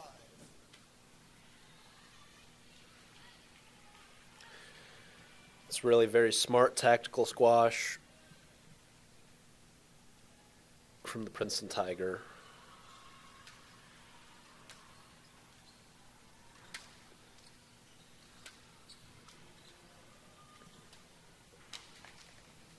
Very explosive first step. Really seems to have her feet underneath her here. Up 6-5. Very pivotal second game. Kafagi can still find a way to take the second here, despite the increase in level from Zane. Then she's going to be in a really good spot. But it feels like Zane is about ready to draw even here in the second. Yeah, this is an impressive response from Zaina. Obviously falling that first game fairly quickly. And she's done well to come back and contain Malak a little bit. She just gets a bit of a knock on the ankle there. 8-5. Hopefully nothing too bad. She seems alright.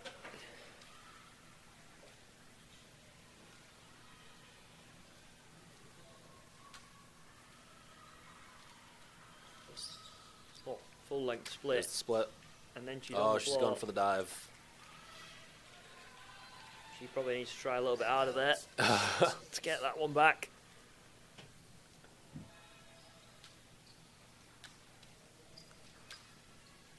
You These two pulling out all the stops. Got to empty the gas tank.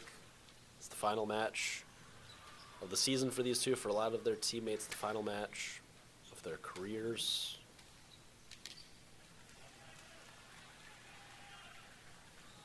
Malak looking pretty confused there. The ball actually did hit the floor. Not much to be confused about.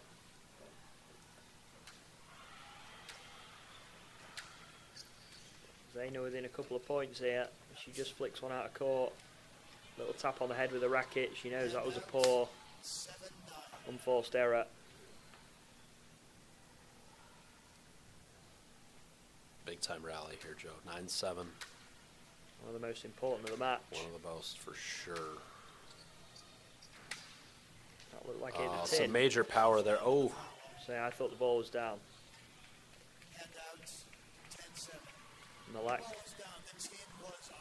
I think a lot of times when players are very quick to ask to play a let, instead of pleading their case why the ball is actually good. Yeah, I think generally that can be a telltale sign. Yeah, they're trying to sneak another rally in there. So now 3 game balls for Zane to draw even at 1-all here. In goes the boast. Not too much trouble. And the reverse boast straight out of the Leisure Center to take game 2. Zaina Zaid is on the board here in this battle of the number ones on Glass East. So we shift our attention now to the double box. Sahila Ismail cruising over on court 9 and on court 16. It's a battle for this second game. Haley Wong looking to draw even with Lee NTO.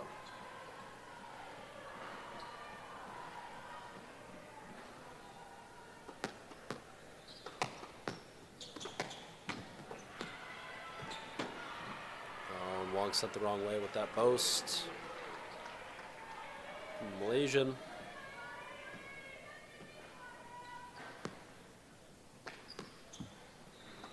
Couple straight rallies now for T.O. Looking to claw back here.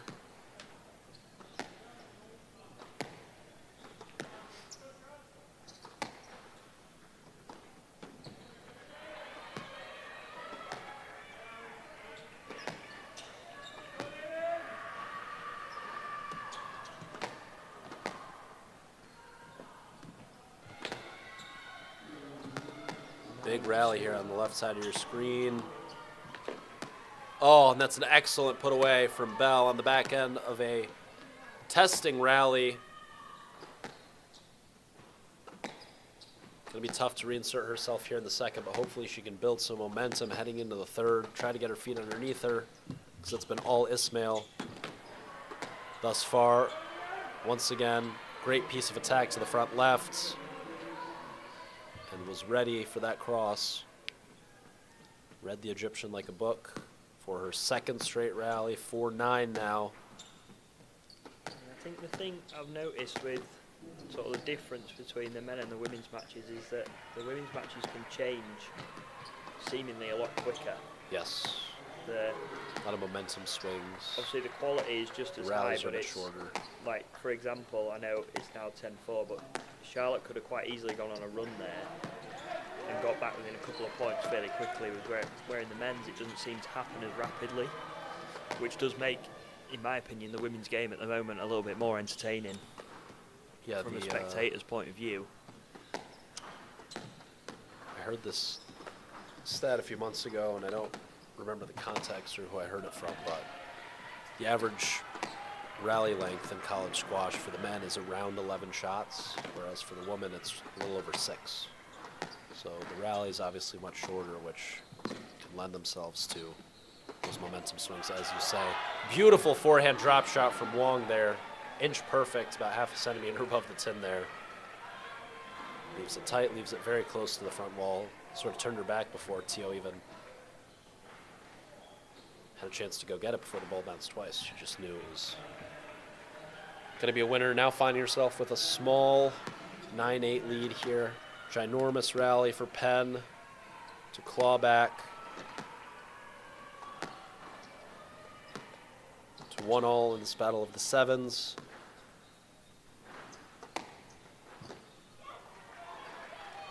fist goes in the air, and that makes it 9-all. The difference between 1-all and 2-love is massive.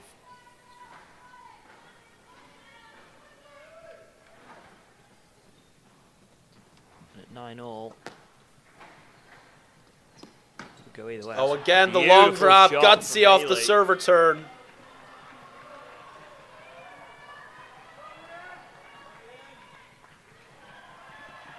Wong with a single game ball. Can she do it? First time of asking. She Oh, cannot. and an error early in the rally. Little smile. She knows that wasn't the choice. She's going to reset here. And Tio serving from the left service box on handout there. Interesting choice. The 10-all, and Wong Just strikes wide first enough. in the tiebreak. 11-10. A second game ball. Just wide enough to just get past the racket, hitting the frame of Leanne's racket. See as well, just to let you know, on the other courts we do have Trinity versus UVA women's for the 5-6 playoff. If you want to watch that, you can find it on the other court streaming on the CSA Squash YouTube channel. So if you've got friends or family playing in that match, you can go and have a look at it. But we will be sticking with the main event. Haley with another game ball. It's a third game ball. Wong takes an extra deep breath here. In goes the boast. Oh, and that's a gorgeous lob from Tio, resetting.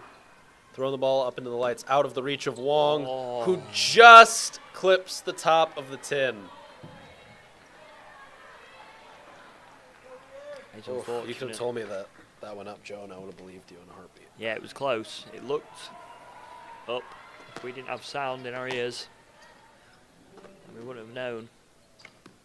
She's gone for the drop again. She's not frightened of playing that backhand drop. Again, it goes in. On the She's volley on the and floor. tumble. And in it goes. Hopefully she's not hurt herself. It was a bit of an awkward fall, but Haley again with another game ball. Fourth time of asking. Cool, calm, and collected on that forehand drop there. Can she do it? I would have buried that in the tin, Joe. That's Yeah, well I'd have stiffened up there, I think. Straight in the floor. Can Haley do it? Get a game on the board. Leanne up in the pace a little bit. Trying to force the issue.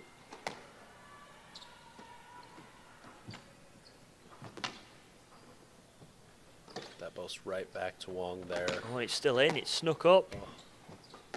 She's got a bit frantic. It's frantic.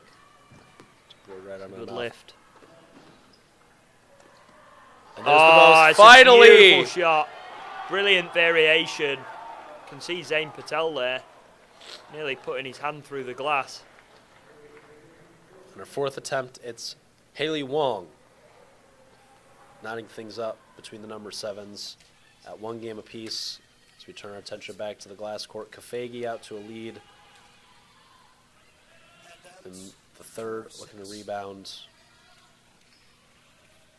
And this is where, similar to the boys earlier, we might see things start to even out in this third game. See the reflection of Jack Wyant there, who watches on eagerly, assuming coaching duties on the top court today. Gilly Lane keeping his eye on the mid-court. Oh, just hit her in the racket, it looks like. Yeah, just in the racket. We've had a couple of those today. Malak not accepting any form of apology there. No, she's not. Straight back down to business. She's not happy. Might fire her up. So Lane on the mid-court, and then Gustav Detter, the Trinity College legend, now Penn assistant, keeping his eye on the bottom court, offering some counseling to Haley Wong as we speak.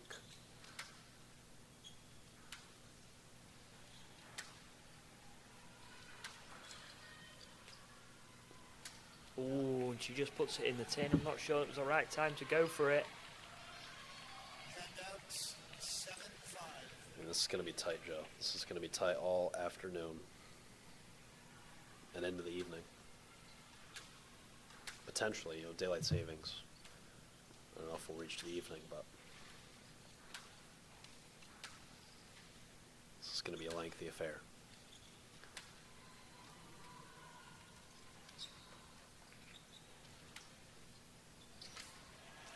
Excellent weighted shot. Dying length from the front from Kafegi out to a 3-point lead.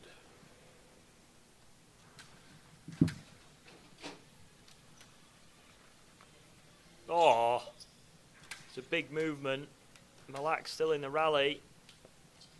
Good use of height to get herself back. Back in control, back up to the tee. And then Zaina wins on a simple length as opposed to the cross-court drop that she went for. Not a whole lot of knee bends from Kafegi there. Sort of tending to, it looks like her foot or her shin there. Hopefully she's all right. Yeah, it was a big slide, a big movement into that front corner, and that will have hurt. Put some work into the legs of her. She's a little bit taller frame to move around. Zaina seems to be getting the hang of, doing quite well.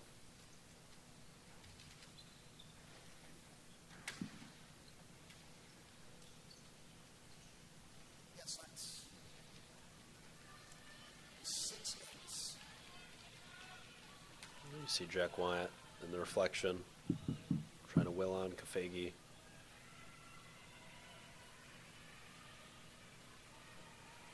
Sitting next to him is Ann Leakey, who suffered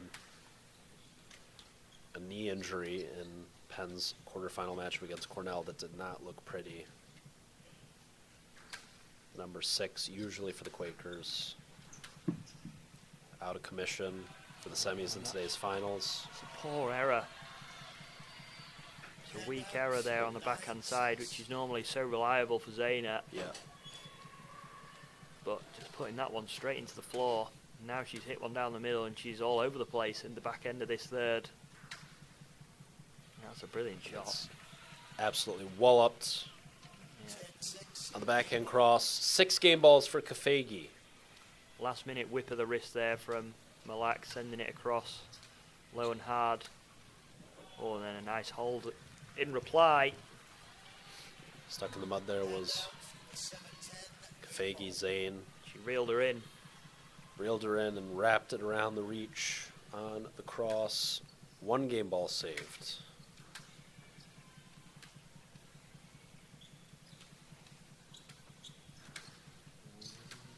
Full length split again.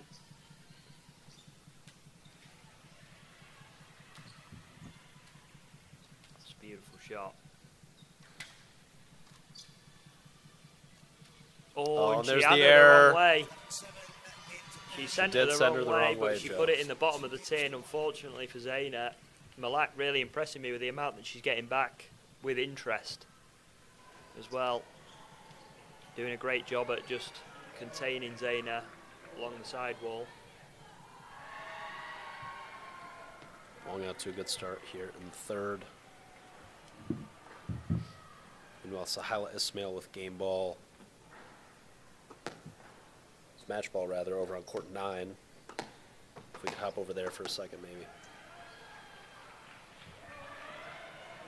Oh, looks like we just wrapped up on court 9. We can head right on back over to court 16. Thank you, Tucker. Match ball was completed. And that puts Penn 1 in front. Dominating fashion for the Quakers, who are on the board in this women's final. And there is a chance that Penn could start out 3-0 here in this opening wave. Yeah, and you know, my predictions this weekend, Jackson, have been pretty spot on. They have been. I've not got many wrong, and I'm not going to start now. I did my prediction show on the podcast last week, and I actually, for the men, I went all chalk. I think I picked the higher seed in every matchup. I didn't realize this till after. It was not my intent, but picked the higher seed in every matchup. And for the women, I think I picked the Drexel ladies to beat Yale in the first round. So I picked 9/8, which did not happen. And other than that, I picked chalk for every matchup as well. So as Wong with some major flair on that racket, a Crossnick for a winner to pull 2 out in front here in the third. So not my best prediction weekend, Joe. Did not see. You're going to have to get me on your prediction show, Jackson. Yeah, we'll have to do that sometime soon. Absolutely. And, you know, I seem to be able to see into the future. Or I have been this weekend. I suppose I did pick the 2 women's finalists. We can give you that this one. Weekend. You've gone for a Princeton win today. I've gone for a Penn win. That's Oh, a the long lovely drop. shot. She loves that long she got drop it. from the back on the backhand side. It's an awesome get by Tio that was hanging tough, and it's Great a string volley. of 3 or 4 perfectly placed balls in a row. Very well-deserved rally there for the woman from Hong Kong with a 3-point cushion now in the third, playing some really good squash here.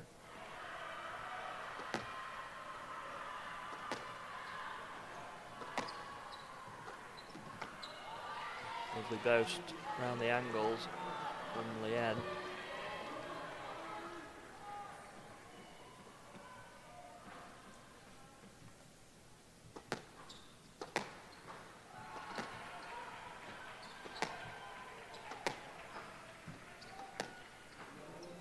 It's been an up-and-down year for Wong. She leads the UPenn team with 6 losses on the season. They're playing some really thoughtful, really high-quality squash here this afternoon. Looking to put a second win on the board for Penn. Very impressed with her play thus far. Meanwhile,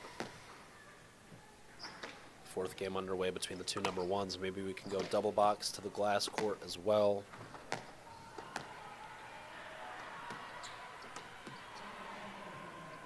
going to be a stroke. Stroke awarded. Malak Loose taking drive an early from lead Princeton. in the 4th game. 2-love up. Zaina's got a mountain to climb. It's only getting bigger. She's getting further away from the top.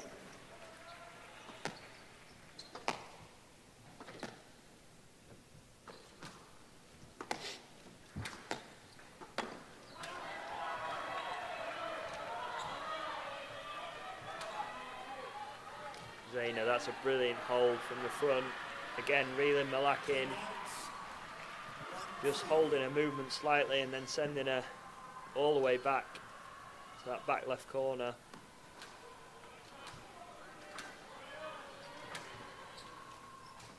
Ooh.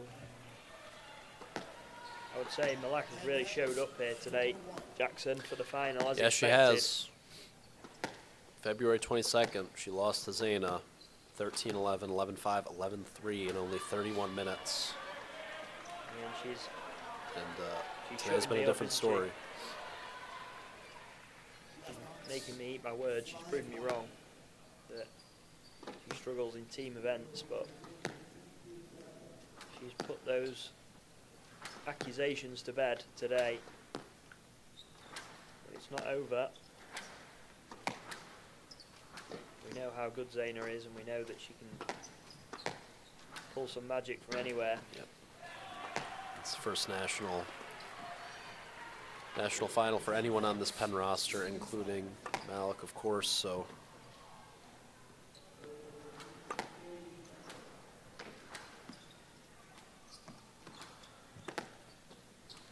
making the most of it, rising to the occasion. It's a big and frantic rally on the right side of our screens, and a crucial 9-7 rally here. Oh, and there's the backhand drop once again from Wong, which has been automatic. 3 game balls now for Penn in game number 3.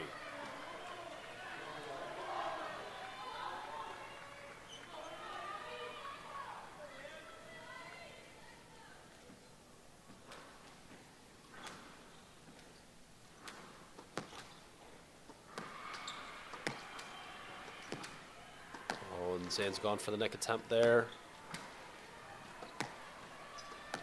Faggy with a chance.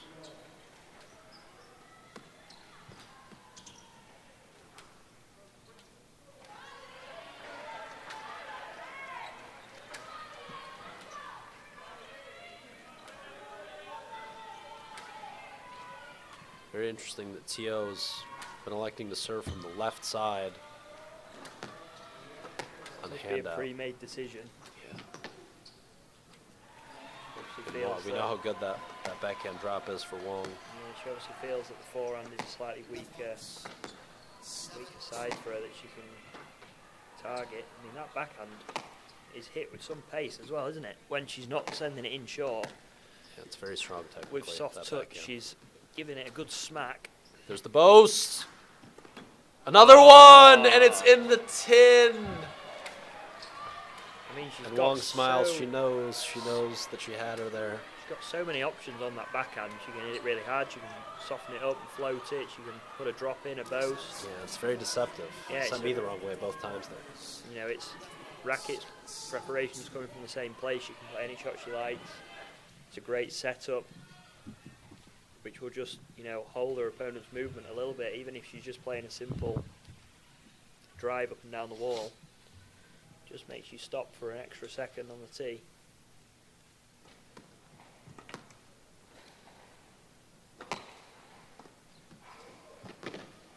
Final game ball remaining for Wong here. Who's scrapping, who's defending, who's hanging tough.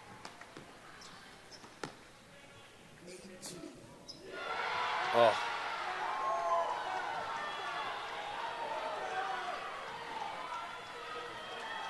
Oh, and walking a little gingerly there is T.O., who's just saved 3 game balls in a row. Do we think it's cramped? Surely not this early on in the match. Yeah, it's been a physical affair thus far as we're entering a tie break here in the third, our second straight tie break. Faggy looking to close things out on the East Glass court.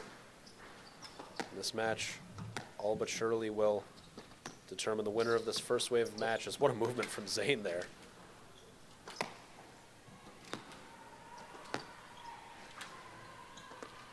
In the issue for Zaina today, when she's had the opening, she's not hit her corners as consistently. There's the backhand drop, and it's another winner on the backhand drop. Gorilla Glue to the sidewall for Wong. A 4th game ball opportunity.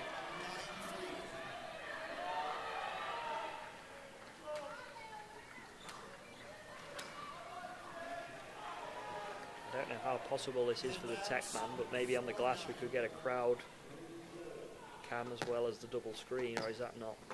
Oh wow, look at that. Jeez. We've got it all. It's T.O. saving her 4th game ball of the game.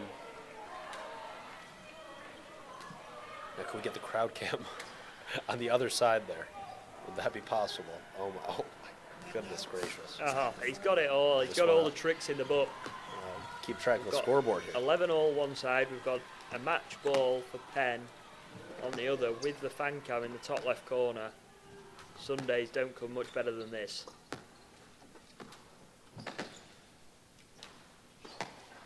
Zaina just not quite hit her targets consistently It's enough. another absolute ripper of a rally between T.O. and Wong. And that's it. And it is loud, and there's Kafagi avenging her loss from 3 weeks back.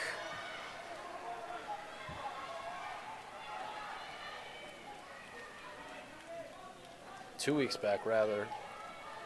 Make that 2 for Penn. This match between the Sevens now all the more important for the Tigers.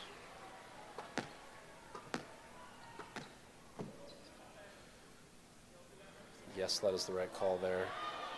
She's getting And she feisty cleared as just well. in time, did T.O. We were seeing some big fist pumps and screams from both players in this game. The NTO emptying the gas tank, the final match of her collegiate career against Wong, who has had 4 game balls in this third. It's the first game ball for T.O. here. And there's an opening for Wong. The cross is set up in the back a little bit. Oh my goodness, her drop off the bounce in the front of the court is absolutely lethal. Wong with hands for days, saving the first game ball for Tio in game number 3. Deep breath. Positive self-talk there for Wong, who serves away 12-all.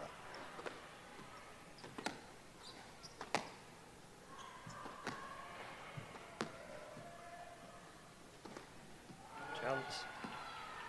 Opted to lift it. That's a great shot. Now the chance, an even better one. She's putting it in. She did everything right. It was the right choice. Everything right except the execution. Great tactics. She waited for the perfect opportunity and she created it. And then unfortunately for Haley, straight in the middle of the tin. Now another game ball for Tio. Feel the magnitude of this game emanating through the screen. Just sneaks in at the top.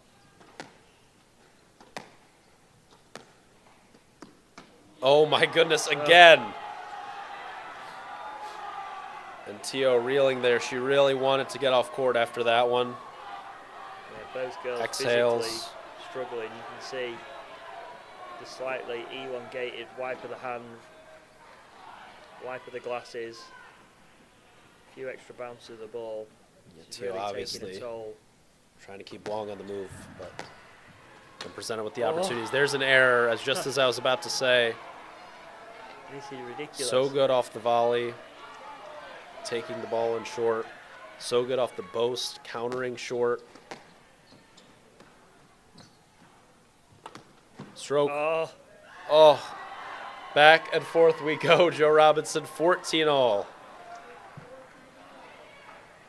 This is what, 5 or 6 for Wong? Yeah, this is as close as it's going to get. Nothing separating these two right now. We could go to a 20-point game here at this rate. Let's not ride it off. No hesitation. Once again, that backhand drop. Setting up just enough to create the opening for Tio. Not celebrating. Again, sauntering over to that left service box. Going to look to exploit the forehand of Wong here.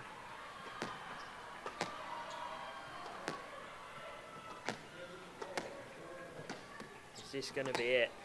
Is this the game ball that she can convert? It is. The arm got a little bit heavy there for Wong. Forehand drop just sitting up a little too much, and Tio gutsy to take this third game here on court 16 She's as we're absolutely gasping for air as she's walking off there. should be underway between the number 5s, and we are. Ali Stoddard with a 6-2 lead here over Sam Jaffe. These two Philly natives grew up training and playing together. Freshmen for their respective schools, or excuse me, Stoddard in her sophomore year, Jaffe, freshman for Princeton. I'm sure these two have come across each other many a time growing up. See how it translates to the college scene. Did play 2 weeks ago in the finals of the Ivy Championship tournament. Jaffe winning a tight 4-gamer.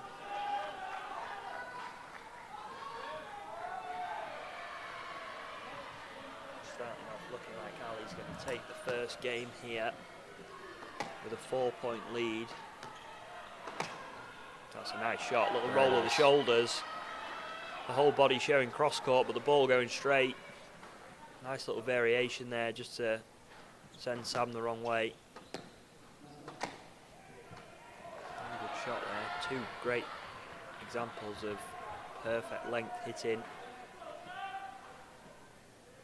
Very powerful players, Ali, very stable.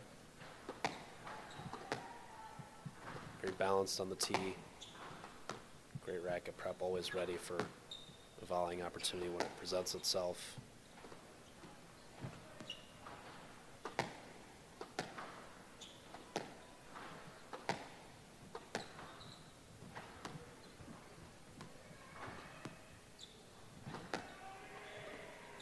Oh, that's a lovely shot. Can't quite get there. That was a nice little variation. All of Ali's body weight going to the left and Sam just putting that boast in. Nice and soft, forcing her to go back to where she'd just come from.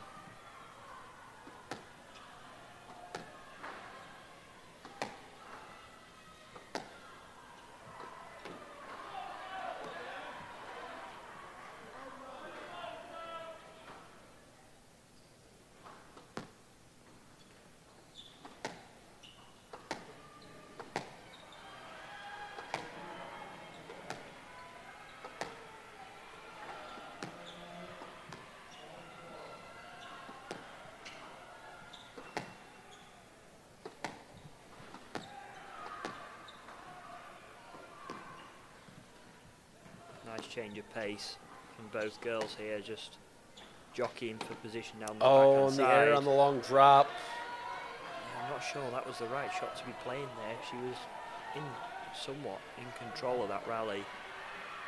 There wasn't really any need to go for that so soon.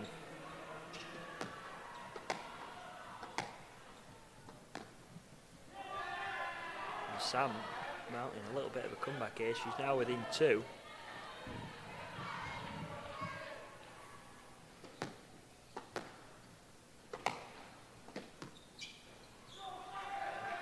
Maybe a stroke. She's back. Stoddard. She was 7-3 up. Look to regroup here against a junior rival. These matches so mental, as you know, Joe. Yeah. That ball just sneaking in.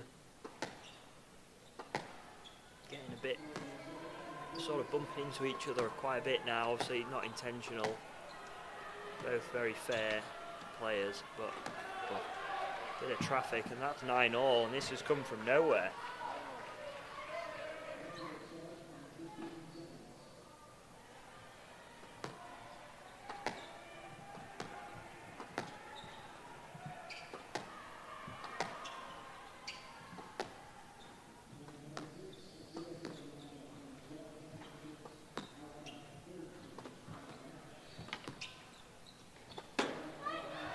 There's the error, a gift from Jaffe to Stoddard, who finally gets her first game ball of the match.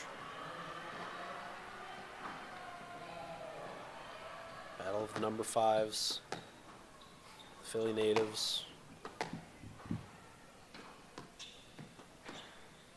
Oh, and finding the nick is Jaffe, who is so talented with the racket in her hand. Are we going to see something similar to what we were seeing? It's a tie break Across We the could. road. Jaffe 16-0 on the year, looking to keep her individual perfect season alive. And Stoddard laying out for that ball in the back left, not enough. Jaffe now with a game ball from 7-3 down.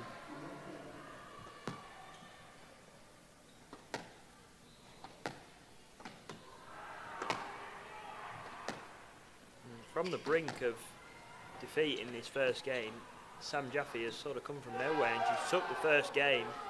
Or did that one hit the tin? Oh no, it didn't. She has the first game. And that was Jaffe out of strikes first. We were talking about it earlier, Joe. The shift in momentum, especially in the women's game with the shortness of the rally, is now underway between Emma Trauber, junior year. I mean, I would say it's all eyes For on Emma this versus number sevens match. at the moment. Taha in her final college squash match. Now this fourth game slipping away from Wong after 4 or 5 game balls there in the third. There was a moment when things looked all pen. They still lead 2-0, but now Jaffe leading 1 game to love. Teo leading 2 games to 1 as Wong, generally speaking, I say don't apologize for a nick on the cross, but that one was a little shallow in the court there. Maybe a stroke of fortune for Wong. Back to 3-6. I'm impressed with Teo, just how she's backed up physically from that mammoth third game. She looked like she was really, really struggling through large parts of it, and she's done well to back up and get herself a lead. Maybe she's now going to start to feel the effects again, and that second wind might wear off a little bit. The adrenaline maybe cooled down.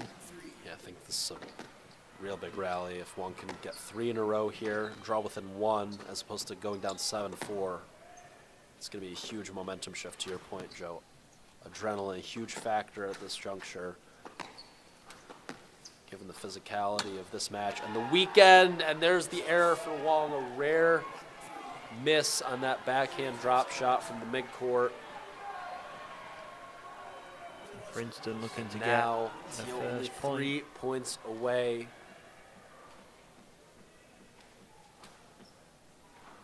Princeton looking for the first point on the board. It would be a very important one. They don't want to find themselves in too much of a deficit. You know, mentally that does play a part. On the rest of the players that have got to play, if you know you're 3-love down in a team match, it's, as I'm sure you know, Jackson, playing in these environments, that if you're going on court and you're 3-0 down, you maybe feel a bit of pressure to perform, you maybe feel a bit more responsible. Of course. Completely shifts the dynamic of the match, and I think a lot of times people look back at, you know, 6-3 results. That's excellent kill, pulled out of nowhere from Wong, showing her class on that backhand side. Yeah, a lot of times you see 6-3 or even 7-2 results and say, you know, it was kind of a blowout. But one match in the first wave could shift the entire dynamic. If a team falls down 3-0, it's hard to crawl out of that. Whereas if it's 2-1 or if a team goes up 2-1, to find themselves in a much better position. Yeah, you want to stay within touching distance, don't you? As best you can, you want to stay within touching distance. Wong is hanging in tough. The more time goes on, the more it seems that Tio is justified in trying to attack that forehand of Wong. She has been so good on that backhand side, ripping across there for a winner with perfect width and weight. Oh, and then Tio with a backhand drop of her own on the volley. It was tied to the sidewall, and she just sort of scraped it off. Hands are us here between the number 7s. Straight into that front left corner. It was a beautiful example of sending that ball in short, very positive, very fast. Sort of punched it in rather than floated it, and it's paid off. And she's given herself a 2-point cushion again, and 3 away from taking this victory for Princeton.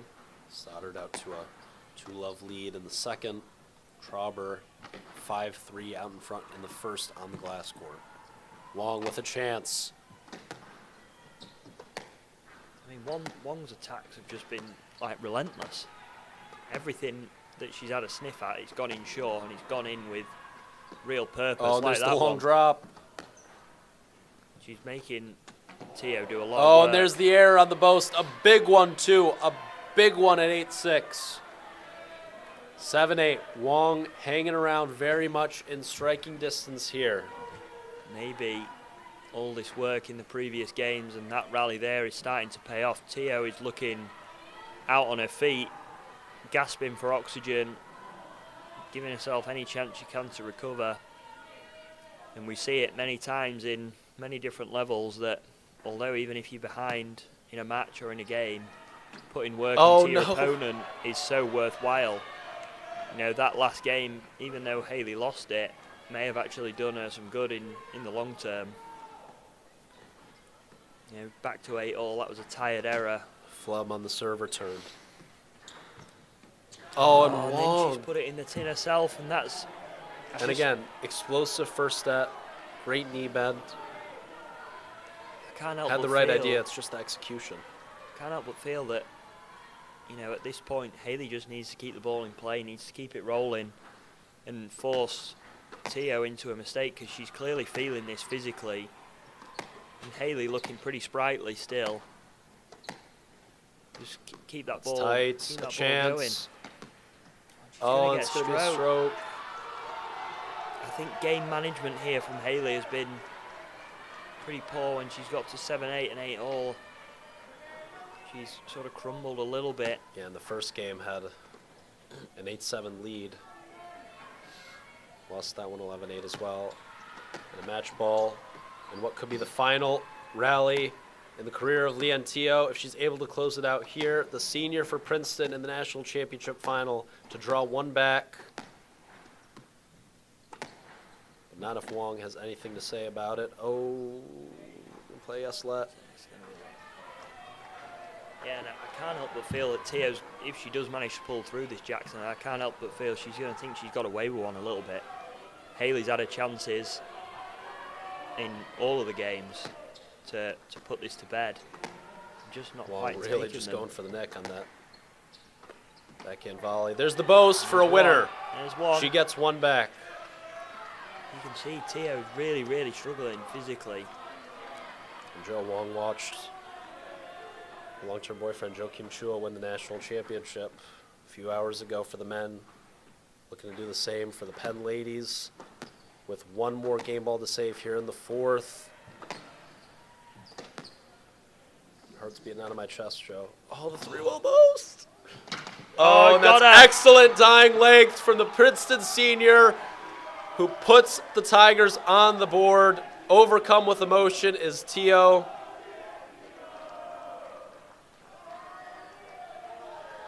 She's a warrior and a half. Yeah, I mean, great show of sportsmanship there from Wong. This is good to see, and this is what it's all about. Yeah, I mean, that's an absolutely brilliant win for Tio in her last match to come from 1 game down and looking physically, to be honest, sort of out of it.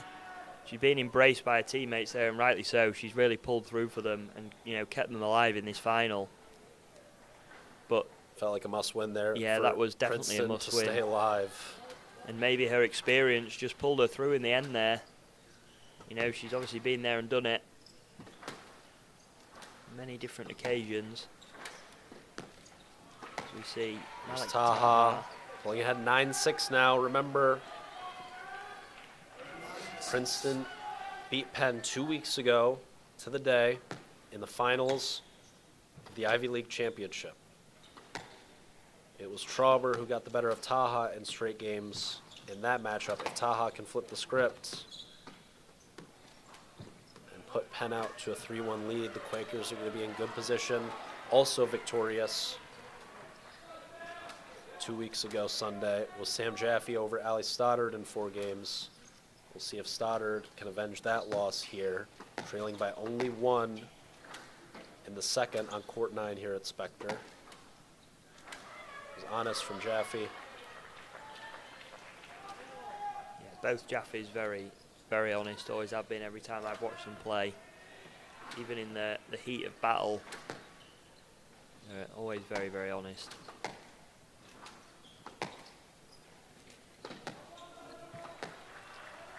Ball into the floor from Taha. As we've reached the 10-minute mark here in this opening game of the number 3s, some long rallies. Still only at 9-7, Trauber serving away. Just error from Jaffe, and now Stoddard back out in front. Here in the second. It's a back and forth affair between the number 5s. Just going to sit back and enjoy these closing stages of these couple of matches that we got here. Pair of 9-8s. Next on the bottom court, as Stoddard with 2 game balls now. Next on the bottom court, Hermione Chow and Savannah Ingledew getting warmed up. The number 8s. Stoddard serving with 2 game balls. Yeah, we highlighted the number 8 yesterday, didn't we, in the debrief, saying that it could be a cracker of a match. At number 8. Loose try from Stoddard. It's a stroke for Jaffe, who started a little unsettled, but nods her head, resets. 1 game ball remaining here in the second.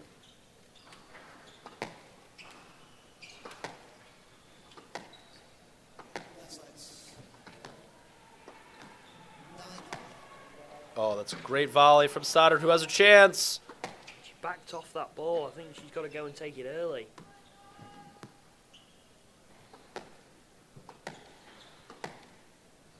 And that's excellent there. And a rare roar for Stoddard, who is fired up to take game number 2.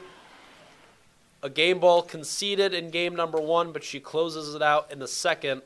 All knotted up at 1 apiece between the 5s. Back over to the glass court.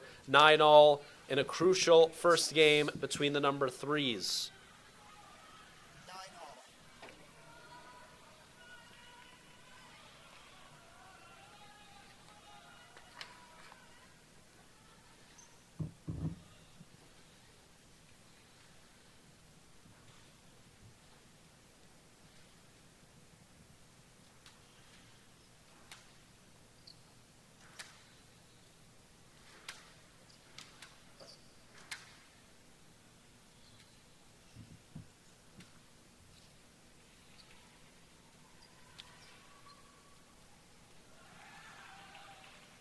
And they're getting a lot back there. Taha just complaining about the 2 bounces, which he thought it was. Not quite sure what's happening here. Trevor thought that ball from Taha was down. I saw it good. Yeah, Seems like the ref it was a bit of an interesting shot. It sort of skid off the side wall onto the front wall, but I do think it was good. I don't think it hit the tin. And not what she intended to do there, Taha, but does look like it was up and it was a winner. You see Tio on the left side of our screen. What a battle from her in that battle of the number 7s. Haley Wong played real well, played her heart out there. Commiserations to her. But Tio battling. It's a long weekend for these young ladies and the young men that we watched this morning. 3 matches in 3 days. The consolation, the ladies battling for 5th. It's 4 matches in 4 days for them. And it's Malik Taha off the air on the boast from Trauberg, going up 1 game to love in the battle of the number 3s.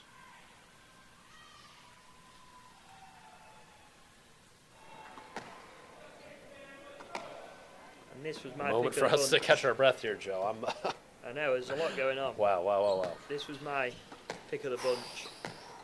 The number 8, even though lower down the order, Savannah obviously a fighter, never gives anything up. Hermione very talented with a racket.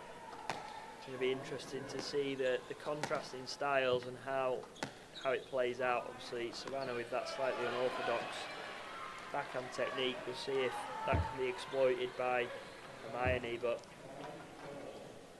this was the one I was most looking forward to watching. So we'll see how it plays out. Will we be underwhelmed? It's the real question. Hopefully not. So far, we have not been underwhelmed by anything, especially the last match on that court.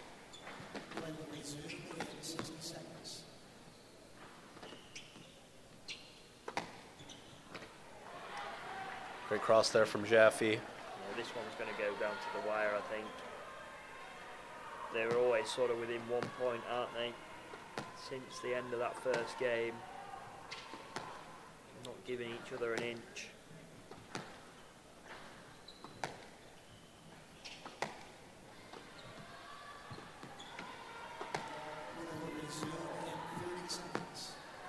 Stoddard, one of the more improved players in college squash this year. Moved up a spot or 2 on Penn's ladder and has really held her own at the number 5 spot, top American on the team. 14-3 record on the season. Jaffe, of course, an esteemed junior career, the number 3 ranked junior in the girls under 19s this time last year.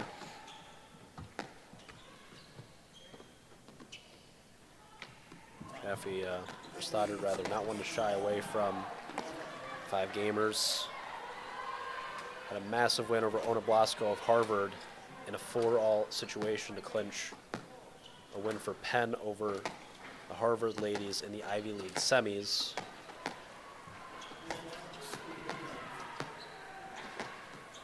Also a big win back at the start of the year when Penn took on Stanford.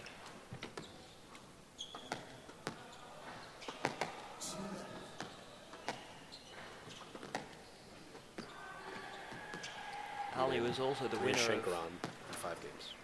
Was also the winner of one of our summer satellite series. That's right. And she beat Emma Bartley in the finals, if I recall. No, she didn't Or maybe beat it was the Emma in the semis. final. I think she may have played Emma at some point. Yeah, I can't remember who she beat in the final, but that was a nice little weekend win for her in the summer. Looking, hopefully, to do a few more here at the centre. So if you're an aspiring pro or college player in the local area, get yourself down to the Spectre Centre, keep an eye out for any events that we hold. We've also got an exciting new summer Excellent showdown. touch there from Jaffe, wow. Got a summer showdown coming soon to the centre, so keep your What's eyes that? peeled. Summer showdown. Yeah, Tell me more. we can't reveal too much. But we're looking to do a summer showdown here at the centre in Whatever that is. Philly, and looking to make exciting use stuff. of all 18 courts. So again, if you're an aspiring young pro, club player, professional player watching the stream and you want to get involved, keep an eye on the social media. Stoddard there playing counter drop in the front left. Sort of sat on the ball a little bit. She's got to get back to the tee this matchup, getting physical. Again, third match for these ladies in 3 days, but sort of get back to the center of the court and hunt the volley when possible. Easier said than done.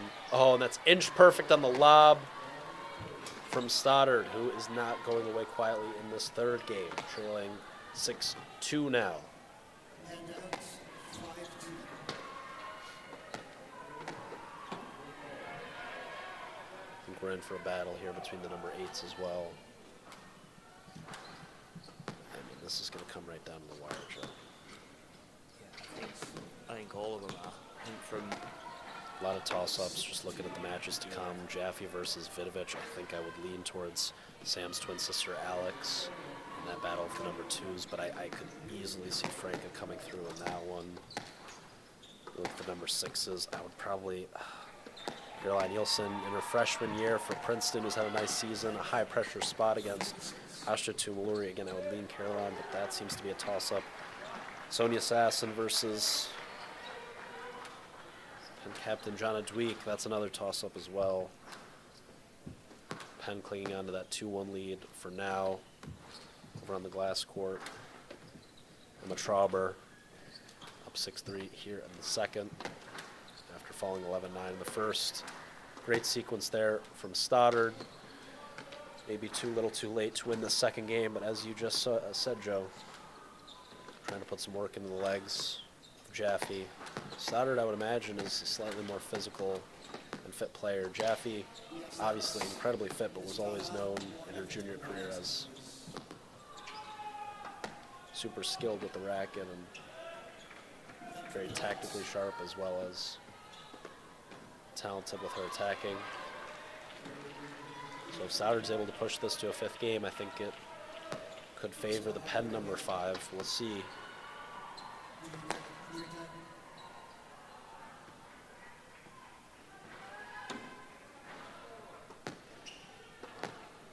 It's Ingledew trailing 3-4, and as we mentioned yesterday, despite that clunky backhand, she doesn't really shy away from taking the ball early there, volleying on that backhand side. It must be quite hard to read because there's no other yeah, that's the flip like side it. of it. That's.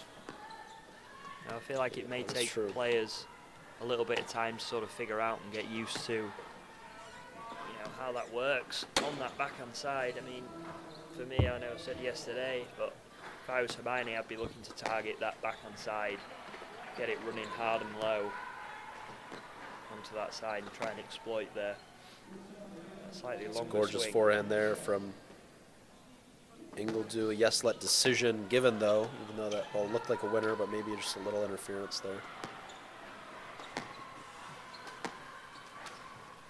Little tumble there from Jaffe as she's a point away from closing out the third. Back to glass court action between the number 3s and back to court 9.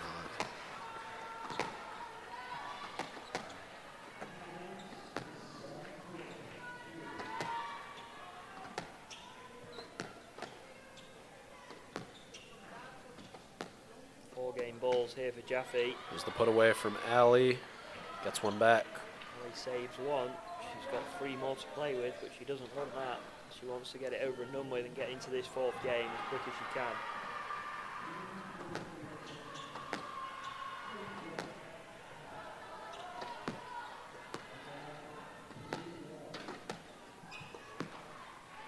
And that's it.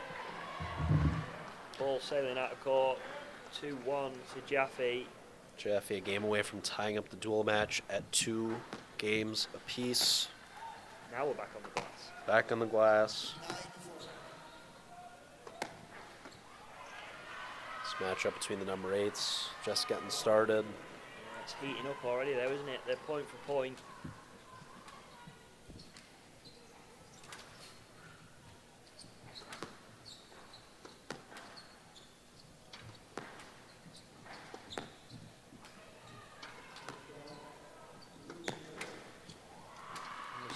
Momentum swing on the glass court with Emma now in the driver's seat for this second game. Handouts, 5-9.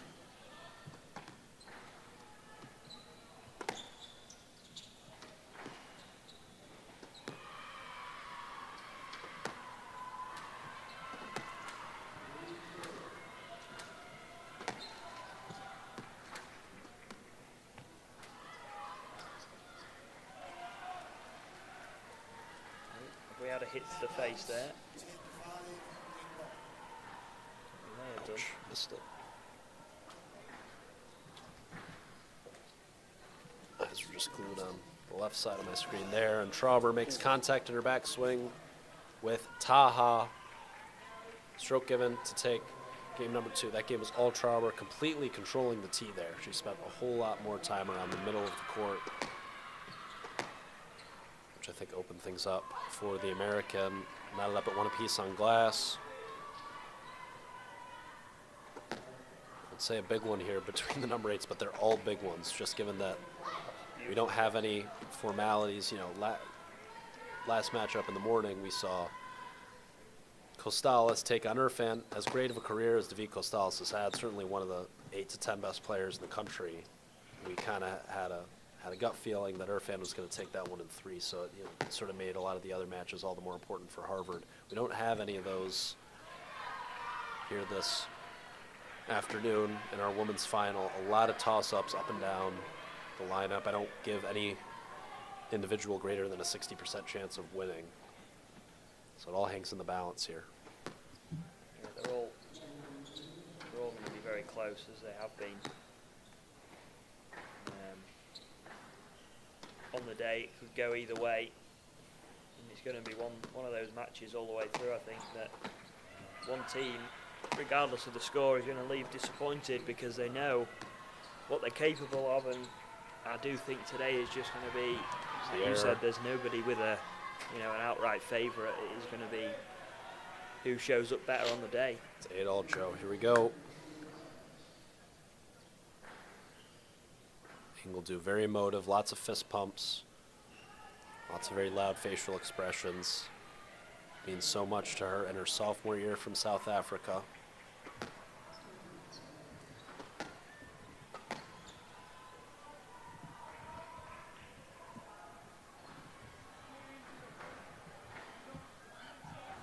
Yes, let.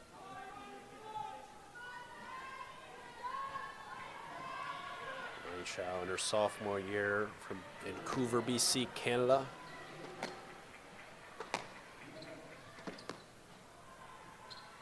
An anchor for this Princeton lineup all year long. I actually coached Hermione's younger sister. Oh, is that right? Before the US Junior Open last year, she came down a week before. Was having a few lessons. Another very promising squash player. Keep an eye out. The Cow name, I'm sure, will be in college squash for a long time to come. She's got 2 game balls.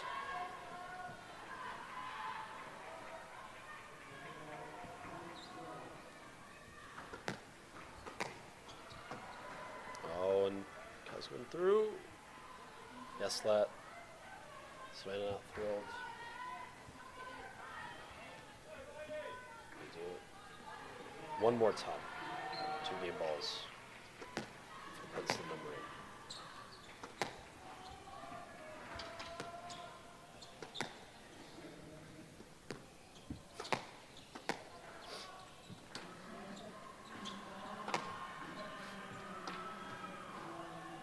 Chance for Savannah, and she buries it in the tin. She's not happy with herself there. You can see the reaction. Just flinging herself away and getting out of there as soon as possible. Miney Cow taking the first game, 11-8. As we switch back over to the glass. Nothing between these two.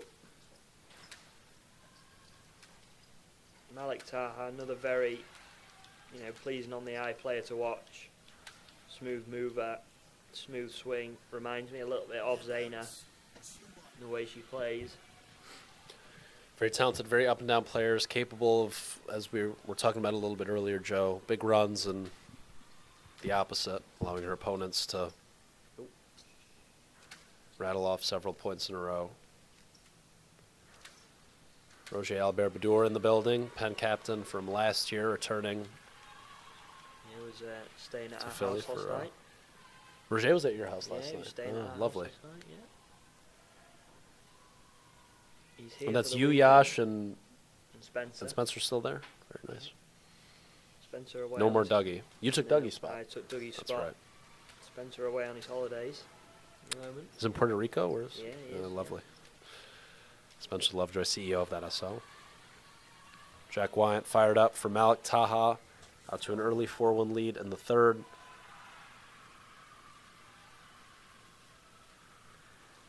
See the crowds gathering along the side courts for the Jaffe and Stoddard match. Maybe we can do a little shift over and see what's going on over there.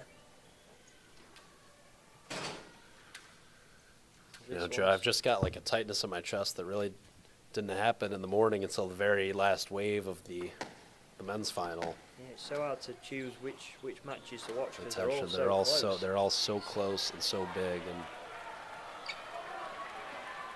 you can see as well, if we look out from our bird's nest, you can see crowds in their masses around the courts. There's no court that's empty. yeah, the Princeton faithful have traveled well for this one. Whole lot of orange around the Spectre Center. Yeah, we've got multiple camera angles going on. It's all kicking off.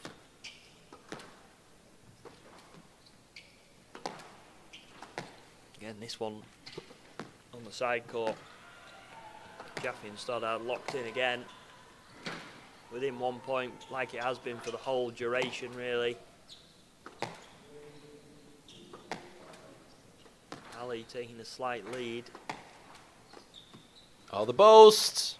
Got Very it. effective boast. Excellent piece of movement from Jaffe. Oh, she finished it off nicely as well. She got a little bit lucky maybe with Yeah, I the don't know. tight. Don't know if Ali's done too much wrong counter. there. But she took Just her a great chance exchange well. from both. Again, knotted up at 6-all. So close between these two. 40 minutes into this one. And there's a roar from Counter. Stoddard, who pulls away. It's a great counter on the stretch. That's a very, very 7-6. difficult shot to execute. Making it look very easy. Very athletic, very powerful mover. Back out in front in the fourth.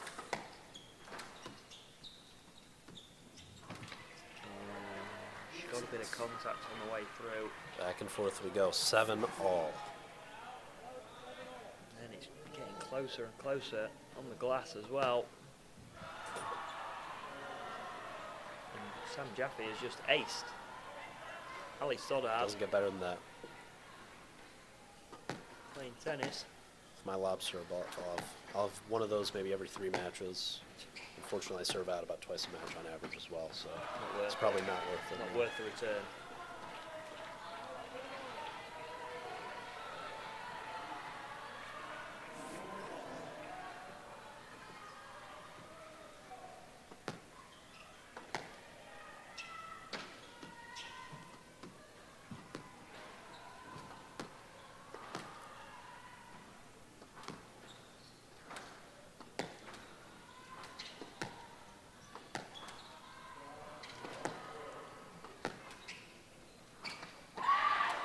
Oh, she's got it. The high cross, played at the perfect time, 9-8. in the perfect spot. Stoddard generally not one to celebrate, not very vocal on court, not one to fire herself up. It's the national championship final, Joe. All that's Yeah. tossed to the wind. You can't get fired up for this. What can you get fired up for? And now she's got And now 2 game she's balls. Keeping For the tempo going. fifth Rushes game. right over to that service box after that winner. For a 5th game. In the first 5th game of the afternoon. Even though all of them have felt like 5 games every time we've switched over. This one is the first real one. I feel like we are going to see a celebration from Ali if she takes this.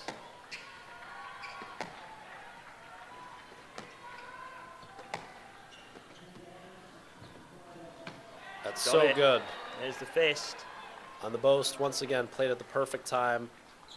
So tactically sharp is Stoddard, who will force a fifth against Jaffe. Stoddard, a bit of a late bloomer, not the greatest junior career, relatively, but has found a very solidified role now at the University of Pennsylvania. She's Jack Wyatt's pick for most improved on the team this year. And now finding herself headed to a fifth game with Sam Jaffe, one of the U.S.'s top junior players this time last year, who happens to have a 16-0 perfect record on the season for Princeton. Can Stoddard hand Jaffe her first loss of the year? It would be huge for Penn's cause if she's able to do so. She might not keep hold of that 0. Someone's O's got to go. And Sam will be looking to keep hold of hers. If we jump over to the other side court, back on with Hermione and Savannah. Again, tough to separate the two. A lovely counter, Savannah going in, nearly falling over. High quality stuff from Hermione and going into the front.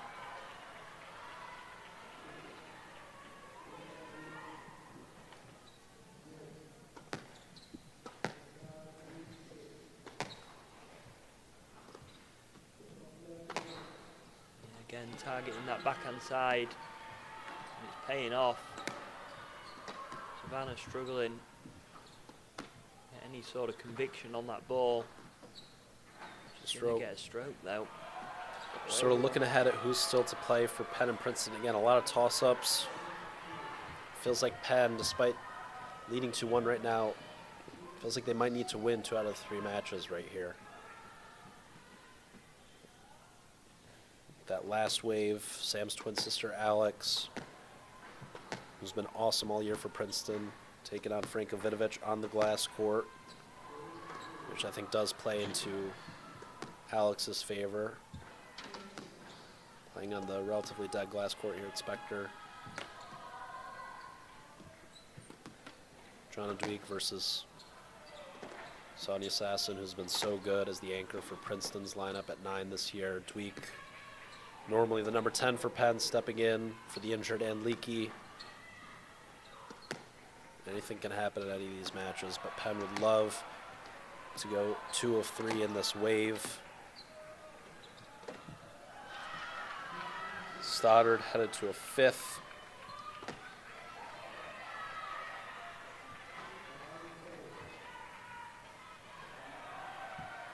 Taha leading 9-6 here in the third. Maybe we can double box them in, the number 3s. 4-game balls now for the Egyptian in what is her final college squash match.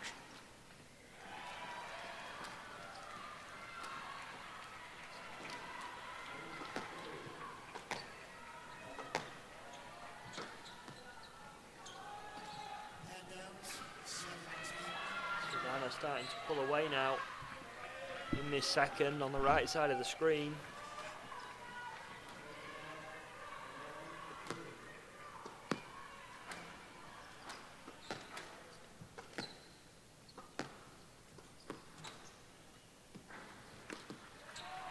It's great defense and offense from Trauber, fully stretched out in the back right.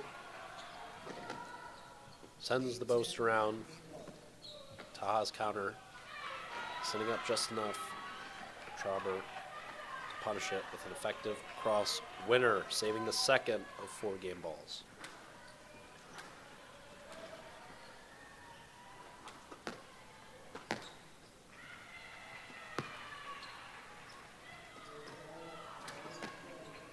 Oh, and she got her on the whip. 10-9 now. Edging closer. As Savannah takes a 9-4 lead. And this couldn't be any more back and forth, Jackson.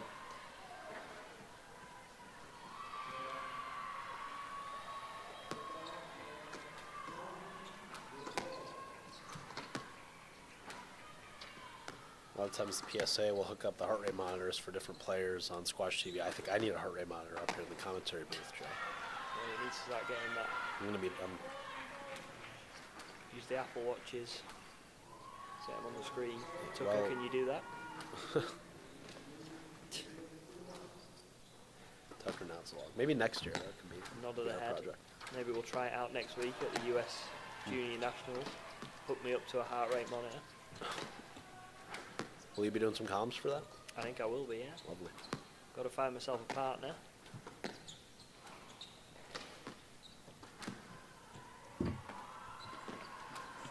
Timmy and Spencer are always.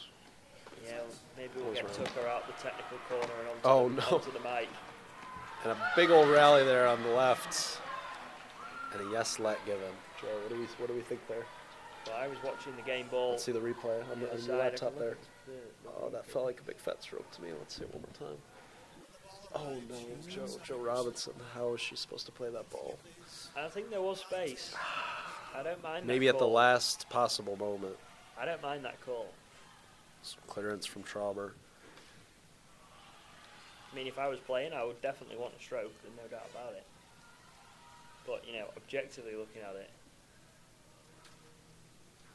I'm not too offended by the let ball.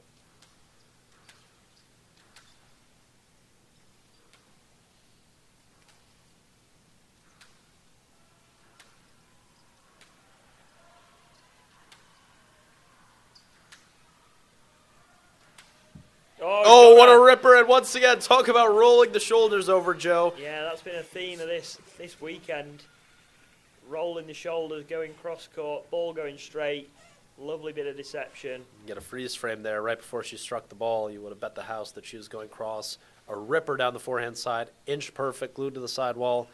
Jack Wyant, as well as Marwan Tamer, talking things over with the pen number 3, 1 game away. And maybe we can go From over clinching. and have a look at the number 5. Tucker has read my mind. And again, it does not get any closer. Jackson's heart rate, I can feel it through the table. 2-all, 4-all, nothing separating these two young ladies, underclassmen, both playing in their first national finals. Oh, she got it off the sidewall, not where she intended, but that will do. In the 5th game, anything will do.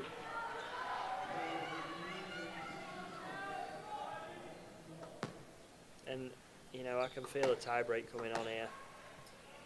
I can just feel it.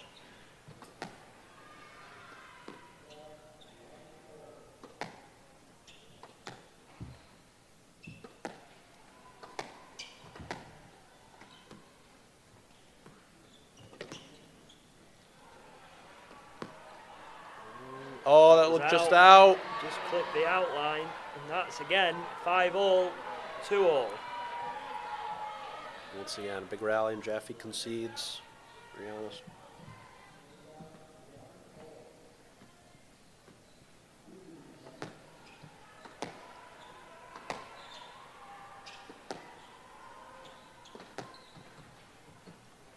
Again off the Sort sidewall. of a little shovel. Nudge. Yeah, just nudged it into that front corner. Again, maybe not where she would have wanted it ideally, but Creating the opening with that very tight backhand drive. Oh, and the stroke, and back and forth we go. yeah, well, this has got tie break written all over it, Jackson. So strap in, Seatbelt buckle. because this is definitely going to a tie break.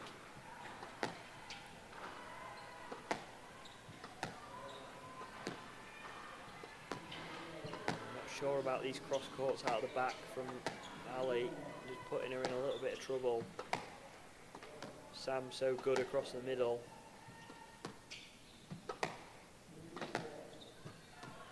Like that, just pouncing on that volley. She's opened the space. That's where it needs to go if you're going cross. And the roar Big once roar. again. 7-6. Taking the lead. And we're not taking our eyes off this one. We're seeing this one out until the end. Philadelphia native, going to school in Philly, playing on National Sunday right here in Philly. In a sophomore year. Oh. Hopefully she didn't roll in which an she's ankle there. been hugely instrumental in Penn's run I mean, it doesn't to get the more final exciting. two. 7-all. Back and forth we go. Do you think it gets Has any either more player exciting? led by more than a single point Not from this what game? we've seen. Not this game, I think. I think we Between- joined yeah, at we joined at 4-3 4-all. or something, yeah. I mean, obviously we're nearly 4 matches into this final, but Oh, the counter that looked like a double, maybe. she's still going. I don't think that Oh, what a rally.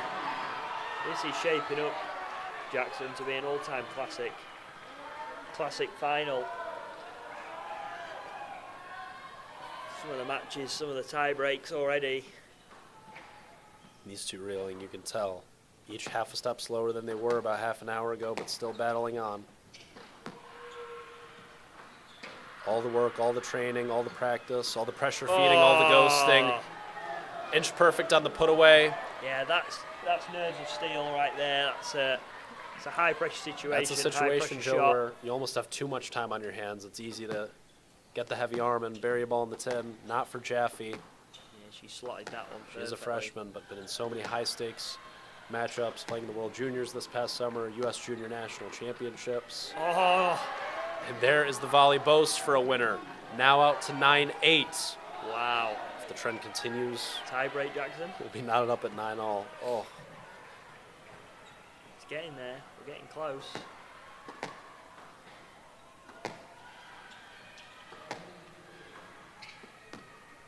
a chance for Stoddard, and Oh, there's the no. error. Middle of the tin, 2 match balls for Sam Jaffe. Instantly To nodding level it away, resetting. Always mentally strong is Stoddard. Now 2 match balls down in this critical battle between the number 5s. Oh, great width on the cross. A chance. There's one Oh, save. perfect width on the volley cross. Excellent composure. I'd be going for the body serve here. One more to go. It's the Gilly Lane special. Loves a cheeky little body serve. Game ball up. Or game ball down. Oh, loose cross. Oh, no.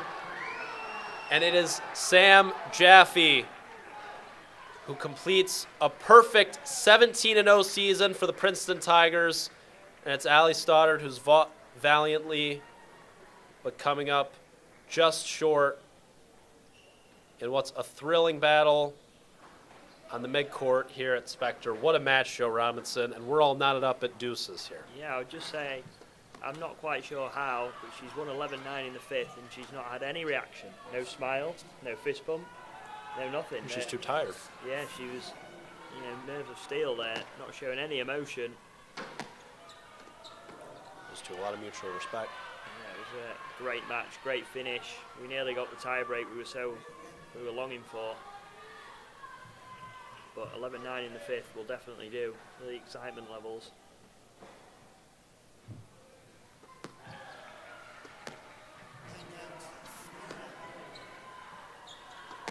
2-point cushion on the right side of your screen at 1-all.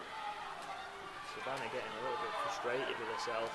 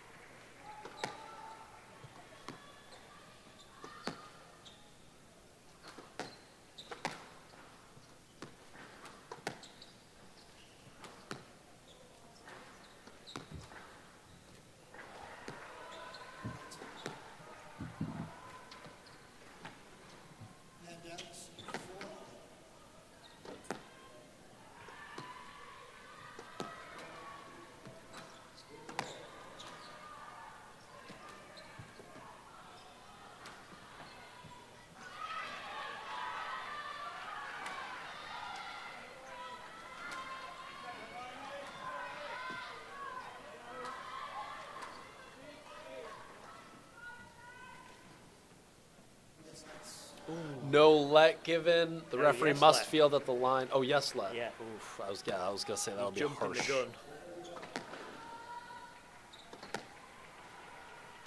Not a great ball from Trauber. Maybe a line to the right there. I think the let was fair. I think a let. No, I think a let's Pretty fair. poor shot. No, I think it could have been a stroke, but I think the rationale of maybe there's a way to play through if she was positioned properly before the shot. Oh, did you get that? Dean good on the pickup. It was an incredible slam dunk from Taha, and Emma just sort of going in and nudging that ball forward. Can't check the pickup, so not the PSA. Tucker's cameras don't spread that far. Can't check the double bounces. They should make us the video referees, Joe. Yeah. We would be hated. It's there.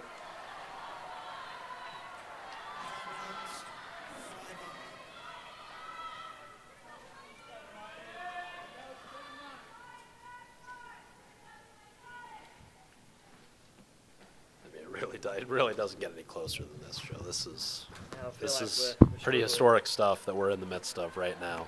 I feel like we're Soak struggling it in. for words. New to adjectives. describe I what's mean, happening. no, this is a final that very well could go down in the history books as Ingledew points to the ground. Right now, she mouths to herself, this rally down 8-9 in an all-important third game. Trauber with the cross drop with Taha pinned behind her to draw even at 6-all. All the matches, even if they're not going to 5, they're going to the distance, if you like. Ingledew's so good on that forehand side. Yeah, you've got to keep the ball away from that side, and that's a good way to do it. Get it going hard and low on Chance that for back. Cal. Oh, that's got to be a no-let. Oh, line to the left there, Joe. I think the way Savannah sort of moved. I'm going to look on the replay. Yeah, let's have another She look. moved. To the naked eye, looks like a no-let.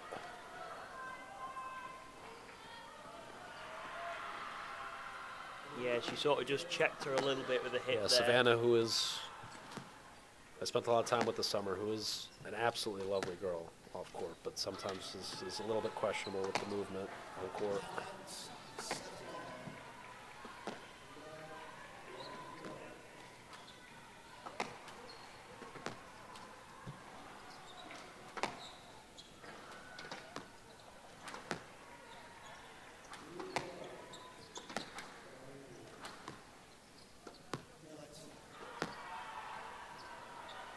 I mean, we're 9-8 over there on the right. It's 8-7 on the glass. We've just had 5 games. We had a mammoth 4-game. Oh, the counter. Oh, this rally on the right. Oh, my gosh. I mean, it's ridiculous. Savannah gave up the ghost on that one, feeling it physically, and she's renowned for being one of the fittest players on the college scene. And she looks like she's struggling a bit there, Jackson. With 2 game balls to try and save. 2 to save here. Trying to hang on. There's a chance for Cal. Not good enough on the volley drop. Another opportunity with the kill. That looked like it was 2 to me. Oh, I thought it was good. Oh, and it wasn't. She conceded by Savannah. Yeah, that's very fair. honest. Very honest in a big spot there. Fair play. I would not have caught that watching on stream. And now we're back to this. No rest. I'm exhausted, Joe. I am absolutely zonked. But I mean... We're nearly there. Oh, what a weekend. We knew the semis were going to be great. It was a semifinal day in which, we knew this year in women's college squash there was a big 4. It was Princeton and Penn, as well as Harvard and Stanford, and all 4 of those teams end up making the semis. We have 2 great semifinals on the women's side, and we've saved best for last with this women's final, knotted up at 2-all.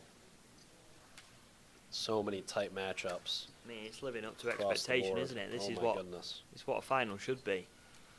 Close matches, tense atmosphere. Contact, no. Yes, let given. And you can see how much it means to those supporting outside as well. Just a little update on the consolation. Trinity 3-1 up against UVA. Again, you can watch those matches on the side court streams, but why would you want to stray your eyes away from this? This is a classic unfolding.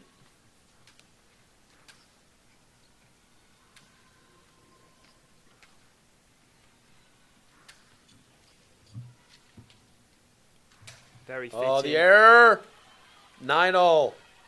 Very fitting, Jackson, to have a battle like this. It's been an awesome season of college squash. Where Rocky was filmed. It's a heavyweight battle, back and forth. It's very American of you, Joe. Yeah, well, you know, Rocky's one of my favourite films. Perfect width from Trauber. What's the best Rocky? Rocky 4. Ivan Drago. It's reminding me of this match. That tends to be the most common take I hear. I would tend to agree. The OG is pretty great.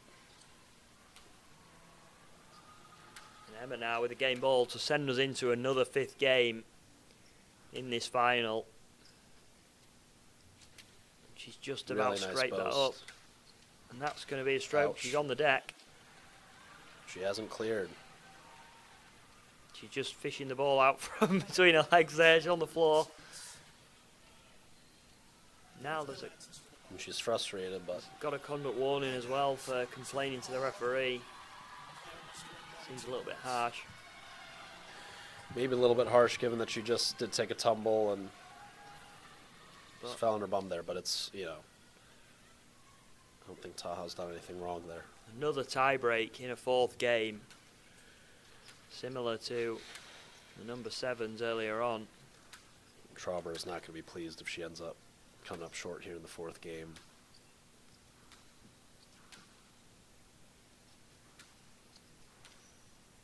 Very physical affair, up and down the backhand side. It just feels like we're waiting for something to explode. That hit the tin. That popped up. It's quite clearly down. We've got match ball to give Penn a 3-2 lead to go back in front once again. First match ball for Malik Taha. Could be the final rally of her collegiate career.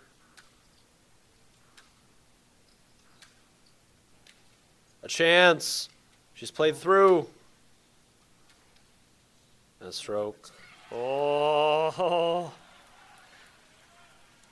Wow. 11-all. Yeah, it's Paul Alexander. It's very fair. Conduct warning. Very reasonable.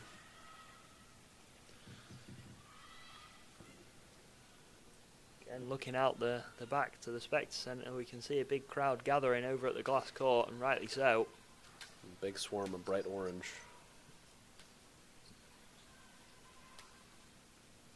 This is really a Rocky-like heavyweight battle. That was down. Yeah. I actually agree with that. I thought it popped up just a little bit. It was very close. I do think that ball just clipped the top of the tin. It's unfortunate for Taha, and now she faces game ball down. Once again, send us into a 5th.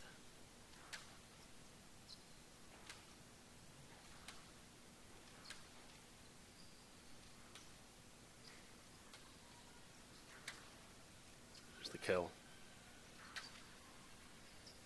Powerful heading from Malik Taha. A chance.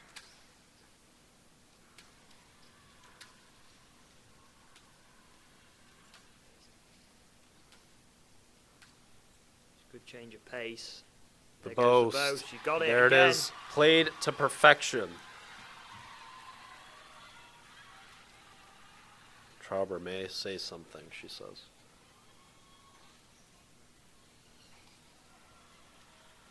I am watching the contact. I'm not seeing it as excessive.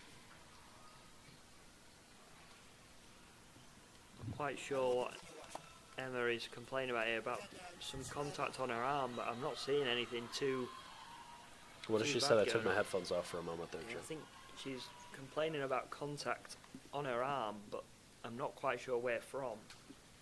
And the referee did say, you know, I'm watching, there's nothing too major going on. She's clearly not happy. She's quite restless in between shots when there's a bit of interference.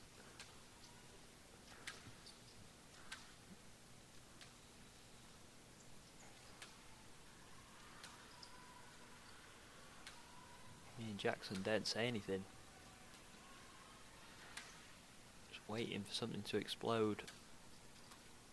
The Leisure Center boast.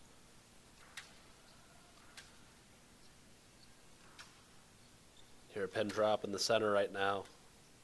Yeah, all we can hear is the ball clattering against the wall. Squeaking shoes.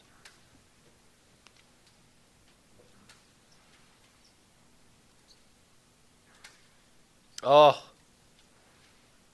The rally still What goes a rally, on. and it has to be a no-let. She's gone the wrong way.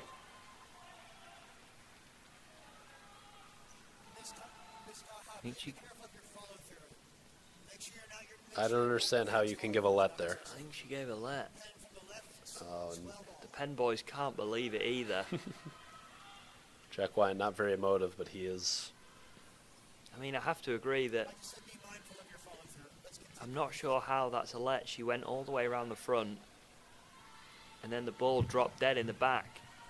I'm not quite sure what the reasoning is there, and I can't believe that Malak hasn't asked for an explanation. Maybe she's a bit conscious of that conduct warning she got, but I'd be certainly asking the question just so I Obviously, could a huge know. call at this juncture in the match. What appears to be the wrong one.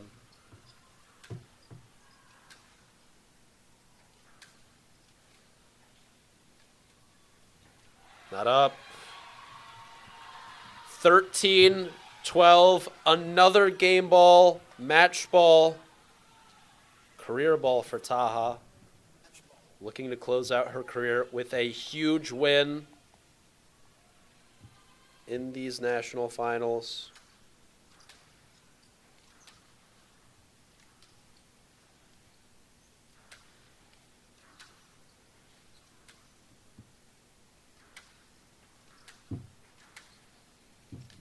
That's it. And out of the reach of Trauber, gorilla glued to the side wall. Bit of a frosty And handshake. Penn leads 3-2.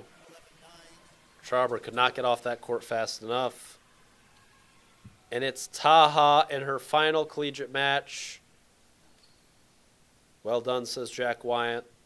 I mean, we said, didn't we, at the start of today that Penn would have to win 2 out of the top 3, and they have completed that task. And now we are starting to get towards the real business end, and we're starting to look at matches that are going to decide the overall outcome. But Princeton taking a 1-0 lead at the number 6 spot, and Savannah looking to send this into a 5th.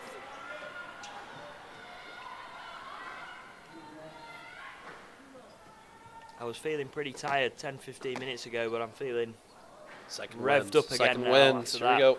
knowing that this is looking like it could be going to 4-all.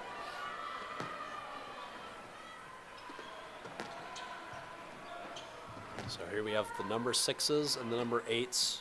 We are still awaiting the number 9s, which will follow this matchup between Ingledew and Cow.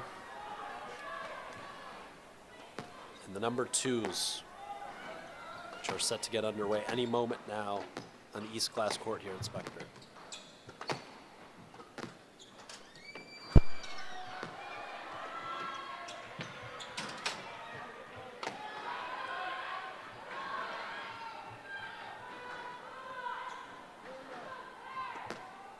It's Ashna Tumaluri from Redwood City, California, a Charlie Johnson product. Junior for the Quakers, out to a 4-love lead in the second after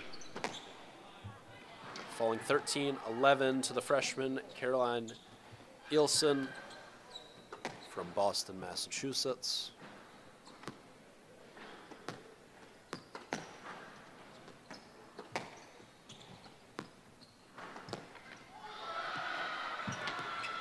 Caroline, very powerful player. Injects a lot of pace into the ball. Ingledew over on court 16 is going to send the Eights to a fifth game in another crucial matchup for each of these teams.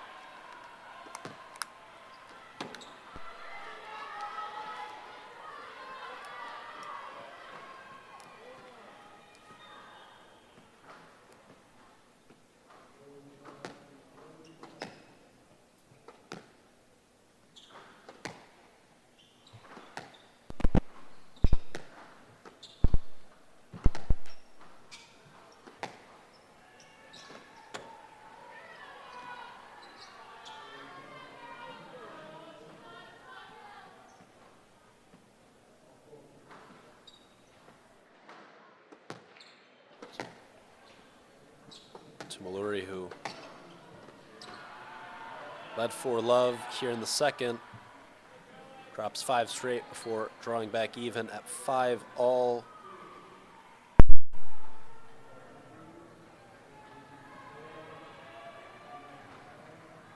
Dealt with her fair share of injuries in her first 3 years of college squash, has Ashna Tumuluri playing in her first national finals.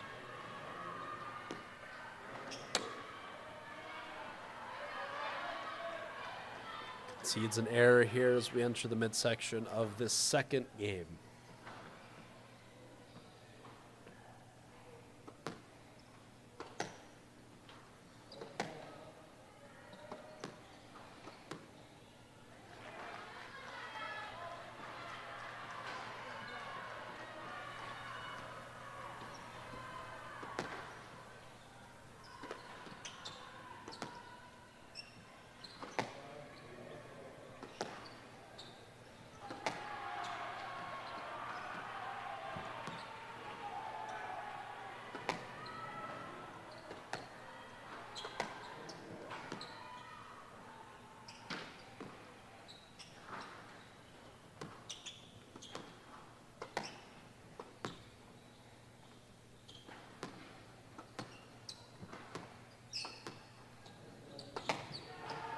Excellent rally from Tumuluri.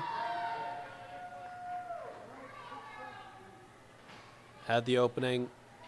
Perfect weight of shot and put away into the back right.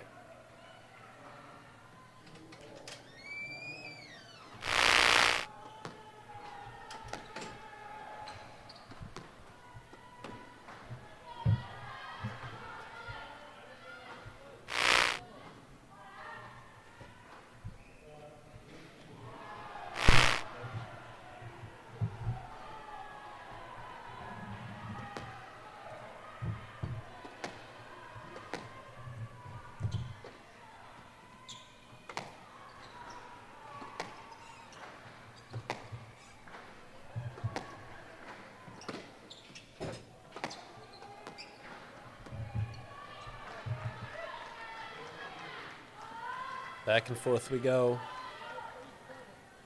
Yeah, I'm back, folks. Sorry, just went for a little bit of light refreshment. And I've come back. A little Diet Coke, just to keep me going. But yeah, just been out in the Spectre Centre. You can feel the excitement, the anticipation. You can hear the screaming. You know, it's all very, very exciting stuff going on.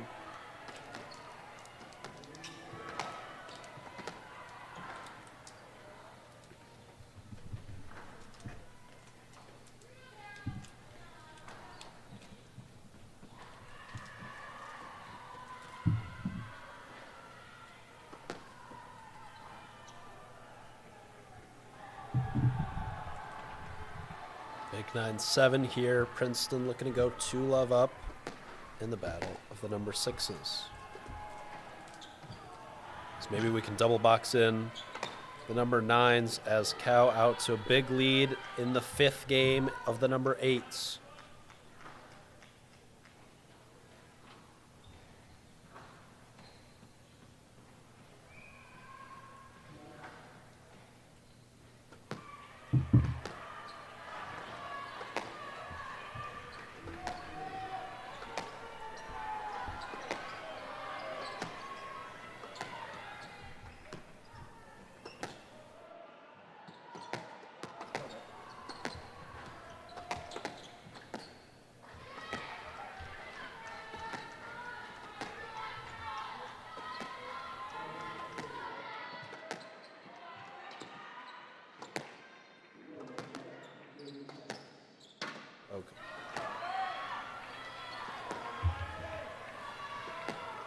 All right, here we go. 5th game on the right, game ball on the left. Maximum excitement, maximum court viewage.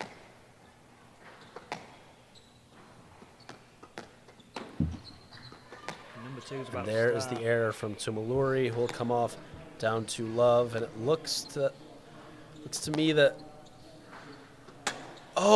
Savannah's played that. It looked like she thought about calling a let. I think she wanted to play a boast originally. Yeah, and she likes to hit it cross court. Never a good idea to change your mind right before you strike the ball. And, you know, You got to feel for Sav, who wants it so bad. There's a nice piece of height. Not over just yet. 7-3 up here would put Princeton back at 3-all, and then obviously they've got a 2-love lead on the other court, which would then put it 4-3. Just getting underway now on the glass between Jaffe and Vidovic. So every match is incredibly important. I don't think we're going to be having any dead rubbers this afternoon in this women's match.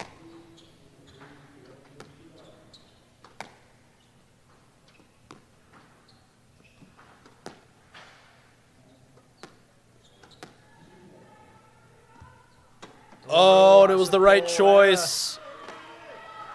But just clipping the top of the tin is Savannah.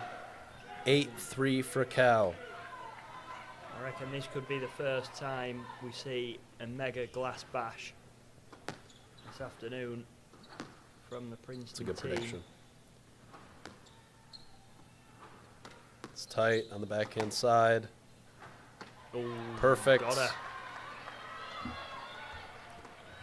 Will do, hanging tough.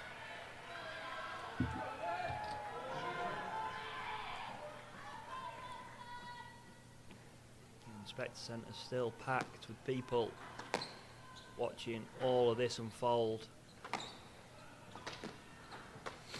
Really good straight line hitting from both girls here. Oh, it's got to be a no let. Why? Oh. Ooh, give a let. Savannah asking your question there, Jackson. Why? Why? I don't think that was a let. I think Miney's got away with one. Generous referee, and I'll try and have a look who it is.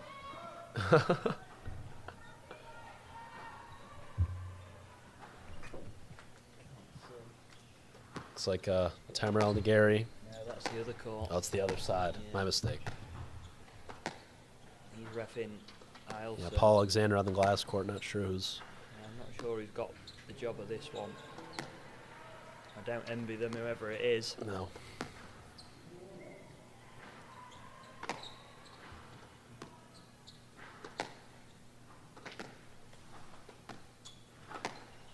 Pace has gone up here. There's from the Savannah. error. Savannah pointing to the floor again. Got to empty the gas tank. This is it for 8 months. The final game, the final few rallies of the season on National Title Sunday.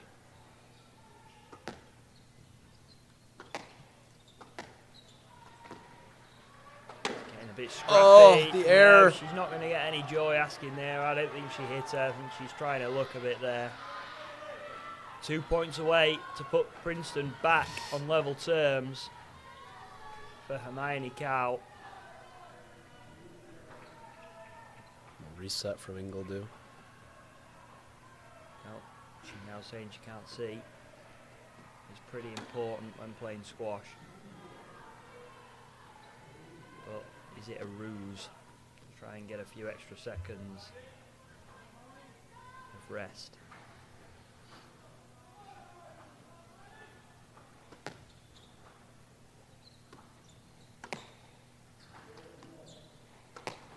Hermione really injecting a lot of pace into that ball. Savannah went for the drop off the serve return and since seems to be under a whole lot of pressure. Now an opening and a winner on the forehand volley, 6-9. Step up on that volley. I'm going to have another look at that.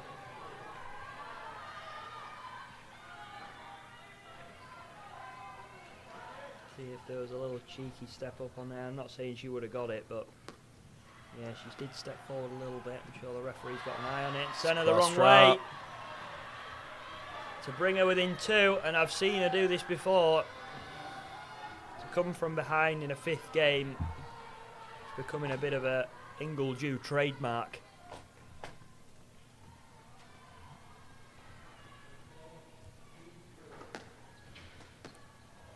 Oh, that's out.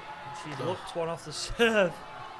She's fluked it, but she won't care. Joe, looking ahead, I mean, this, we can't say it enough. This has just massive implications for the outcome of this match.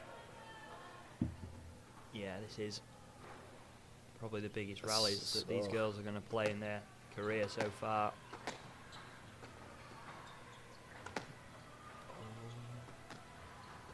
Oh, the error, it's in the tin. There's one gone. She's got 2 left to play with. Headphone users, if you're watching this, be careful. Because there's going to be an eruption either way. A lot of self-talk here for the South African. Trying to get herself up for match ball number 2. It's tight work. Don't think either of them are going to be going for anything too adventurous here. Both just playing straight up and down the wall. Yeah. Someone's got to go short at some point. Oh, she's got it out, and Savannah's within 1. Again, pointing at the floor. 2 game balls saved. If anyone's familiar, that was a little bit like 1 to go. Christian Benteke's football celebration. He used to play for Aston Villa.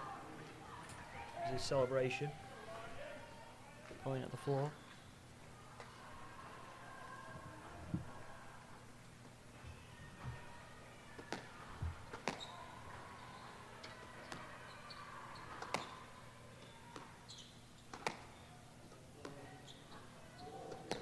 Ingledew diverting to height on that backhand side.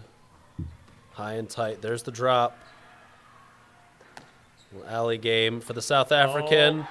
And it's 10-all. It's a tie break in the 5th. Here we go, folks. And this is what we dream of, Joe Rob. I mean, this could put Penn 4-2 up. And I think it's safe to say that they could really use that looking at the matchups to come. I would have to say Princeton might have the advantage here. Did you serve out there? Oh, I've missed it. I've completely missed it. I'm pretty sure that was out, and if not, it was very, very close. We're going to have another look at it. Watch this look. I don't know where to look. Oh, in the air. Oh. Ball don't lie.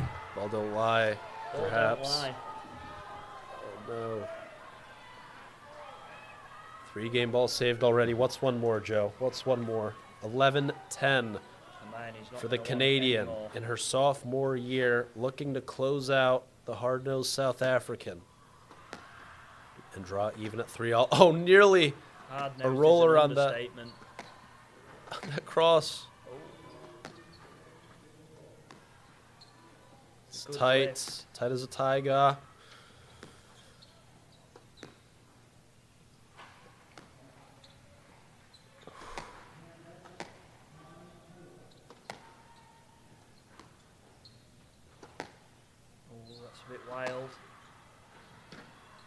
Oh, There's another perfect one. width. Oh, my goodness, Joe.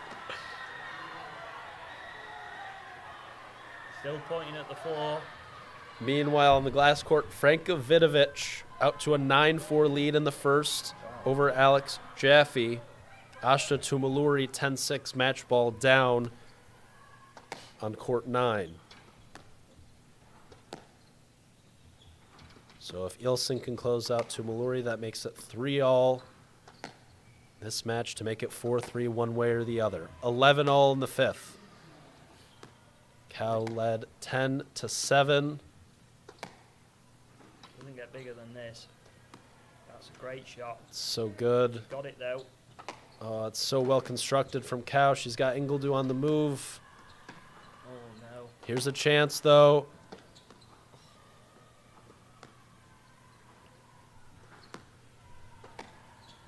What a rally! Oh. Let ball. Let ball, it's fair. Everybody calm down. Let ball. The teammates outside were ready to erupt one way or another there and pop the heads up at the referee. But let ball, everyone seems to be happy, and we go again. You can see nobody's actually interested in the glass court. Everyone eyes on this match. Oh my gosh. Little Johnny Wyatt, son of Jack. Watch was on. With bated breath. Oh, and it's tight. No. She's gone for the boast. That was the wrong choice there, surely. And now, trying to scrape it off. It's the only choice she had. 4 match balls saved. Got one of her own. First of her own for Ingledew, who won in 5 in dramatic fashion yesterday. Running on fumes. Here's the serve. She's not going to do it first time asking, surely.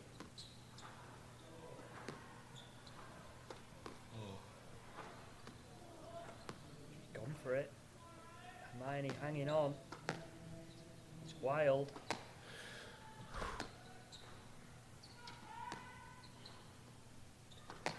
Silence in the Spectre Centre.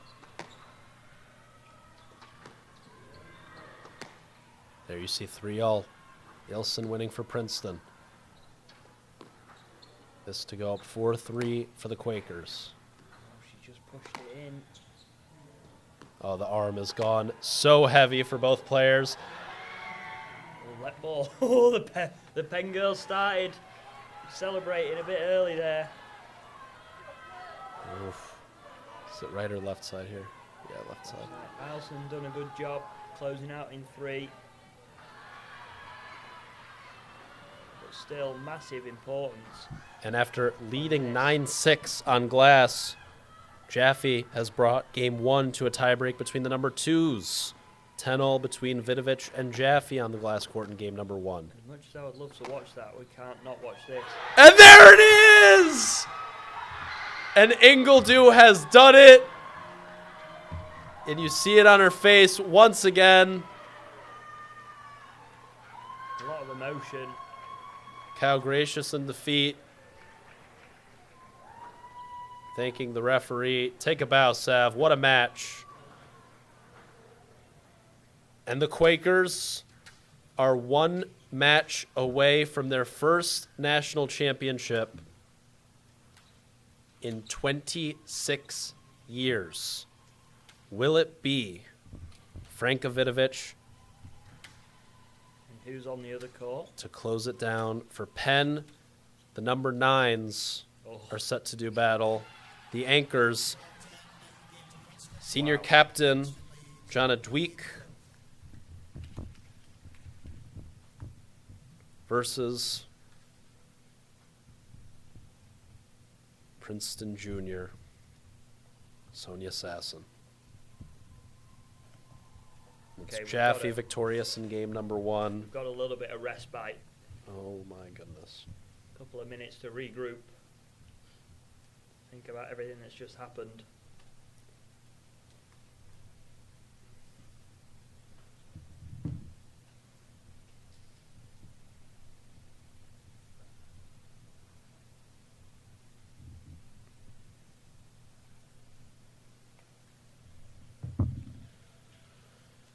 Fetty Sosa, Hollis Robertson watching on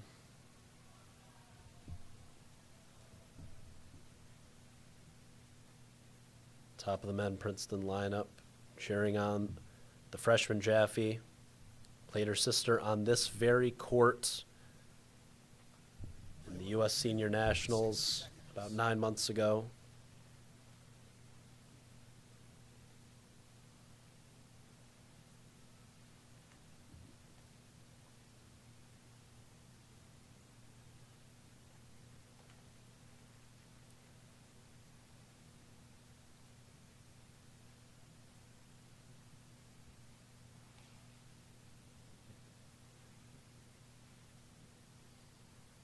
Play will resume in 30 seconds.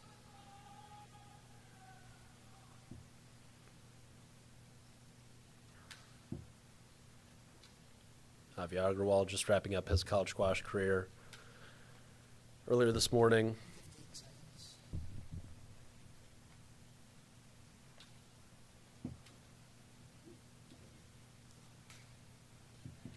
There's a hush that's fallen over the center. And cut the tension with a knife, a butter knife. Sam Jaffe, victorious in 5, anxiously watches her sister, who's just come back from 9-4 in the first against Vidovic.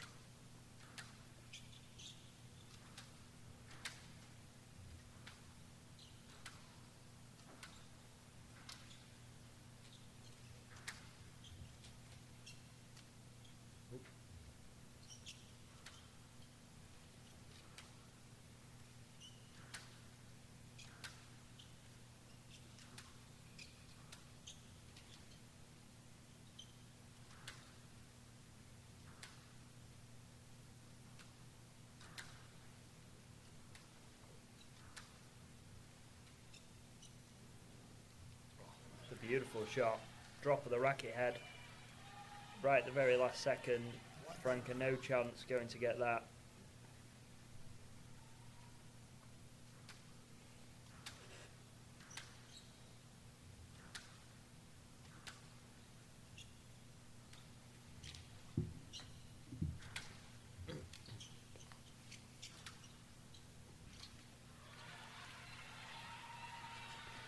See the Penn players down the left side. Yeah, Haley Wong is Yeah, she's bouncing up and down there next to Zane. doing anything she can. She's doing her part. That's for sure.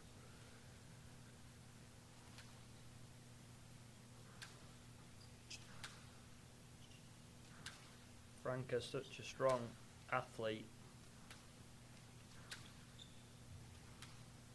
Very physical.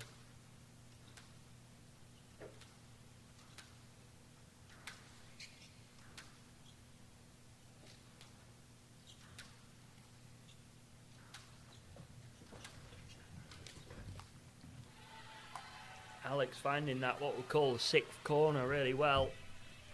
Sort of not a drop, not a drive, just sort of a higher kill that just fades into that sidewalk.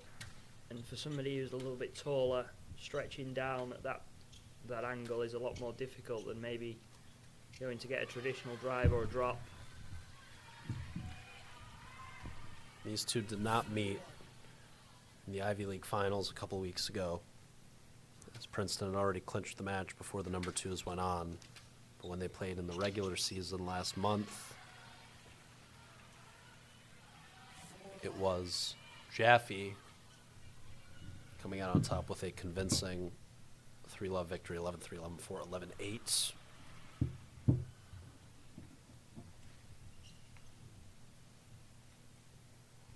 be a tall test for her, now down 4-1 here in the second game.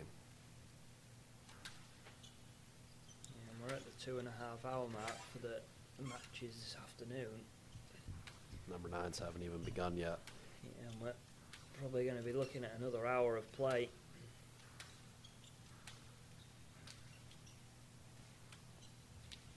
There it is. Unless Franca gets the job done. But it's not looking that way. Yeah, how does Franca get her teeth sunk into this match?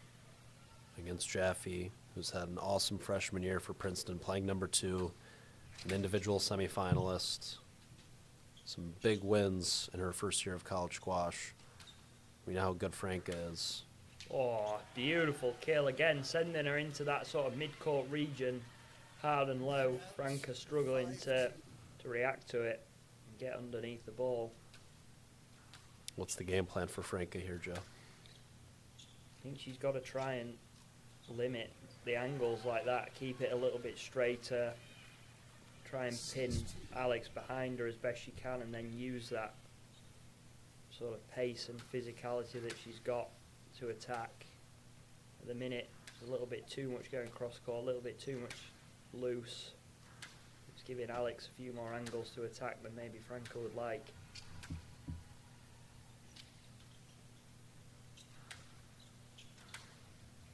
Again, another kill going in. 7-2.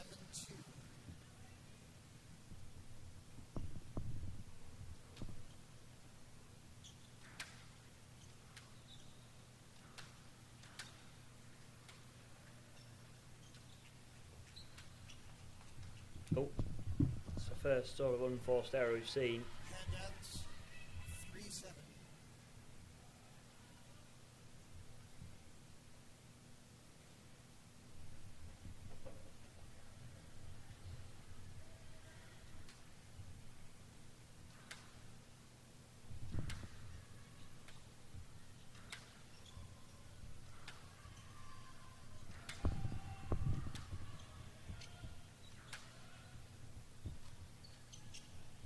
Both going in.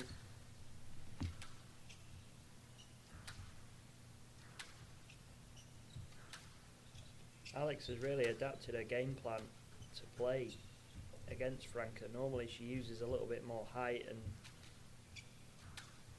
you know, changes the pace a bit, but she's gone for the sort of aggressive tactic, if you like, of attacking fairly frequently, getting Franca to move into extremes of the court. And it's working, it's paid off. Franca's always seems to be hitting under the ball, whereas Alex's racket above the ball, hitting down on it every opportunity she gets. Yeah, that's another error forced. Franca doing a lot of digging for gold. 8-3. At the minute, she's not found any. The number 9's just getting underway. Sonia Sasson has been an outstanding anchor for the Tigers all year long.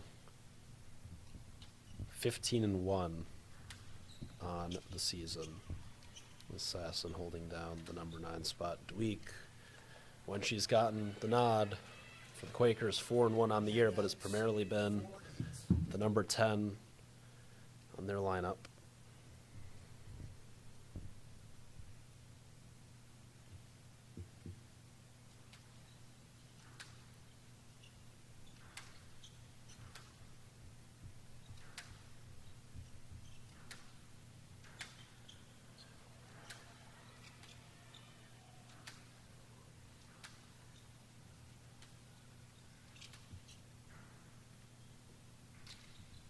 And good length from Alex, forcing Franca all the way back into the corner. Handouts, 9-4.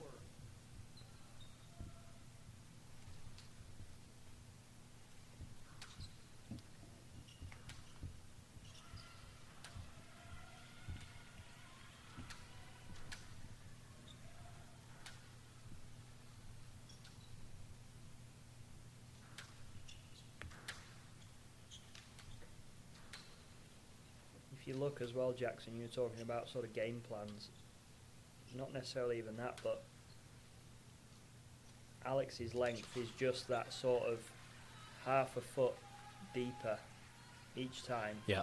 And, you know, it's forcing Franca, even though it's, you know, only one step, half a step, over time, over the course of games and matches, that eats into the legs and really pays off. Franca's is just sort of hitting that half court region majority of the time, which is making life a lot easier for Alex to attack. Well, Joe's. Alex has 6-game balls here in the second and takes the second game. You're 100% right.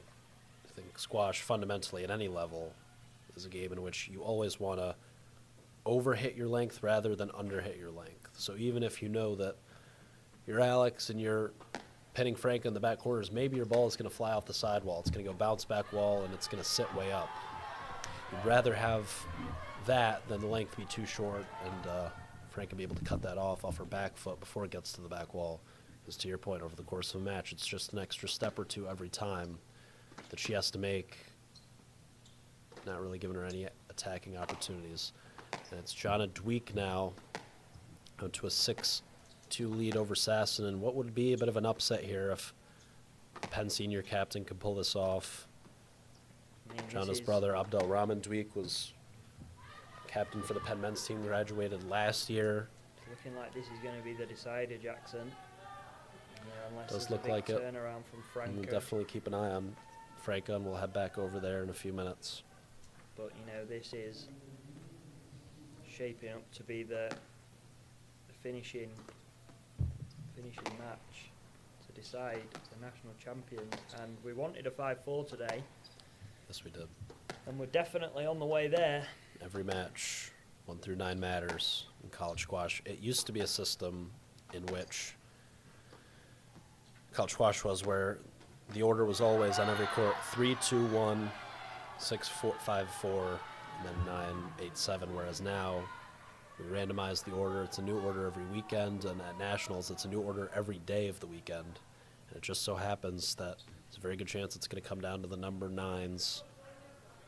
And it It's changes. because of how competitive matchups were between the 7s and 8s. Changes every day, doesn't it? Because then, you know, some players who maybe played on a Friday in a dead rubber, you know, you wouldn't want them to be playing those matches, you know, every day. Right. So they change it, make it fair for everyone. They all get Smart. to play competitive matches and enjoy the weekend, or not enjoy the weekend. Maybe if you're in these two girls' shoes, potentially. One of them will definitely be enjoying the weekends. Yeah, definitely. But In playing in about a an hour from decider is a horrible feeling.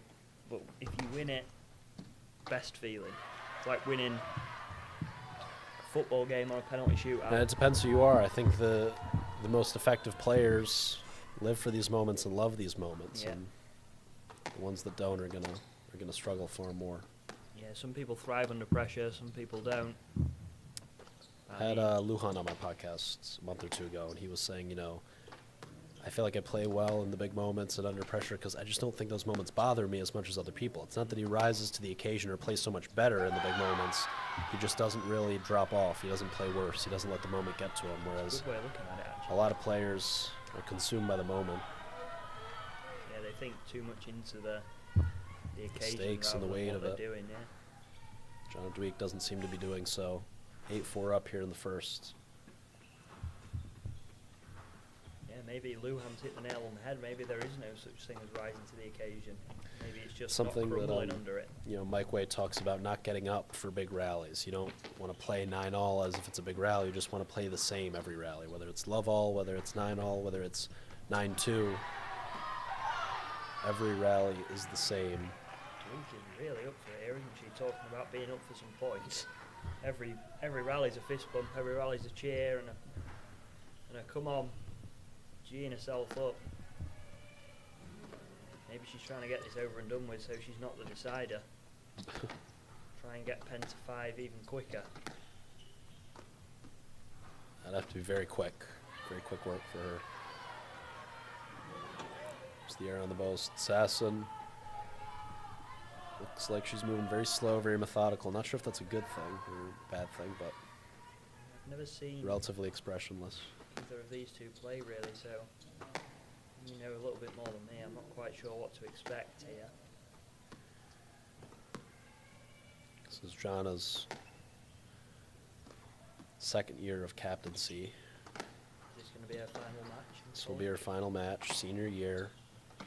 Born in Egypt. Ended up doing a lot of her growing up in Canada with her brother. And they both ended up at Penn a year apart. sort of tail end of her sophomore year, really stepped into a big leadership role for this team, and was looked at fondly by a lot of the girls. Not the most talented player on the team, but definitely has the mentality to rise to the occasion in this big moment against Sasson, who once again is 15-1, hasn't lost a college squash match since back in November. Princeton took on Stanford. It's been about 4 straight months of winning and more winning and more winning. She's not going to want to stop now, is she? No, certainly not.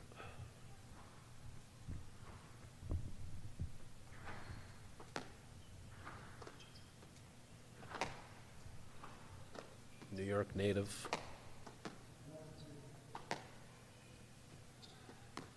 Her junior season.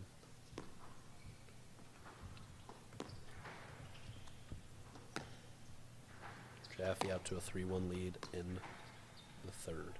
Maybe we could have a little double box action. See, these are the last 2 matches going on.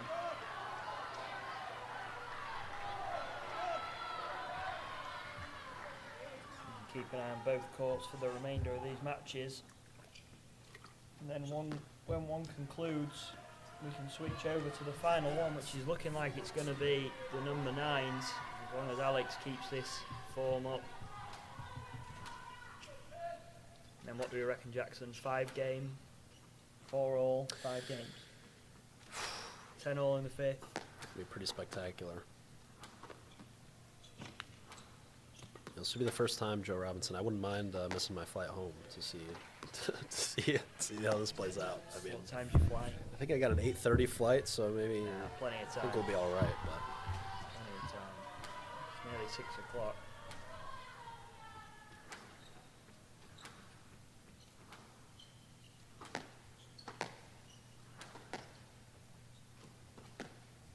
game balls for Dweek.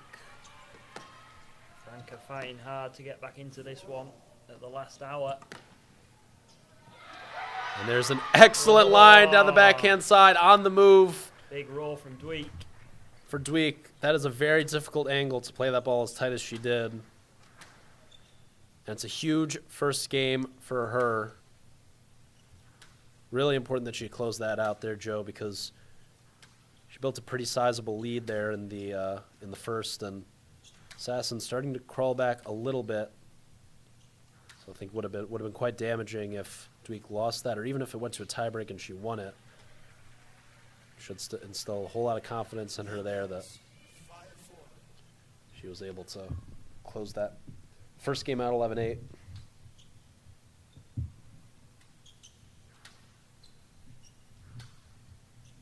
Franca staying a little bit closer in this third game like she was in the first. Obviously going to be looking to extend this for as long as possible. Even if she keeps Alex on there, it gives Dweek a chance to close it out as quick as she can as well. But Alex just rolling that back wall nick. 6-4.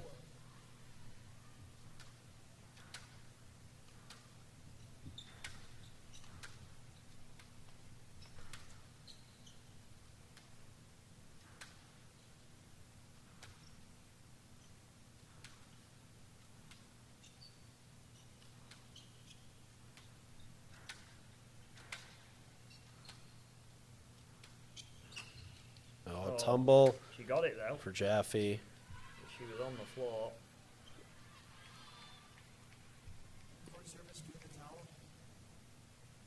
Oh look, physio turned court cleaner.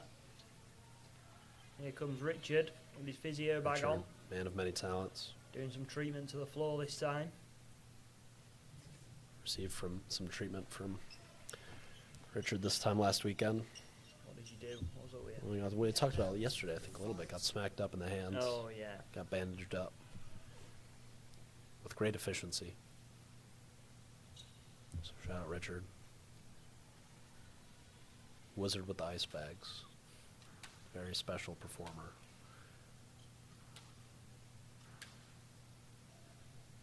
And it looks like Vidovic has found her depth a little bit more on her length this game, Joe.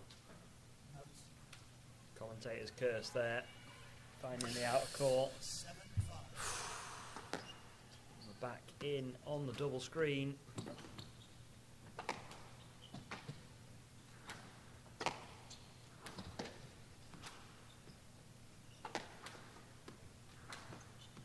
Can you imagine how packed court 9 is going to be? Or is it court 16?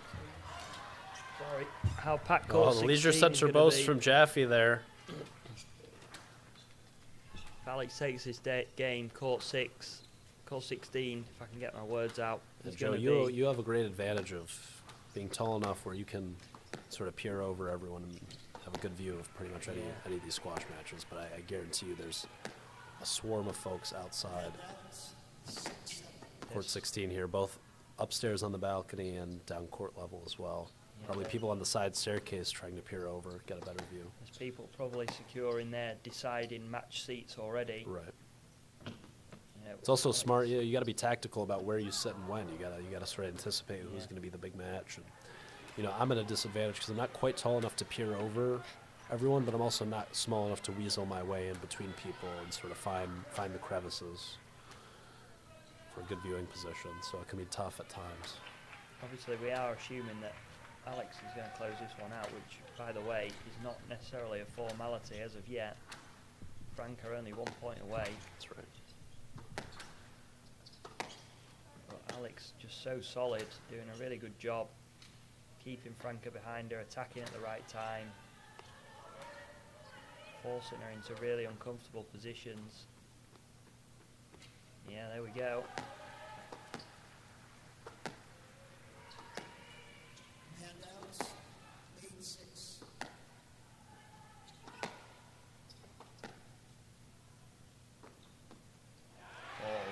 On the right side with a lovely boast, nice little hold, whipped it round the angles.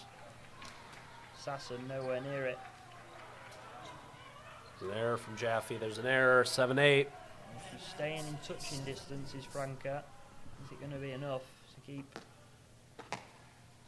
Penn's 5-3 hopes alive? Oof. Dweek really pushing the limits here, isn't she? Giving it everything she's got in her final match, and I don't blame her.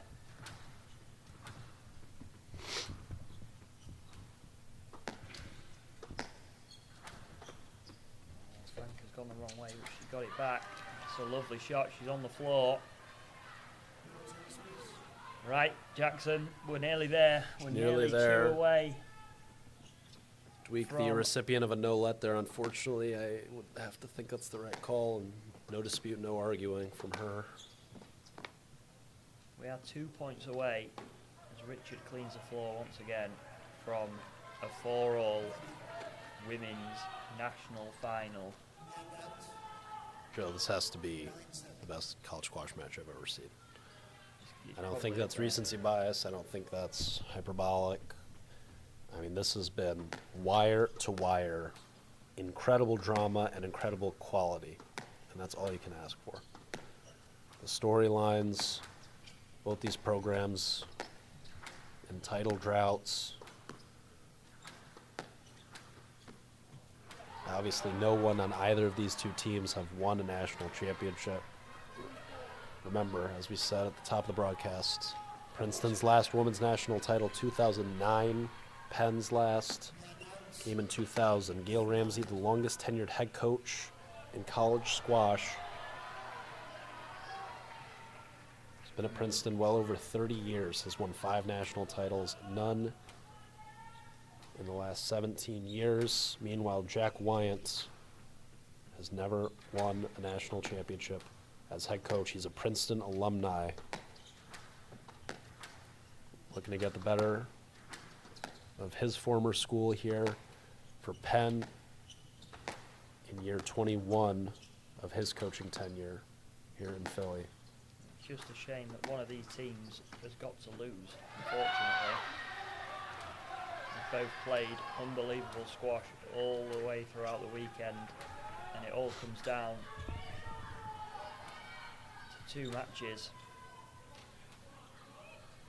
Franco's really turned it on here for the last few rallies, forcing Alex to do a lot more work than what she has been doing. But Alex holding on. This is a really long rally on the glass court on the left side of your screens.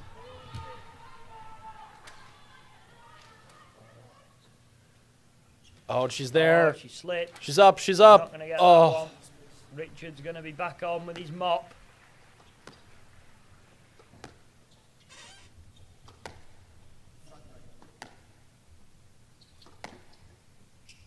Anka looks like she's maybe hurt herself in the process as well. It's a good job we've got a physio and a court cleaner in one go.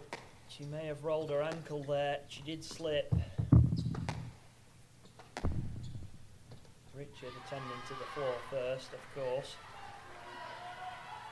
Priority straight.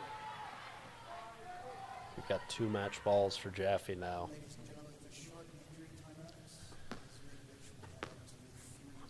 Now, just to add to the drama, Frank has taken a 3-minute injury break. So, attention turns to the right side of your screen. I think we're probably going to full screen that for now. There's the Penn trainer down on the ground with Frank attending to her. We'll come back to that. I mean, it's brutal obviously for both players, but for Jaffe as well. Yeah, it's not a way you want to win if she ends up retiring. No, but even just to have to wait 2 match balls up. It's a tough spot to be in. And of course, no, that's never the way that anyone wants to win. So now this is the most important match of both of these girls' career. Just out of reach of Dweek there, who, for the first time, showing a little bit of a labored movement there. A little stuck in the mud. Sasson 1 down here in the second.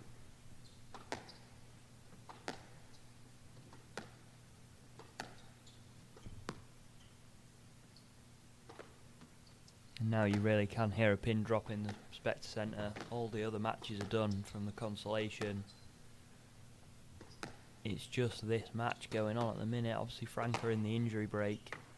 Oh, cheap error there from Dweek, who has to reset here. Has to reset, has to dig deep.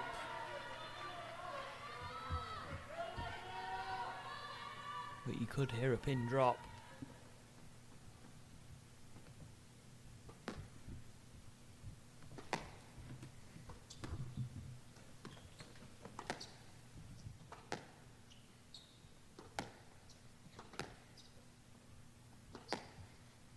Dweek was up 6-3 in the second. Now we're all knotted up at 7-all. A perfect volley from Dweek. Little batting of the chest there to take an 8-7 lead in the second.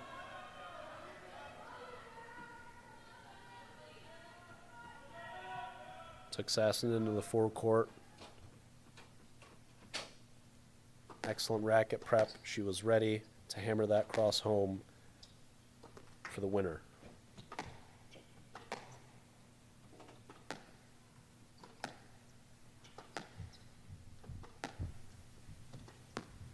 Any update over there on the glass court? Yeah, just been to have a little look. Can't see any movement as of yet. Can't see where Frank has actually gone.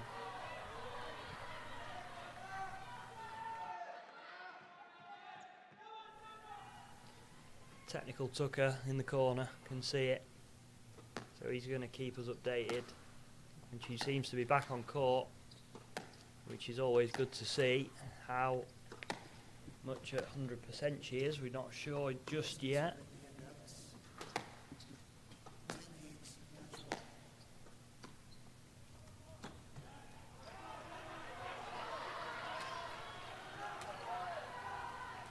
Quite sure whether it was ankle for Franca or something else. Seems to be moving okay. Mentally for Alex, bit of a task. Like you said, Jackson, just that break. A match ball up. It's a huge rally here. Franca looks to be all right for now. Showing no major signs of She's not slowing down, is she? Being hurt. Again, adrenaline may be helping her through a little bit as well. She might feel it a bit more in the morning. But she's not going to care about that now. It's the end of the season. Oh, cat and mouse. On the left-hand side, it's a staring contest. An opening and a winner. No, she got that back. And Jaffe, so honest, concedes. One match ball saved for the Croatian. Dweek, meanwhile, sending Sasson corner to corner with 2 game balls of her own here in game 2 on court 16. And there's a chance for Jaffe. Sends it deep. Just a little too much. That ball is so hot. Little skiddage. I wonder if we're going to see a request for a ball change after this game if Vidovic is able to take it, but she still has another game ball to save. An opening, perhaps. She's tense now. Great volley. She's very on her toes. Not letting anything by her. Oh, scrambling. This is an excellent rally for Franca as Dweek takes game number 2. Penn is 1 game away from the title. And there's an error! What a rally from Vidovic. She scraped it up at the last second. Who's surely struggling with that ankle, but you could never tell. She's a warrior and a half, and Vidovic has played an excellent rally there. Very forward, very high tee position for this stage of the match, volleying the ball, taking it off the bounce on the half volley, not letting anything by her, being the aggressor, and that is what won her that rally. 10-all now. And it's not surprising to see. I think we're at the highest viewers we've had this weekend, 250 people tuning into the women's final, and I don't blame you. This has been a ripper of a match, regardless of whatever the score ends up being, which is looking to be going in Princeton's favour, or Penn's favour actually at the moment, sorry. Which would suit my prediction at the start of the match.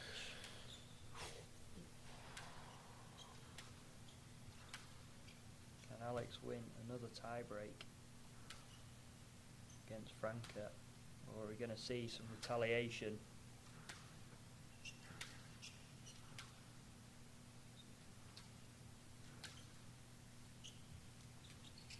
It's a stroke. She got away with it on that overhit cross court. Awesome. Another long, long rally. And it's match ball number 3 for the freshman. Yeah, this is pretty tense stuff now. Alex can take this, puts Princeton level, but it might not be for that long with Dweek at a 2-love lead. Austin Crail waiting to capture what could potentially be the winning moment Good chance. for Alex Jaffe. Alex has stopped playing that drop in the front right corner. Pumping the ball back deep. But it's working. Oh, scrape. And And not enough. And it's Alex Jaffe who draws even for the Tigers. All eyes on the number 9s. This is it. Jonna Dweek taking game 1, 11-8, game 2 by the same score, and now Lovell in the third. The anchors will decide the 2026 national title. And now, you know, if you're a Princeton fan, dressed up in all your orange, you're hoping for a mass comeback here, aren't you? Because 11-8, 11-8, first 2 games, it's not out of the question, but it's not going to be Certainly easy. not out of the question. It's going to be a let ball, I think. I think Sasson would have been the favorite coming into this matchup. Slightly higher U.S. squash rating, not that that's the end-all be-all. I mean, now, this is the only court being played on at the Spectre Centre. This is the only thing that people have got eyes on in this building. It's the only thing you can hear. Balls being hit, shoes squeaking on the floor, and players, teammates, fans, coaches. Sasson has a pair of wins over Savannah Ingledew this season, but has yet to play Jonna Dweek, the number 10 for the Penn Quakers. And Joe, earlier this morning, I mean, what a long day we've had. Earlier this morning, Iada Wad out of the lineup for the Trinity men, stepping in at the number 9 spot for Trinity, sophomore out of Ecuador, Javier Romo Lopez, who ends up clinching the match for Trinity. Normally number 10, stepping in at number 9 and winning the match. And we could see once again in the women's final the match being clinched by the number 9, who is usually the number 10, stepping in for the injured and Leaky. Leaky hurt in the quarterfinals against Cornell on Friday. I mean, it would be even more fitting, wouldn't it, if, Captain Senior clinches the match in what would be a final upset as well, as we've mentioned already. Yeah. They're not seeded to be winning this match. Lots of experience at play here. A pair of upperclassmen. Sasson has 1 year left. A junior. It's no let. Ooh, no let. It's either a stroke or a no let. So it was a decent ball there, but it seemed like Dweek was all over it and had no line to the ball.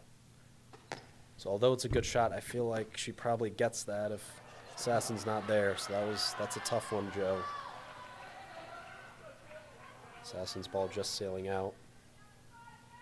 Is that a thing that Dweek does every time? She wipes the bottom of her shoes. Yeah, you've seen her do it a few times today. Bit of a twitch, a bit like Nadal.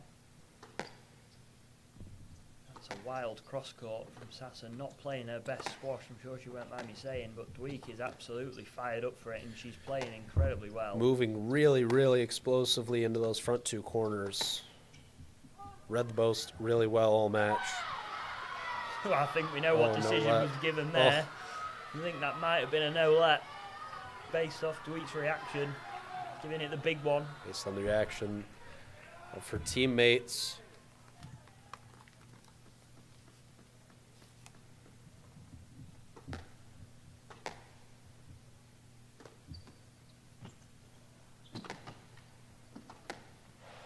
Good shot. And obviously, Jackson, we've got no sequence affiliation with either of these schools really, but it's always going to be nice to see a new champion. It's been a while since either of these two have been in this position. We'll have a new champion no matter what. And it is a shame that one of them has to lose after such an impressive battle that we're seeing here, not just in this match, but all the matches throughout the day have been incredible to watch in the women's final. And the climax of this event couldn't be more fitting.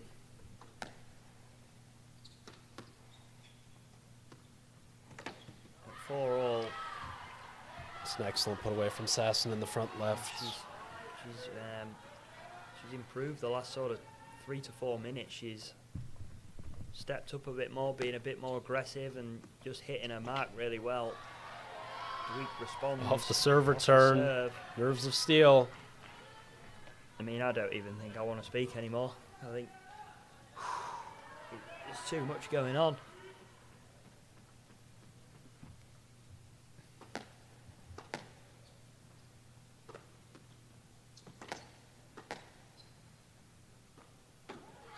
Oh no. Poor error. Very unforced there. Not sure what the thinking was behind that shot. And Dweek has been, Dweek has really been all over the boast all match long. She's read it like a book all day long. Sasson's going to have to, if she wants to shoot from that position, maybe go for a straight drop, but the boast has not been effective for her today. Yeah, she was already on her way to go and get it before the ball hit the sidewall. I mean, she knew it was coming, on it like a flash, and obviously went in the tin.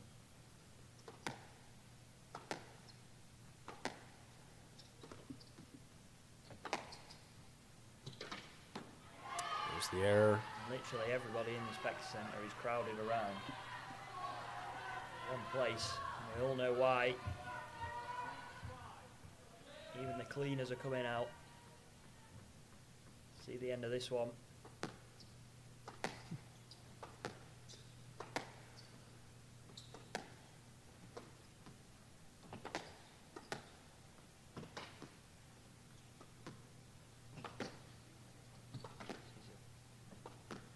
Retrieving from both, staying in the rally. Who's going to blink first? Sonia Sasson has blinked first. A lot of buried unforced it in the errors tin. from Sasson here. Pressure is on here for both girls. Again, a wipe of the shoes. And Dweek. She's 5 away.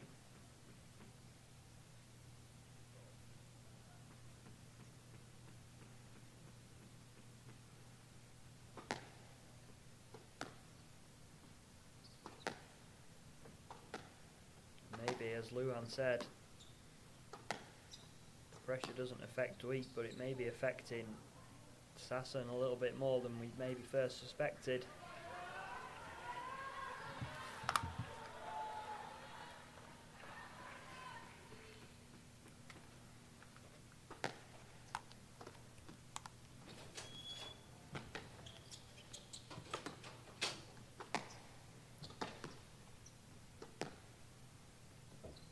Jackson just giving me a look there. He's looking very tense next to me.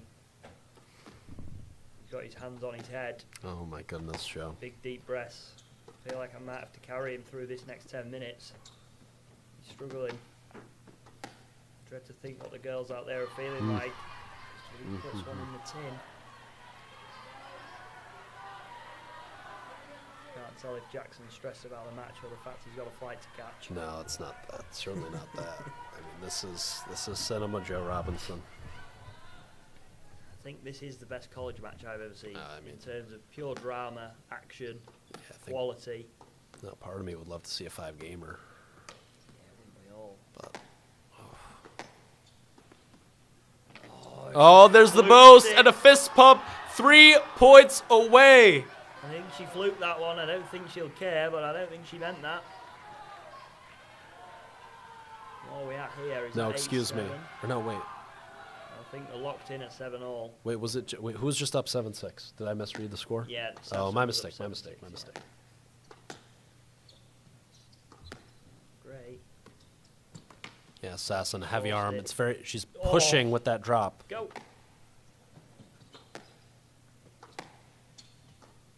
She's good. Oh, she's she's guessed. read it. She's She guessed it right. She's still in the rally. Bit heavy on the drop from Sasson. Done well to recover. Oh, Gonna get that perfect one. width. Another roar. Oh, she's giving it the big one. She knows how big this is. She is now 3 points away. The senior captain last match for your school. And you could send them to a first college title in 26 years. Doesn't get much bigger than this.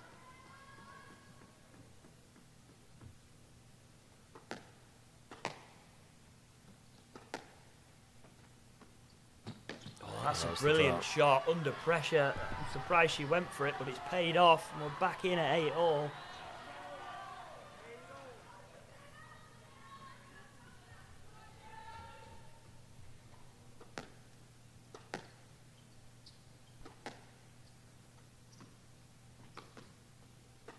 I thought she might have stopped there, but she played through it, rightly so. There it is. Just a small fist pump this time. Didn't want to waste too much energy. That last one took it out of her. She's 2 away, Jackson.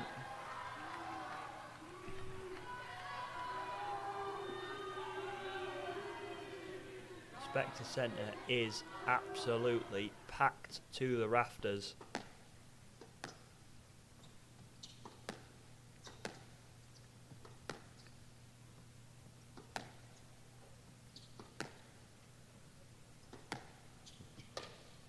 Oh, this is great.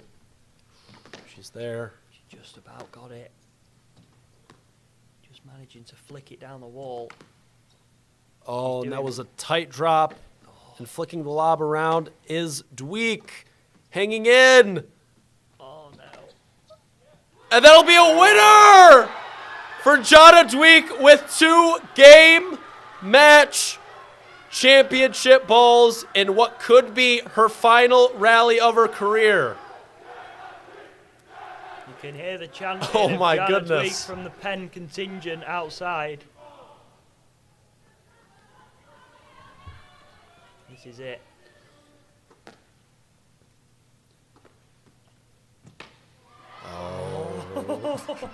Killing me. Absolutely killing me. It couldn't, could it?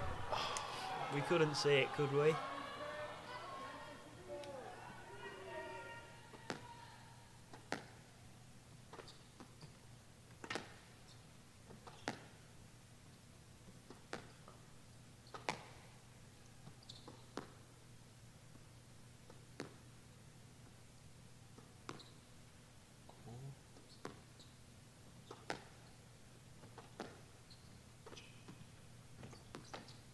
Oh, stumble. Bit of a slip there. Hope she's not hurt herself. Oh, it's a good ball. A chance from the midcourt. She's put it in. Oh, the boast. Get it. From 10 on the ladder to triumph on the national stage. It's Jonna Dweek winning the first national title for Penn in 26 years, Joe. I cannot believe it. That is an Oh my goodness. unbelievable finish to an unbelievable weekend of squash. 26 years without a title for the girls in Pennsylvania. And Jonna Dweek, you can hear the chanting, has brought it home in her final ever match. And that is And unbelievable. she is mobbed by her teammates. It's the first national title in the head coaching career of Jack Wyatt. 21 years. 21 years of coming oh so close. And he has done it.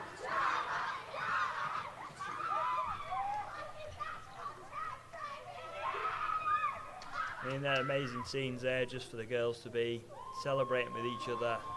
Gilly embraces the hero. And talk about stepping up in a big-time way.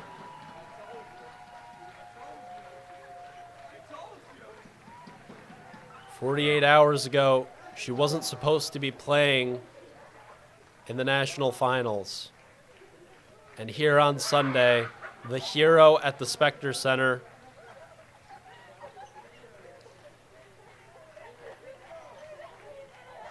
and there's Coach Wyatt sharing a moment with her, with his captain. Well, that, Jackson, has been an incredible weekend of squash and an even more incredible finish. And I don't think we could have asked for much more.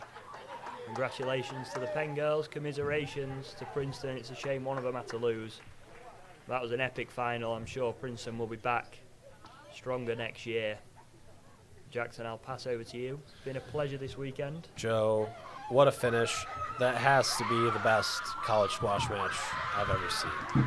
Recency bias aside, that was pretty spectacular stuff. There was never really a moment where one team pulled ahead or where it felt like we knew what was going to happen.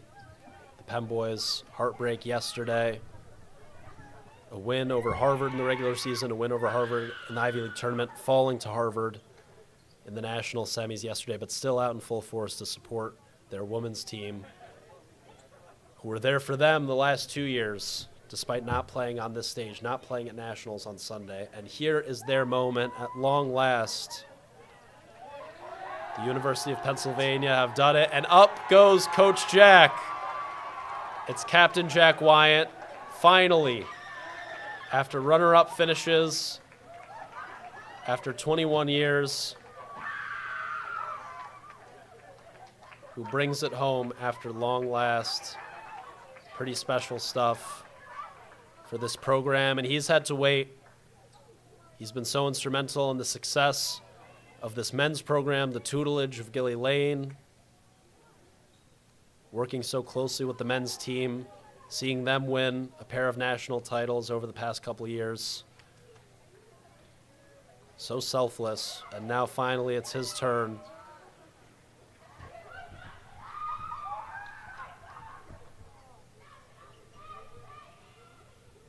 His turn to hoist the Howe Cup. Pretty special stuff. Joe Robinson, thank you for an awesome weekend of college squash. Yeah, thank you for Couldn't having have me. drawn it up any better.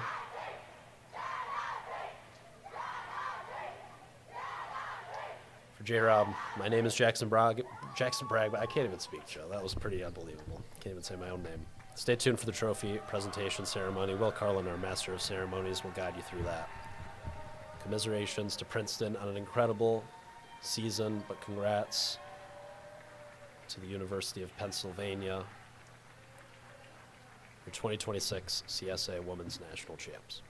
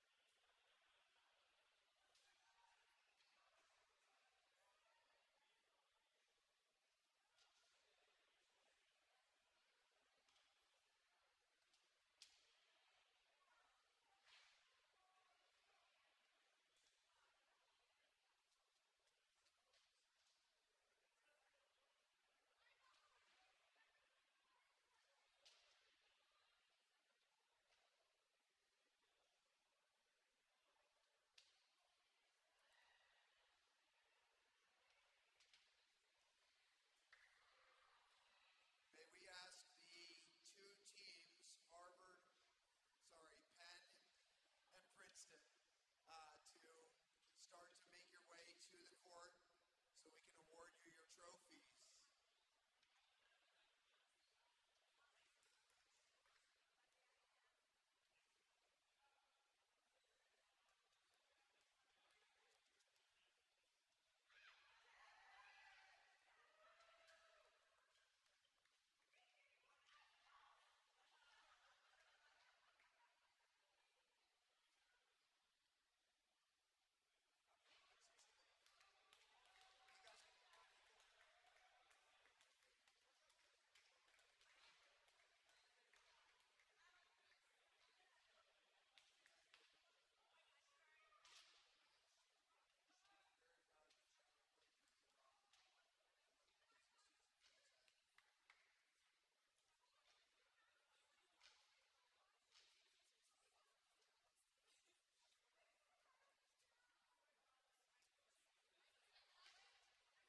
Could we please ask the Penn team to start to make your way to the court, the entire Penn team?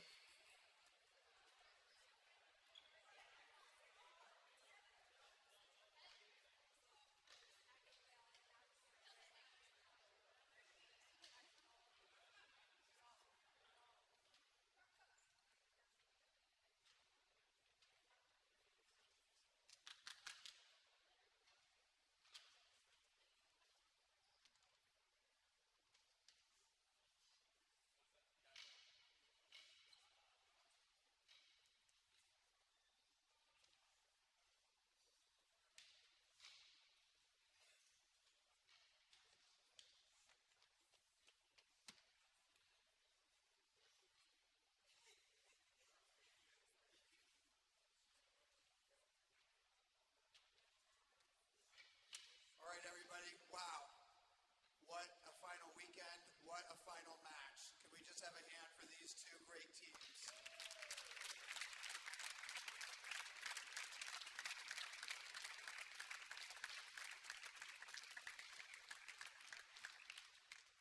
I'm Will Carlin. I'm the board chair of the College Squash Association. I just want to say a couple of quick thank yous before we get to the awards.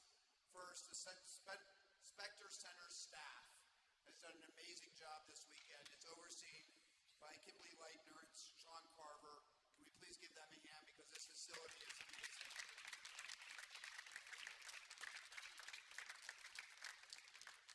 And I'm glad we didn't need him too much, but I'm sorry that we did need him a little bit. We have Richard Clark, who's been the athletic trainer in the Specter Center for many, many years and many tournaments here, and he takes care of all these women as best he can. Could we please give a hand for Richard Clark?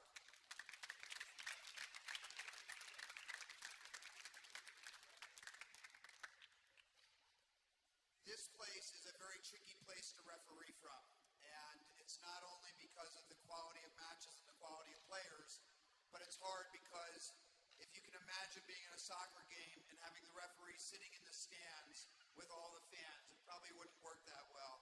And yet our referees sit right next to parents and fellow teammates and all, and it's tricky. And they do it because they love the game and because they love to try to help out. And so could we please give a big hand to all the referees who have been here this weekend.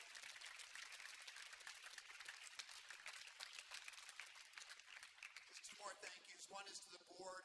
None of them are here right now, but we have 7 volunteer board members, and we have 4 coaches who actually, some of them are here right now, 4 coach members who are elected by fellow coaches. And they do an unbelievable amount of work behind the scenes. And even though they're not present, I know a bunch of them are watching. Could you please give the CSA board a hand as well?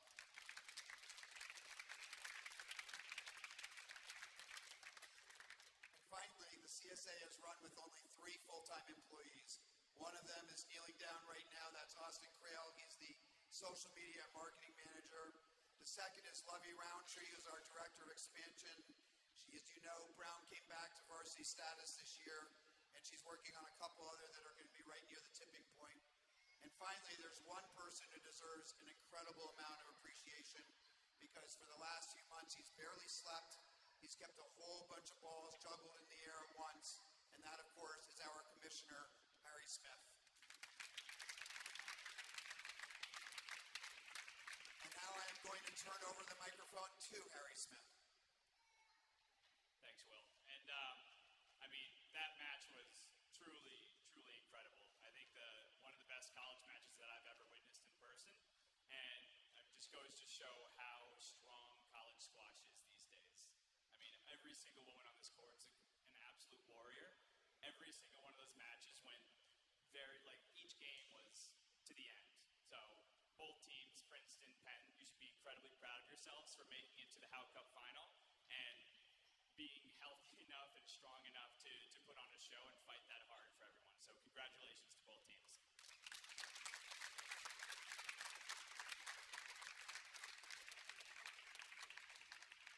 I want to add quickly before getting to the trophies that this weekend specifically is an incredible tribute to college squash.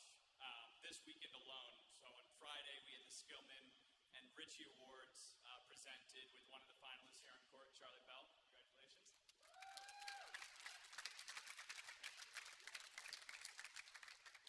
Yesterday we inducted 2 absolute legends of college squash into the Hall of Fame, Basit Chaudhry of Trinity and Amanda Sobey of Harvard, and also presented John Illig posthumously with the Lifetime Achievement Award.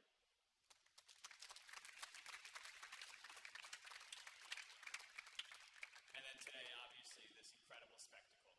So it's an incredible weekend of squash, and the future's bright for college if this is where everything is trending. So thank you for everything. I thought that the match itself was hard-fought, fair, and a perfect example of what college squash should be.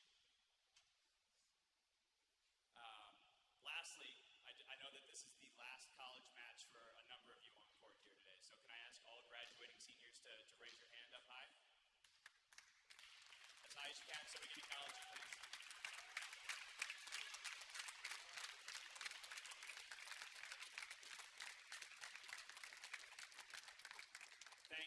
Thank you for being college squash players, for choosing squash.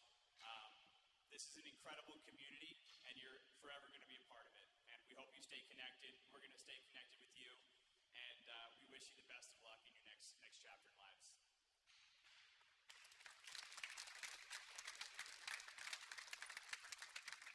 And with that, again, thank you. Congratulations to both teams again. I'm going to hand it off to Will to present the trophies.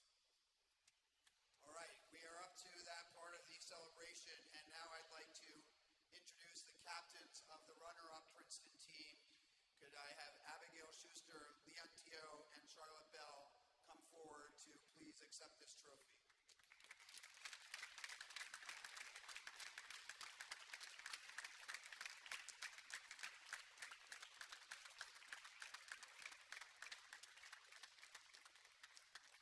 I'd also love to have one of you volunteer to speak to the crowd. Thank you.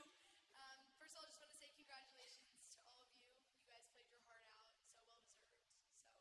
So congrats. And then just wanted to thank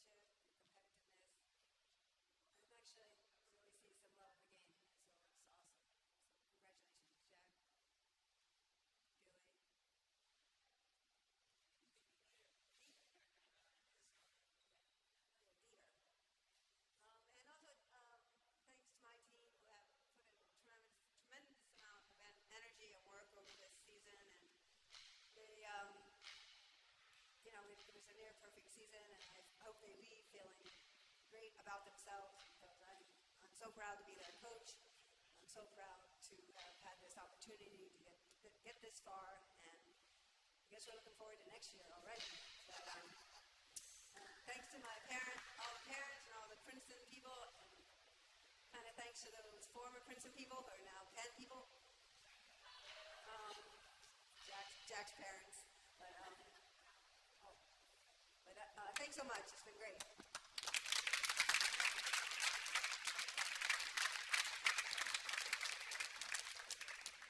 And for the first time since the year 2000, I would like to introduce the captains of the 2026 Howe Cup Intercollegiate Champions, and they are Jana Dweek and Franka Vidovic.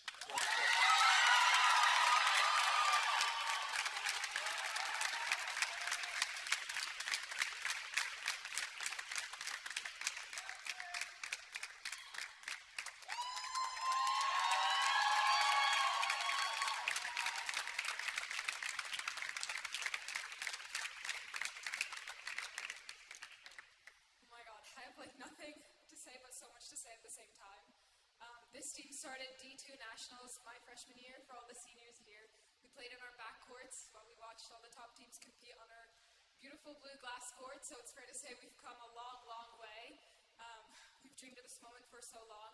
There's so many people I want to thank today. I'm going to start with my teammates first. Every year I gain 3 more new best friends, and so I wouldn't be here without any of them. They've all taught me great lessons. Coaches, Jack, thank you for taking a chance on all of us. We hope we made you proud today. Christina, our lovely trainer. Shout out, Christina. She's like a second mom to all of us. Joe, Rudy, and all the alumni here. This program would not be the same without you guys. We're also thankful to be here. Goose and Gilly, thank you guys so much for all that you do for us. And Jordan, our strength and conditioning coach. Shout out, Jordan. We love you so much. And Emma as well. We hope we made you guys proud today, and I'm sure a lot of us will be here supporting next year. So thank you guys, and also thank you to everyone at CSA and Princeton. We've lost so much sleep over you guys the last few months, so great fight today. And yeah, thank you guys.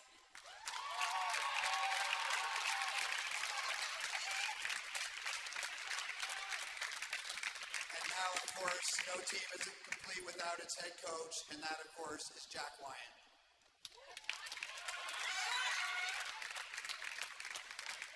Thank you, Will. I just want to start by congratulating the Princeton team on a fantastic season. If ever there were a year to share this title, I think this would be appropriate based on how good they are, how fair they are, and how hard they compete. So congratulations to you guys and to the coaches on a great season.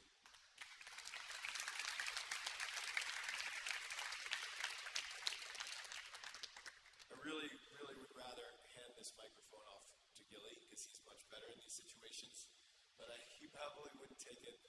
I do want to just take a minute to thank Gustav and Gilly. I love coming to work every day. I've known Gilly since my first year at Penn 22 years ago. He was a sophomore and proceeded to beat me very badly on the first day of the job, and we've been friends, really brothers ever since, so I just want to thank the coaches.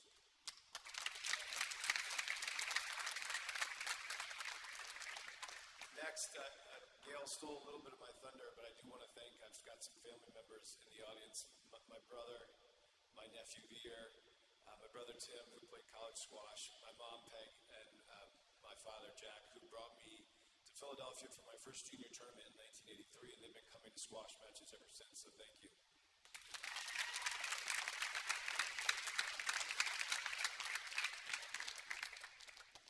Next, Jenna mentioned this earlier, but I do want to thank the big team that we have at Penn. It's very much a group effort. There's no chance that we could be here without the support, the love, and affection from Rudy, Alana, everyone that was mentioned, Christina. They're all very patient with me, and that's required, unfortunately, with me. But I just want to thank them, Emma, Jordan, for being there in our corner and being here today to help celebrate with us.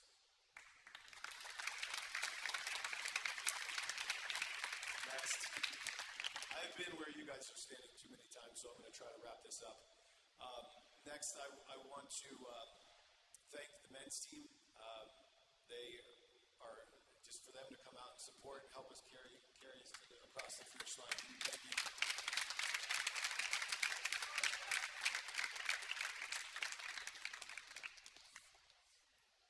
Oh, yes, yes.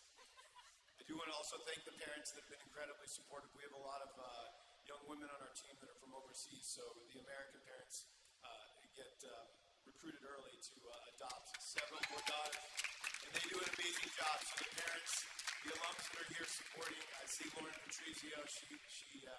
She was on the team that won this the last time in 2000. And last but not least, I just want to thank my team. I tell them as often as I can that I love them, and I do, and I just want to thank you for what you've given me today.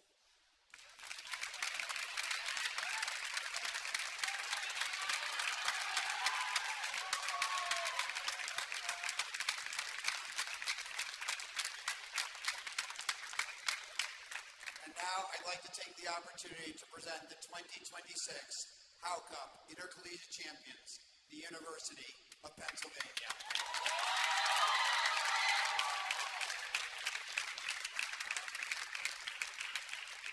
That ends not only this championship, but the entire weekend and the entire season. We thank you so much for being here, for being so loyal to your kids, to the people that you love, and to college squash. Thank you for being here. We can't wait to next season. And even if you're graduating, please come back and support us, as so many of you in the audience already are.